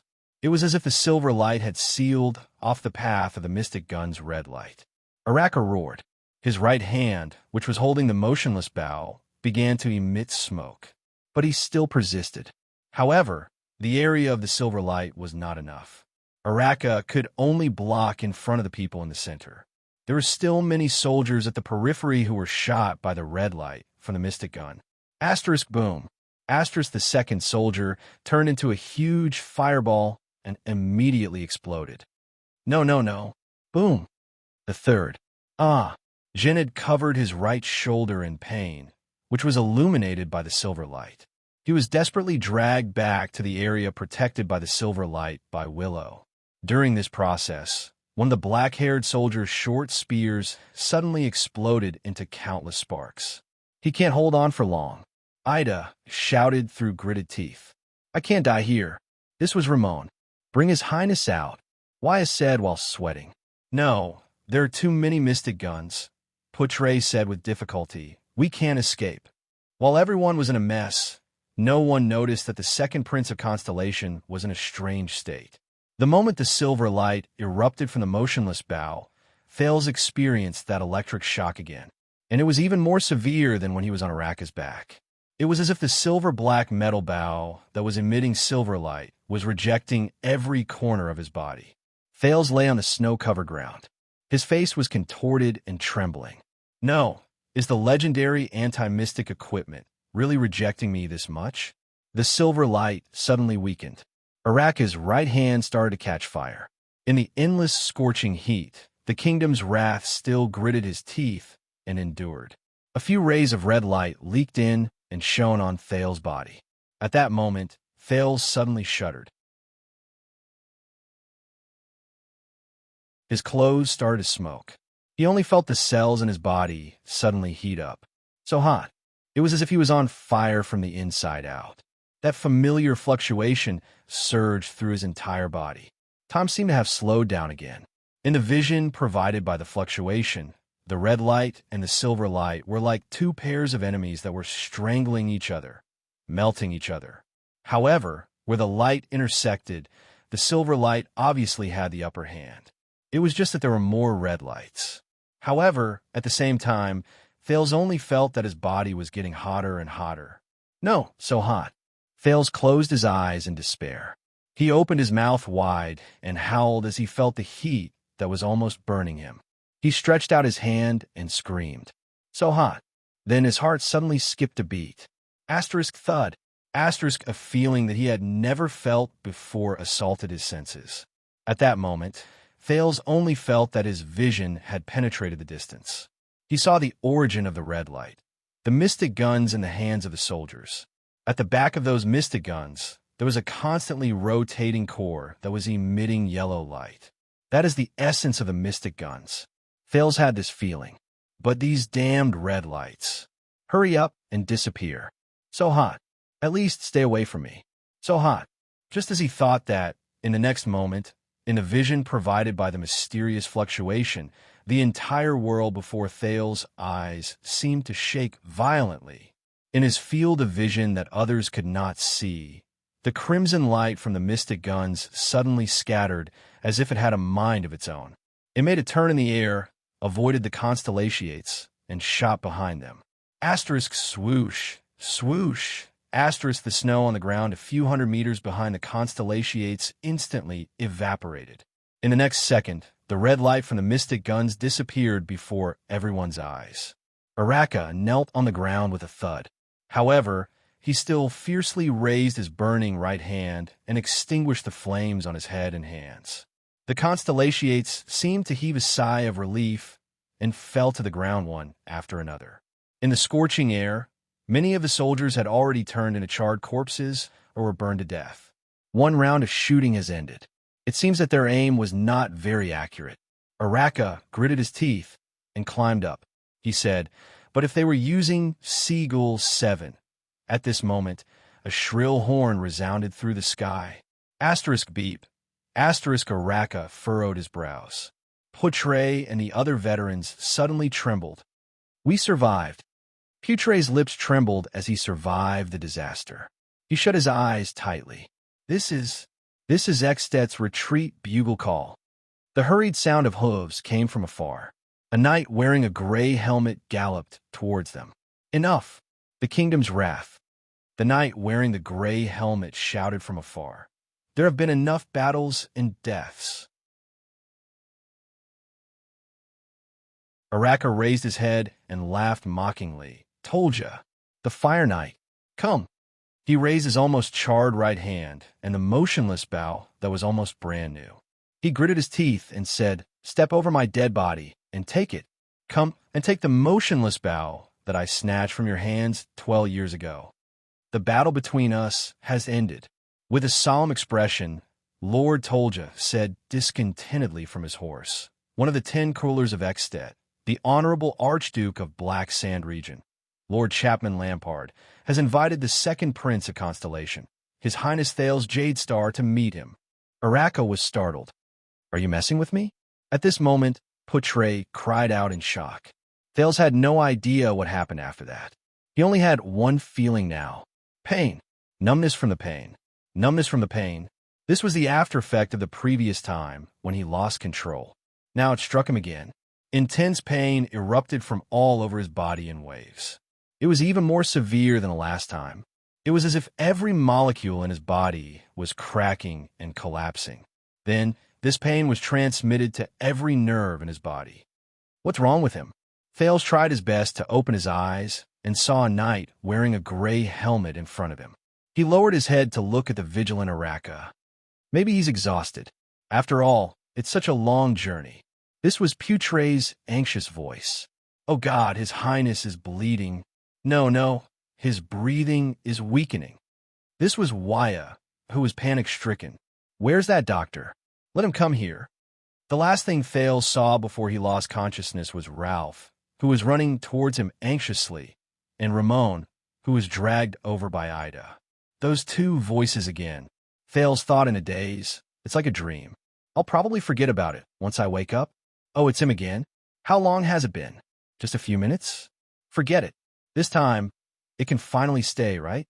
Yes, although the buoyancy of the soul is still strong, I can feel that its body is close to collapsing. Wait, it's different from the last time.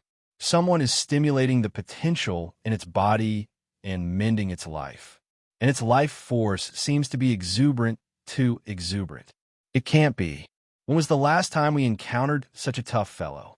Thousands, hundreds, or decades ago? I can't remember clearly. I think it was that arrogant knight, come wizard. Sai, what does Mother think? Mother is still unwilling to accept it. I can only say that having a strong life force is a good thing.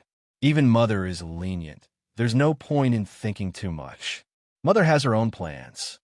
Do you still remember the Sovereign of the Abyss from a long time ago? He even had 3 of his hearts destroyed by that calamity. TSK, TSK. That scream could even be heard clearly from the lowest level. Mother was about to accept him, but he actually struggled and crawled back. Silence. Prepare to open the countercurrent gate. It's going back.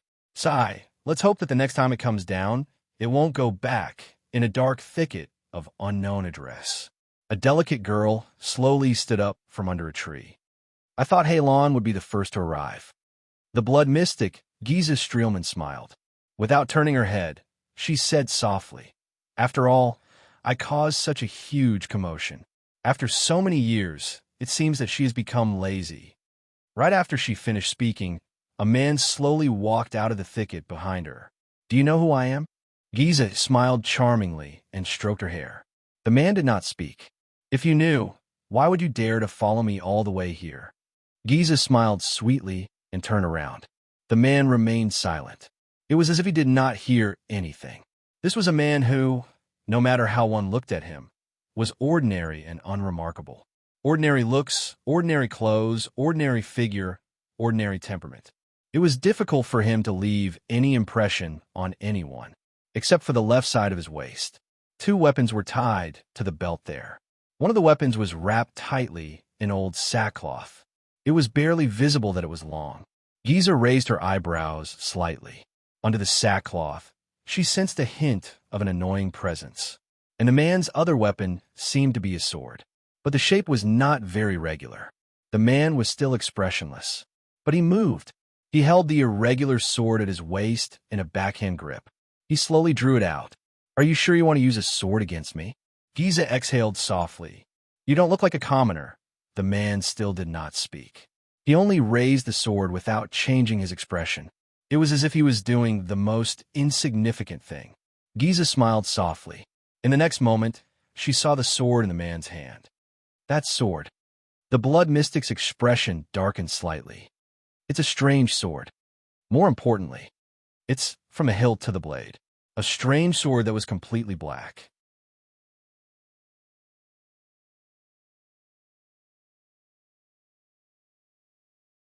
Chapter 109. All right. He's awake. Thales woke up amidst a chaotic crowd. The moment he opened his eyes, he saw Ramon's big nose.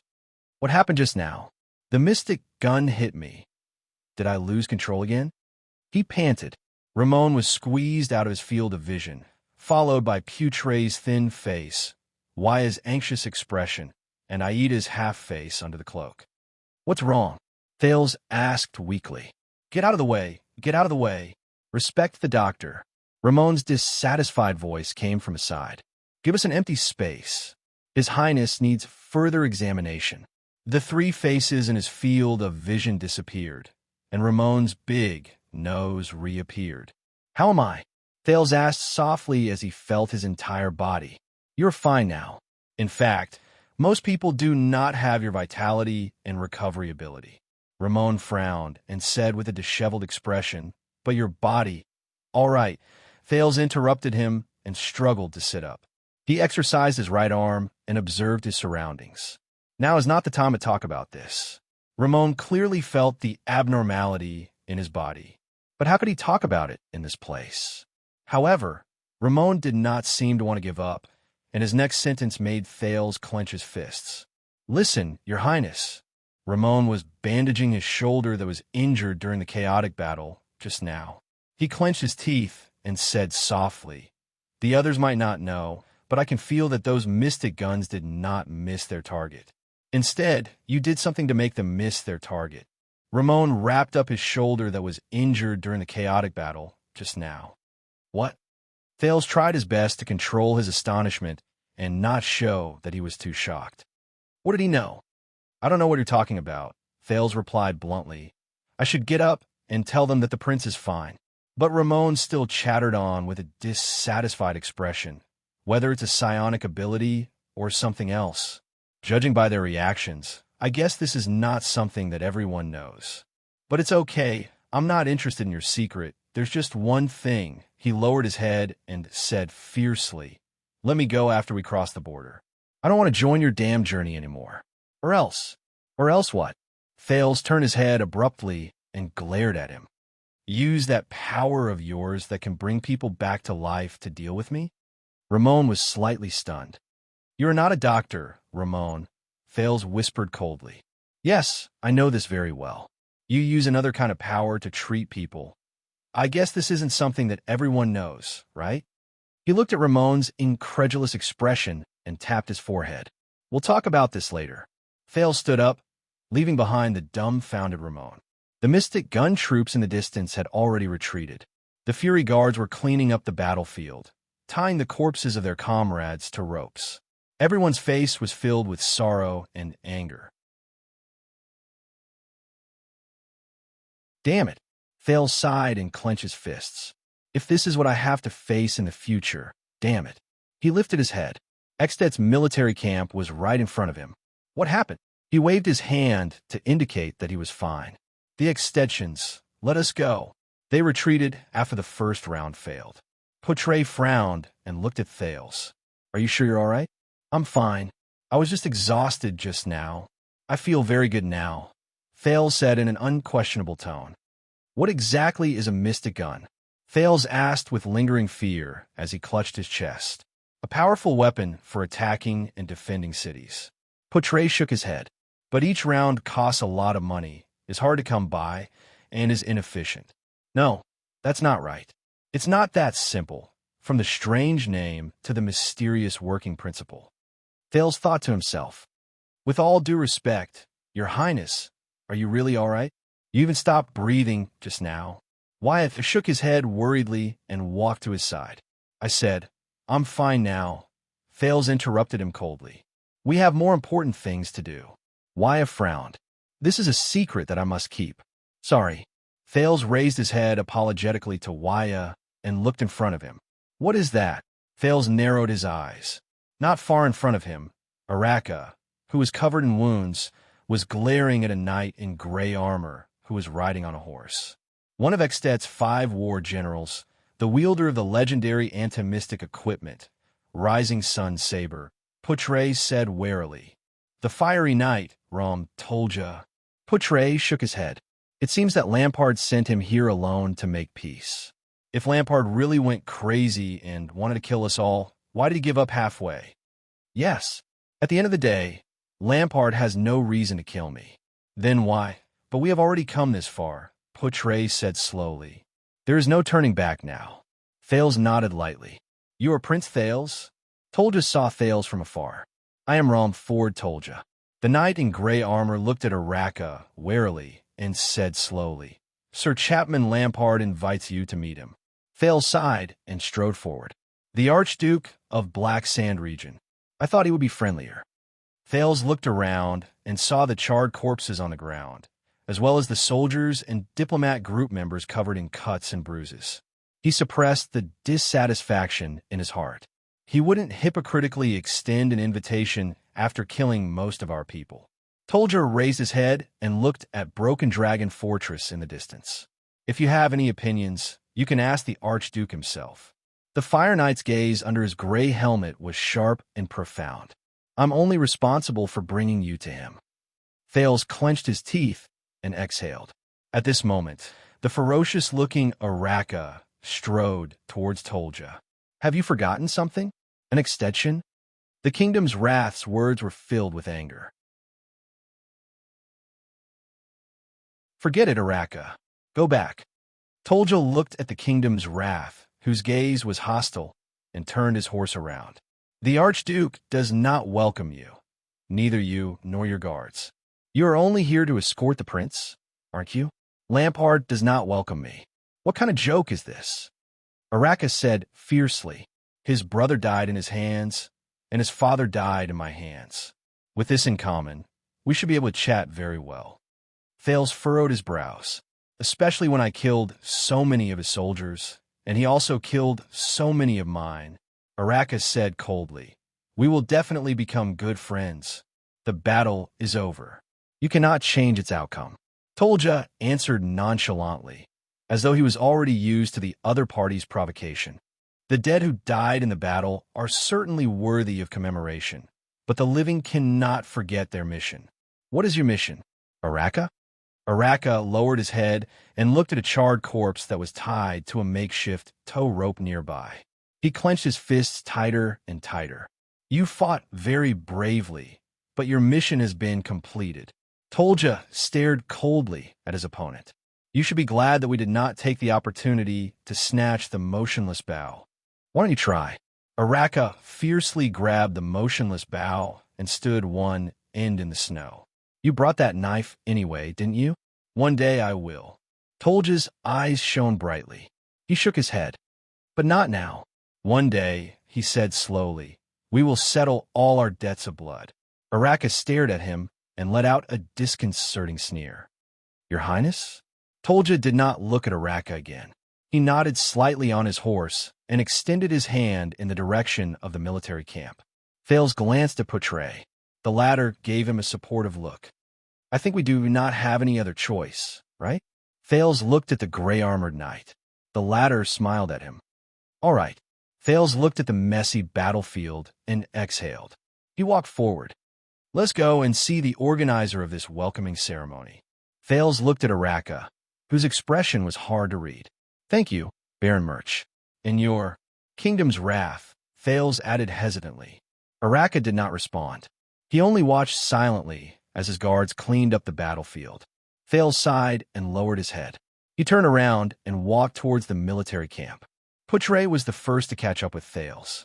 Waya and Ralph followed closely behind him. Ida looked at the corpses around her and walked to the back of the group. Willow supported Janet.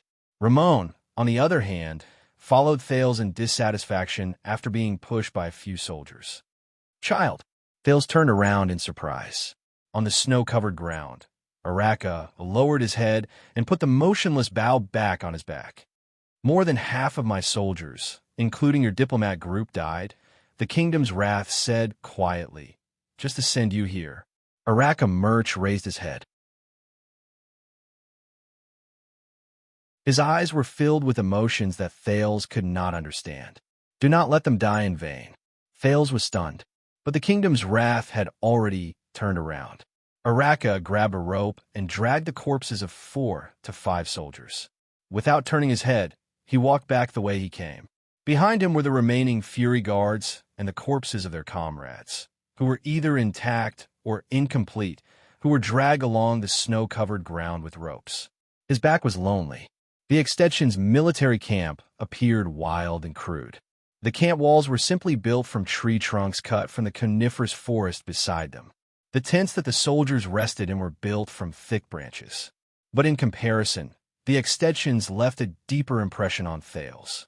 They were really too passionate. Thales even suspected that if Tolja had not led his horse and led the way at the front, the extensions would have pounced on them. The extension soldiers who were standing guard stared at the group of constellations with hostile expressions. There was even a sentinel who spat fiercely at his feet. A group of cavaliers who had just returned to the camp passed by them. They looked at the constellation flag that they held high and let out provocative laughter at them. Go back, Southerners. An extension soldier who carried heavy armor and a great sword shouted at the diplomat group in disgust. Northland does not welcome the people of the Empire. Just keep dreaming about the Empire. A half-naked burly man sat by the bonfire and sharpened a great axe. He pounded his chest and roared. First, we have to spit out our territory. Northland only belongs to the Northlanders. They killed our prince, but sent a child to sue for peace. They walked past a circle of soldiers who were sitting on the left. A leading soldier pointed at the diplomat group and scolded. This is the shamelessness of the Empire. The people around them responded angrily and glared at them. Do you know why? The soldier said loudly, because all the men in their country were killed by us 12 years ago. The people around him burst into laughter and echoed his words. They should have sent a princess. A little boy is fine too, a soldier said mockingly. As long as he's pretty enough, we don't care if he's in front or behind. Another round of laughter rang out. Thales raised his head and sighed. Should I be surprised? Or is this how the extensions say hello to the constellations? Do not be surprised, Your Highness, Portray said to the stiff Thales in a relaxed manner. The relationship between Constellation and Extet has never been good since the founding of the country more than 600 years ago. Whether it is the history of the Empire or the competition in the Western Peninsula, there are enough reasons for our hostility. Cold Castle was snatched from Extet by us 400 years ago. History was the first to breed hatred, and hatred is the first to write history. Portray sighed. Only the Peninsular War can make us temporarily forget our opinions of each other and fight side by side, which is rare. During the Third Peninsular War, the hero Chara and the Oathkeeper King Midier were close friends. Together with Kamu Union's prophet Kai Peng, they worked together to fight against the Eastern Peninsula's expeditionary army. Unfortunately, they turned against each other in the end, and the rare chance for the dragon and constellation to mend their relationship was lost just like that. But this is a military camp. Other places are much better. Many Northlanders do not care about those meaningless things. Waya nodded. After all, the civilians who work hard for survival are different from the soldiers who have tasted blood. They call us citizens of the Empire. Why? Thales frowned and asked, "Isn't the final empire a history from more than 600 years ago? Even if there's a real grudge, it has to be traced back to the ancient empire more than 1,000 years ago, right? This is their mockery of us." Portray shook his head and said with a complicated expression, "The Constellations have always been proud of the Empire's bloodline and inheritance, but unfortunately, the Empire did not leave a good impression on the world. It's not just the Northlanders. The people in Olumbia Kingdom and Thornland and Anlinzo Dukedom and Dragon Kiss Basin also do not have a good impression of us. Whenever there is a need, such as during a war, this ancient emotion that has been passed down from generation to generation will be exaggerated and exaggerated. It is much more effective than increasing the soldiers' rewards. The Empire, the citizens of the Empire." Thales sighed and hid this information in his mind. Speaking of which, the recruitment of more than 10,000 people is almost the limit of Black Sand region. Portray looked at the densely packed military camp in front of him. "I think Lampard supplies and expenses are also quite difficult. Black Sand region is not a rich place. For the Northern Territory, they must have planned for a long time and spent a lot." The Constellations finally followed Tolja and walked to a huge tent. A tall nobleman in military attire who had been waiting in front of the tent walked forward and nodded slightly at Tolja. The tall nobleman bowed to Thales and said, "Is this Prince Thales? It's our first meeting. I am Lessa Kentvita, Viscount of Ekstedt. My fief is located in Black Sand region's Halting Light City.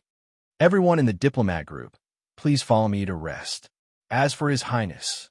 Viscount Kentvita nodded and looked at Thales.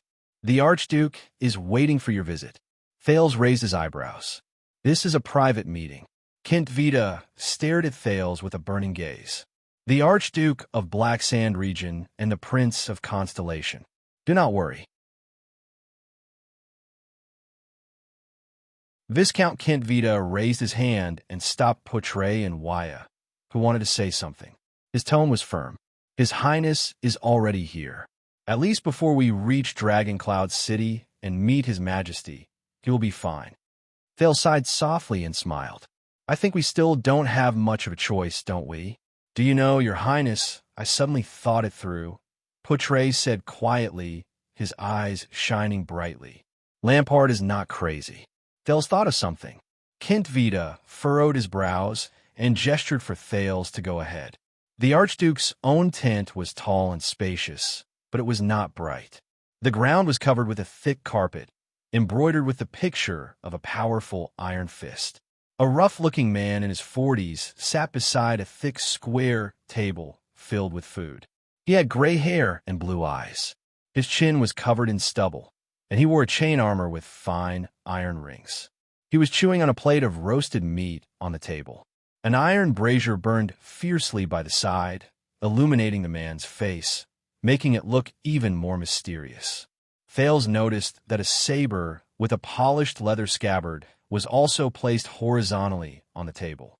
He calmly stared at the actual ruler of Black Sand region, Archduke Chapman Lampard.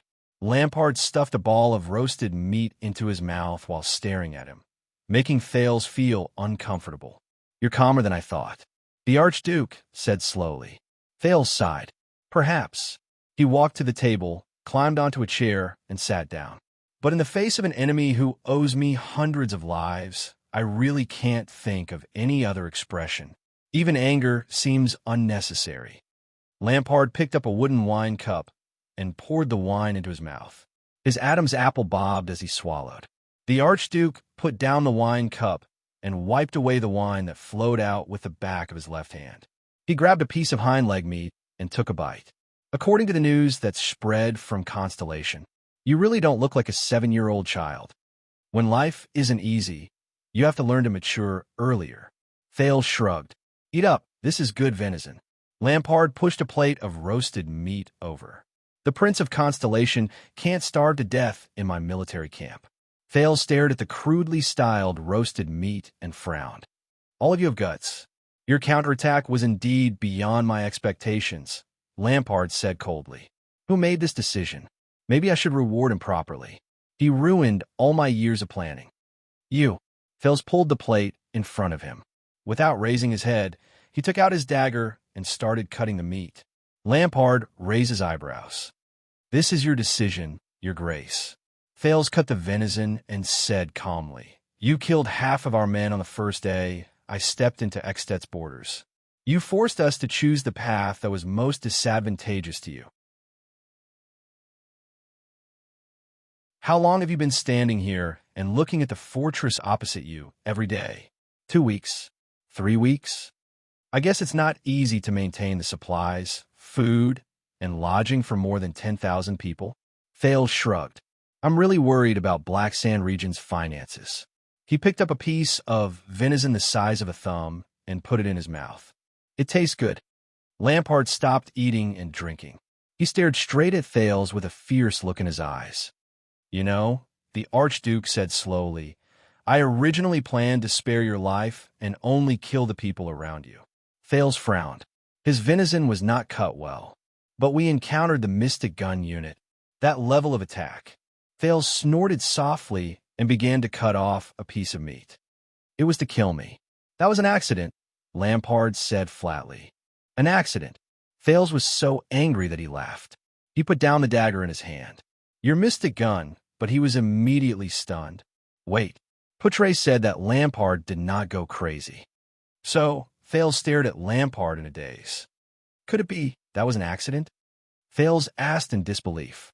It was an accident. Lampard placed his arms on the table, his eyes burning. Thales closed his eyes and exhaled deeply. After a while, Thales opened his eyes and said with certainty, You did not send out the Mystic Gun unit. I did not. Lampard put down his wine glass and shook his head slowly. You did not intend to kill me either, Thales continued. I did not. Lampard's eyes were burning. Thales clenched his teeth. So that's how it is. He exhaled and laughed. Someone else is commanding the Mystic Gun unit. Lampard had no reason to kill me from the beginning. The Mystic Gun unit is an uncontrollable killing weapon. No matter how stupid he is, he will not use this kind of thing against me. Thales sighed. Lampard closed the wooden plate with the venison, pulled it in front of him, and grabbed a piece of meat. You are much smarter than I thought. Lampard's expression was unpleasant. He stuffed the meat into his mouth and narrowed his eyes slightly. Do you understand why we met here? Yes, I understand. Thales wiped the dagger with his sleeve and put it back on his waist. He sighed and said, But I really did not expect that the command of the Mystic Gun unit under the command of the famous Archduke of Black Sand Region would be so easily tricked by someone. Lampard suppressed his anger. That officer is called Hardy. He has been in charge of training my Mystic Gun unit since 3 years ago. The commander of the unit fell ill this morning, so he is only temporarily in charge. How is he? Thales asked quietly. After the signal to retreat was sounded, he still ordered a second attack, but there were soldiers who immediately questioned his orders, Lampard said gloomily. Then, Hardy did not hesitate to slit his neck and committed suicide. We are still investigating the person behind him. This also explains why you hurriedly blew the signal to retreat after only one shot. Thales sneered. Even the command malfunctioned. Sorry, I really do not know what expression to use at this time. Archduke Lampard pursed his lips tightly and said nothing. Their goal should be to use you to kill me, or to use my death to plot against you. Thales sneered. I think the latter is more likely. My enemies are all in the country. The higher you stand, Lampard said quietly, the more enemies there will be. So, the sudden accident also made you cancel your plan. Thales snorted. Were you originally prepared to humiliate me by capturing me and see if the fortress would waver? There was silence. Lampard opened the bottle of rye wine beside him and filled his empty goblet. I hate to say this, but King Kessel made a good move. He pushed you out, Archduke Lampard said calmly. The moment you stepped into my military camp, I could no longer take down the fortress and the Northern Territory. And the oath he made in Renaissance Palace was equivalent to forging a suit of armor for you with the ownership of royal power. Lampard raised his goblet and said quietly, if you die in Ekstedt, no matter who did it, the neighboring Black Sand region will only suffer. So, once you realized that you could not take down Broken Dragon Fortress, and realized that there were actually people eyeing you covetously, you immediately changed your attitude and wanted to rope me in? Thales said coldly. Lampard drank a mouthful of wine expressionlessly and said, Kessel's oath dispelled some people's desire to take your life, but it also aroused the ambition of others to take your life. Today's Mystic Gun is just the beginning. We have a common enemy lurking in the dark, whether it is for the throne of Ekstedt or the throne of Constellation. The Archduke of Black Sand Region's voice was steady and solemn.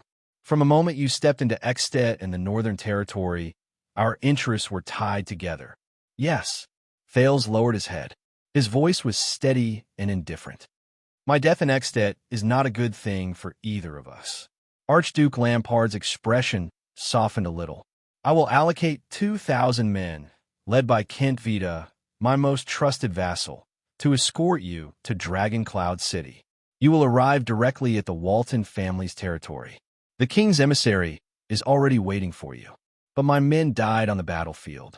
They stood in front of me and were pierced by knives, swords, and spears. Thales raised his head with a gloomy expression. We have also killed many of your men. Lampard closed his eyes and muttered to himself for a moment. Thales stared at him expressionlessly. Those warriors, whether they were my soldiers or your subordinates, they will not have died in vain. They died a worthy death. Lampard opened his eyes. It is precisely because of their sacrifice that we can understand each other, and that we can sit here and make a difficult choice for the future of our two kingdoms. Even if it is extremely difficult, we have never been enemies. Our hostility on the battlefield was only forced by the situation, Lampard said softly. For the future, so that today's senseless bloodshed will not happen again, we should cast aside our past grudges. This is what we should do. War is for peace, isn't it? Thales suddenly smiled. Well said, Your Grace. He chuckled with an indecipherable expression. There are no eternal enemies, only eternal interests. As you said, from now on, we have no reason to be enemies with each other. The Archduke nodded and raised his wine glass. You have eaten my venison. According to Northland's customs, you are my guest. This is good rye wine. Lampard pushed his glass over. His gaze was profound. And according to Northland's customs, we are allies after drinking the same glass of wine. From manpower, information, resources, and financial resources, I will provide you with all the conveniences in Ekstedt. Our enemies will not have any chance. Archduke Lampard nodded. Until you leave Ekstedt and return to Constellation. Even until the day you. Lampard revealed a strange gaze. Lampard had a strange look on his face. To be crowned king. There was silence. Thales suddenly smiled. My experience tells me to be cautious with those who want to become your allies, no matter how sweet and sincere they are, Thales said flatly. And I cannot trust you, Your Grace. Archduke Lampard's expression darkened. He snorted coldly. Just because so many of your men died? Not only that, it's also because of the indifference and hypocritical coldness you showed towards the deaths and sacrifices of your subordinates, Thales said coldly. By forming an alliance with you, our alliance is destined to be betrayed. Compared to the possible benefits I might gain from carrying out the alliance, I can say with certainty that when the alliance is broken, the losses I suffer will far exceed the benefits I gain. And I am deeply touched by this. Thales looked at Lampard and watched as the latter's expression slowly darkened. Also, I hate what you said. Thales recalled Araka's lonely back. He clenched his teeth and shook his head. Those people on the battlefield, they died for your selfish desires. As for nonsense like they died a worthy death, and war is for peace, I'll leave it to you. Thales grabbed his wine glass and sneered. There was silence. At first, I thought you were mature and steady, with wisdom beyond your age. Lampard snorted coldly and shook his head. But now, you are acting like a child. You are right, Thales said coldly. He poured the wine in his glass and said to the gloomy Archduke Lampard, and children cannot drink. That you're tuning in to the Eternal Immortal Ballad YouTube channel. Don't forget to subscribe and join us on this journey to catch the most captivating stories.